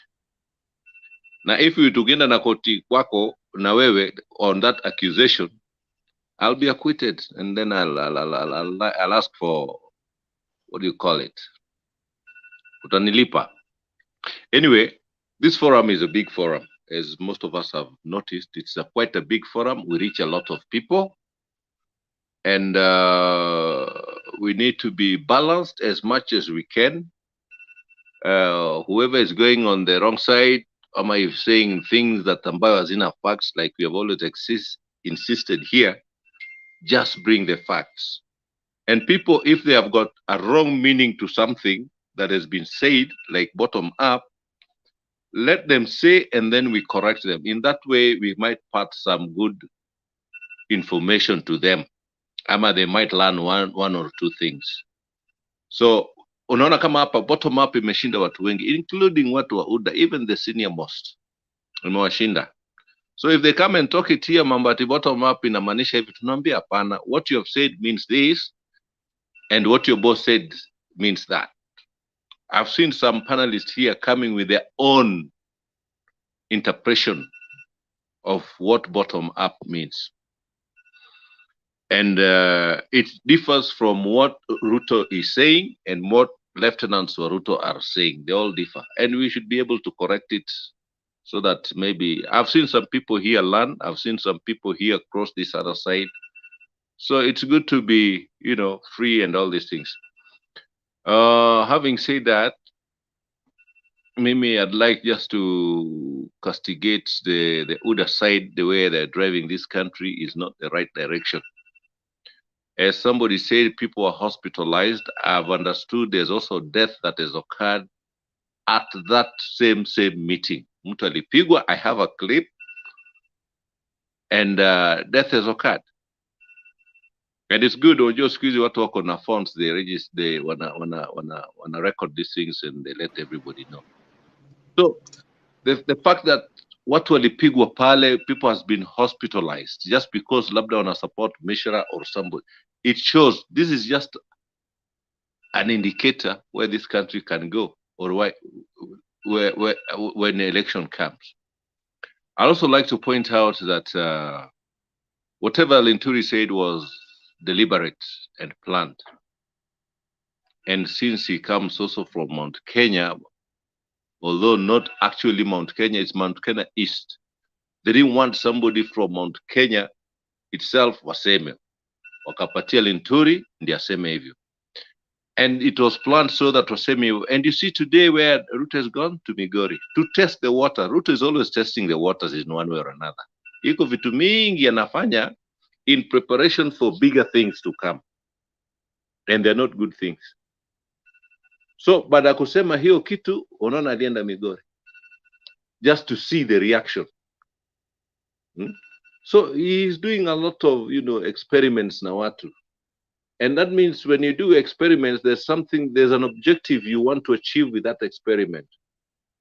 And I'm sorry to say so, what he's trying to achieve is not good. It's not good for Kenyans and Kenya as a country. The other thing I want to say is that don't underrate mkubwa ya Yuda when it comes to violence. I've said it in this program and I'll say it again. He's capable of doing anything. It only needs a spark kidogo tu. Kama hiyo Eldoret, vile alisema, alafu aende Migori, atupiwe mawe na vitu kama hizo. Already the country is burning. Already the country is burning. So let's not underrate violence. Violence in other, you can see what happens when maybe Mashemegi Derby wanacheza and one team loses and the other. It spreads to town. From the stadium, it goes to town very fast. Now, the football was played at the stadium. Hata labda Kasarani. Unasikia within no time iko town. Hiyo mvurumai. So let's be careful. Let's all of us be careful. Not only the leaders, but all of us be careful, so that we don't act literally on some negative things that the leaders are saying. Lazima we start to weigh them. Tuone hii kitu huyu jamaa anamaanisha nini, kama hiyo ya jana. Madoadoa has got its own meaning in this country. Everybody knows that. And we know where it was said. It was not said in Nairobi. It started in Rift Valley, somewhere in Rift Valley. And again, now it's repeating itself. It's starting in Rift Valley. Communities have got their own traits. Inasemekana Wajaluo Maringo na kadhalika, Wakikuyu Waezi, vitu kama hizo, wa Coastal Lazy. The Kalajins are like warrior-like, and they can do havoc. And one thing, they have so many ex-GSU, ex-what name. They have. It came out in the ICC. They have so many ex. So to organize them to do something, it takes a very, very short time, and they can cause havoc. So mimi, my request to panelists here, tusirukie accusation ya kusema kitu mtu hajasema. Unaweza fanya watu waone kama huyu mtu ni mbaya ama sio mbaya ama ni mjinga. When you start mentioning a name, afadhali hata kama ukisema some panelists, lakini when you name somebody, surely even that person should be given an immediate nafasi ya kujieleza. So Bwana Mulumbu, next time sema tu, mimi unajua hata hii mambo ya tribe saki kutaja, mimi sema community, hata sasa hivi nimesema community. So kitu, if you're not sure, sema tu some panelists instead of kutaja mtu. It leaves somebody with a bad feeling kwamba we have been accused wrongly. So Bwana Themba, I would like to say Mtembei TV, keep it up. It's a new TV, it's a new TV station. It's growing very fast. And let's look,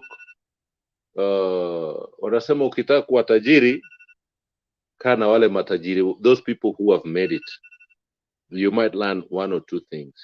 So us in Mtembei, if we want to grow, let's compare ourselves with the best. Thank you, Bwana Themba. And all panelists, mudale salama. Tuko pamoja. Kama mtalala, mimi naona hapa Nairobi kumerauka tayari. So asante sana Bwana Themba. Okay, sawa Jo. Zaina?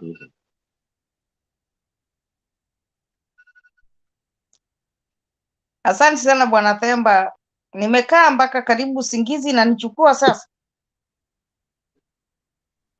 bila kunipa nafasi. Nashukuru. Mtu kulalamika sana nawe jamani.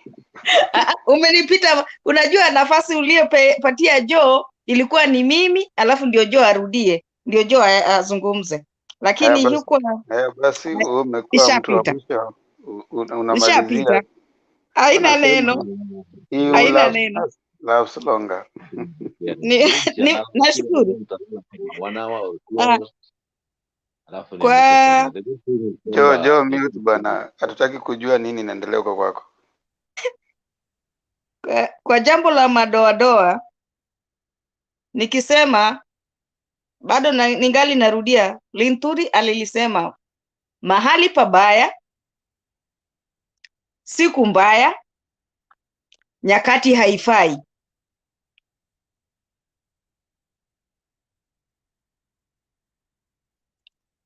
Kwa sababu inasemekana ya kwamba kitu kinachoguza familia haikutendekea kwangu mimi mwenyewe, lakini huwa ninawaelezea kila wakati, nina familia kubwa. Mimi nilipoteza watu 3 katika familia kwa sababu ya hiyo tu madoadoa. Ndugu yangu mwenyewe alipoteza kazi.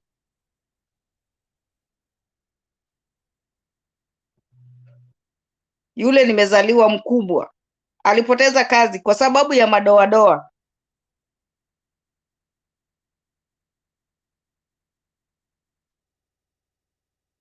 Kwa hivyo nikisikia neno madoadoa, moyo wangu unaumia, kwa sababu unapata pale ndugu yangu akipoteza kazi, anapoteza kazi, na hapo yeye ameoa hapo, kazi yenyewe anapoteza, ameoa hapo, watoto wake wanaambiwa ni madoadoa, aondoke na watoto, awache mke, manake mke ni wa hapo. Hasa ukisikia madoadoa ni jambo ambalo tunakataa katakata, isiwe inarudiwa, na wala mtu asijaribu kusema ilikuwa inasema, alikuwa anazungumza Linturi, alikuwa anazungumza kuhusu madoadoa kwa jambo lingine. Hapana, hata kama ni kwa jambo lingine tunalikataa katakata. Kwa hivyo kuwagonganisha Wakenya ni jambo mbaya sana, na kila siku huwa ninasema hapa, kama kwetu sasa, ikiwa mamako ni kabila lingine, babako kabila lingine, wewe mwenyewe ukaenda ukaoa kabila lingine, ama ukaolewa na kabila lingine, watoto wako watajiita kabila gani? Hao watoto wataitwa kabila gani kama tunazungumza kwa kabila? Na sasa mnaanza kusema utaondoa madoadoa na watoto wamechanganyika. Hiyo madoadoa ni jambo mbaya, tunaikemea kabisa. Nimeona Joe akijitetea kabisa kabisa kabisa vile Mulumbu alikuwa akizungumza. Mulumbu hakusikiza, lakini mlikuja mkaelewana na Themba, kwa vile mlikuwa wewe vile ulikuwa unazungumza na ile Themba alikuwa hataki. Themba kwa katika enyewe Themba yuko haki, kwa sababu ukiwa na television mahali popote, mahali wanapeperusha jambo, hao wanaopeperusha hilo jambo ukikubaliana nalo, basi wewe uko mashakani. Hiyo TV yako itazuiwa kufanya mahali popote, hakuna mahali utapeperusha, na utafanya wengine watakosa kazi. Kwa hivyo tukiwa tunakuja kwenye kuzungumza kwenye Mtembei TV, tuwe tunazungumza yale mambo hayawezi kuwa yanagonganisha watu. Tusiwe tunagonganisha watu, tuwe ni watu wa kuleta upendo, amani, umoja na undugu. Mimi kwetu nasema upendo, kwa sababu kwetu siwezi kuingilia kabila lingine, kwa sababu nitasema hata mimi mwenyewe sijui niko kabila gani. Kwa kusema kweli sijui, kwa sababu nikianzia na babu sijui mimi ni kabila gani, ilianzia mbali. Kwa hivyo siwezi sema mimi ni kabila gani, kwa sababu niko na damu ya kila kabila. Kwa hivyo tungelishutumu hilo jambo la Linturi. Ni hayo tu kwa sasa, na nimeshukuru sana kwa hii Mtembei TV. Themba, tunakuombea afueni njema. Nataka kukuona ana kwa ana, uache kujificha kwenye kateni. Tunakuombea upate nafuu. Ni hayo tu. Shukran Zaina, maombi yako hii yanaendelea kujibika. Hivi karibuni nitarudi tena kutoa curtain, labda in the next 1 or 2 weeks, lakini kwa sasa niko hapa nyuma curtain. Alex, sijui kama una jambo la kusema, maanake sasa ni kufunga. Ulikuwa ushamalizia, sio?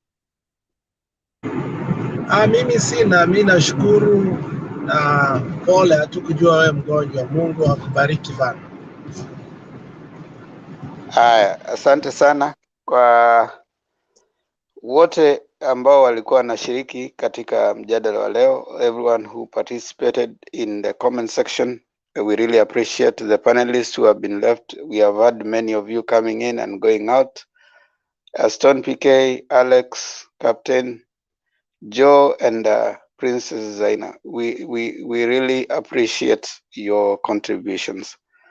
For those who are on the comment section, Penyagaka, thank you so much for your comments and engagement. Steven Mutumbu, Gitash Day, we really like your comments. Thanks for always coming in.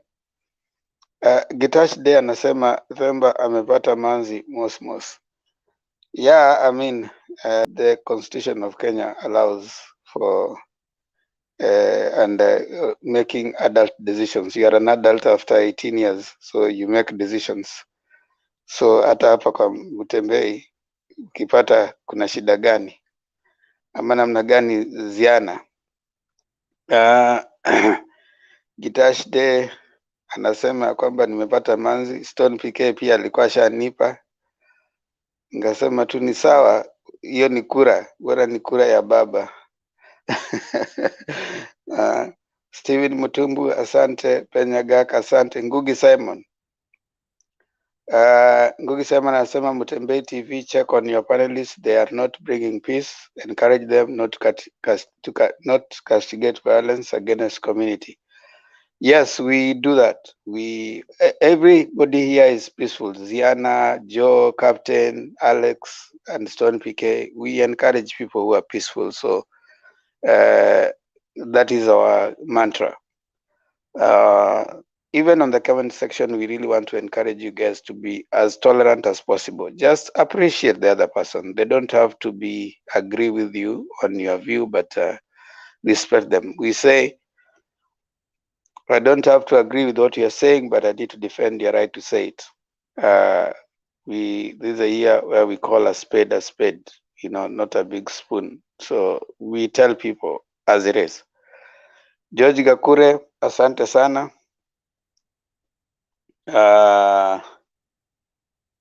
Who else is there on the comment section? Not nice show, thank you.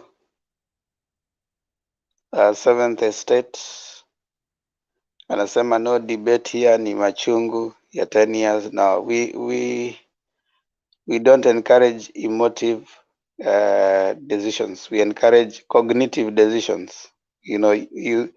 Rational thinking, not irrationalities. Rational. As I always say, that you can't reason someone out of what they were not reasoned into. So if you're not reasoned into a decision, there's no reason you can listen to. So if you don't want to think rationally, you don't need to come to Mutembei TV. Mutembei TV is where we think rationally. We consider factual information. We don't really treat rumors and innuendos nicely. We ask you to come and defend your position. If you are ready to do that, karibu. But if you are not ready to, you can stay on the comment section, or better still, look for another channel that can entertain someone whose only claim to fame is a phone and some bundles. Great conversation. Big up Themba and team. Thank you, Samson Ogola. We really appreciate. He's listening to us from Boston, Massachusetts. Thank you so much. I know Joe is in Kenya, Captain is in Netherlands, Ziana is in +1, Alex is in +1. For those who don't know, +1 is the Biden land. Stone PK, you are in +254, right? 254, yes. 254, yeah. So these are people. Captain is in Netherlands. I don't know what the code is. What is the code, Captain? It's not Themba, it's not that. I just came out from Schiphol, Netherlands. I'm in Turkey right now. I'm in Istanbul. The plus is +90.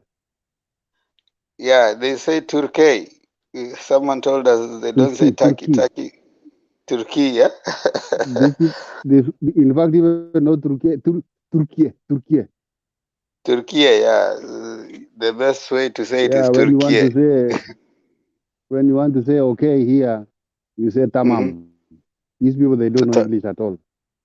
Oh, tamam. So, Tamam, Tamam, tamam is okay. good. Tamam. Thank you, guy from Turkey. So you Yeah. see, this forum is a global forum. So we are listened to from all over. And we really like the concern that people have for our country, Kenya. So thank you so much, everyone.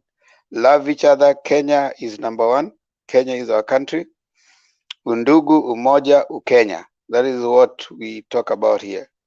We believe that you can always support your person without necessarily hating. You don't have to hate someone to love someone. You can love someone without hating nobody. You can love Ruto, you can love Mudavadi, Raila without hating the other person because they're all Kenyans. At the end of the day, whoever will be chosen will be the president of Kenya, no matter who you vote for. So don't hate your neighbor for the choices they make. When you are going to shop, you don't ask the shopkeeper what tribe they are. You just buy. If you'll need blood, you'll not ask whose blood is this. You always tell us, if you have blood group B, we send the blood, and we'll do it. We don't ask. When you have any problem, in case of like right now in Baringo, there's famine. If you're asking for money, you don't ask this 1,000. Is it from a Kikuyu? No, you take it. So let's learn to be brothers. Let's learn to appreciate each other. That is what Kenya is all about. Ukenya pamoja. I want to urge all the artists, all the musicians, everybody you can to come together and preach unity, peace. Let's always not be waiting until things have happened, then we start calling people to come and say, oh, Kenya has to be together. No, togetherness starts before, during, and after. So let's see us preaching that. And remember, for everyone, the decision lies on the ballot. So if you're a voter, go out, take the vote. Take the vote. It is by the ballot, not by the bullet. It is by your ballot. This is Mutembe TV. We ask you to subscribe, share, and always come here for topical debates on what is going on in our country, Kenya. Thank you so much. May God bless you. May God bless Kenya. See you again in our next one. Bye-bye. In the meantime, I also have a YouTube channel. If you can, kindly go there and subscribe. It's called Themba Ondiege TV on YouTube. Kindly pass by there also and subscribe. We have a lot of content there that you can also enjoy, especially if you are a Kenyan living outside the country, or if you are a father to a daughter, or if you are a young person just wanting to learn something, or if you are a brother or a sister just wanting to enjoy yourself. Pitia pale Themba Ondiege TV. Tuonane baadaye masaa kama haya. Bye-bye. Bye-bye. Bye.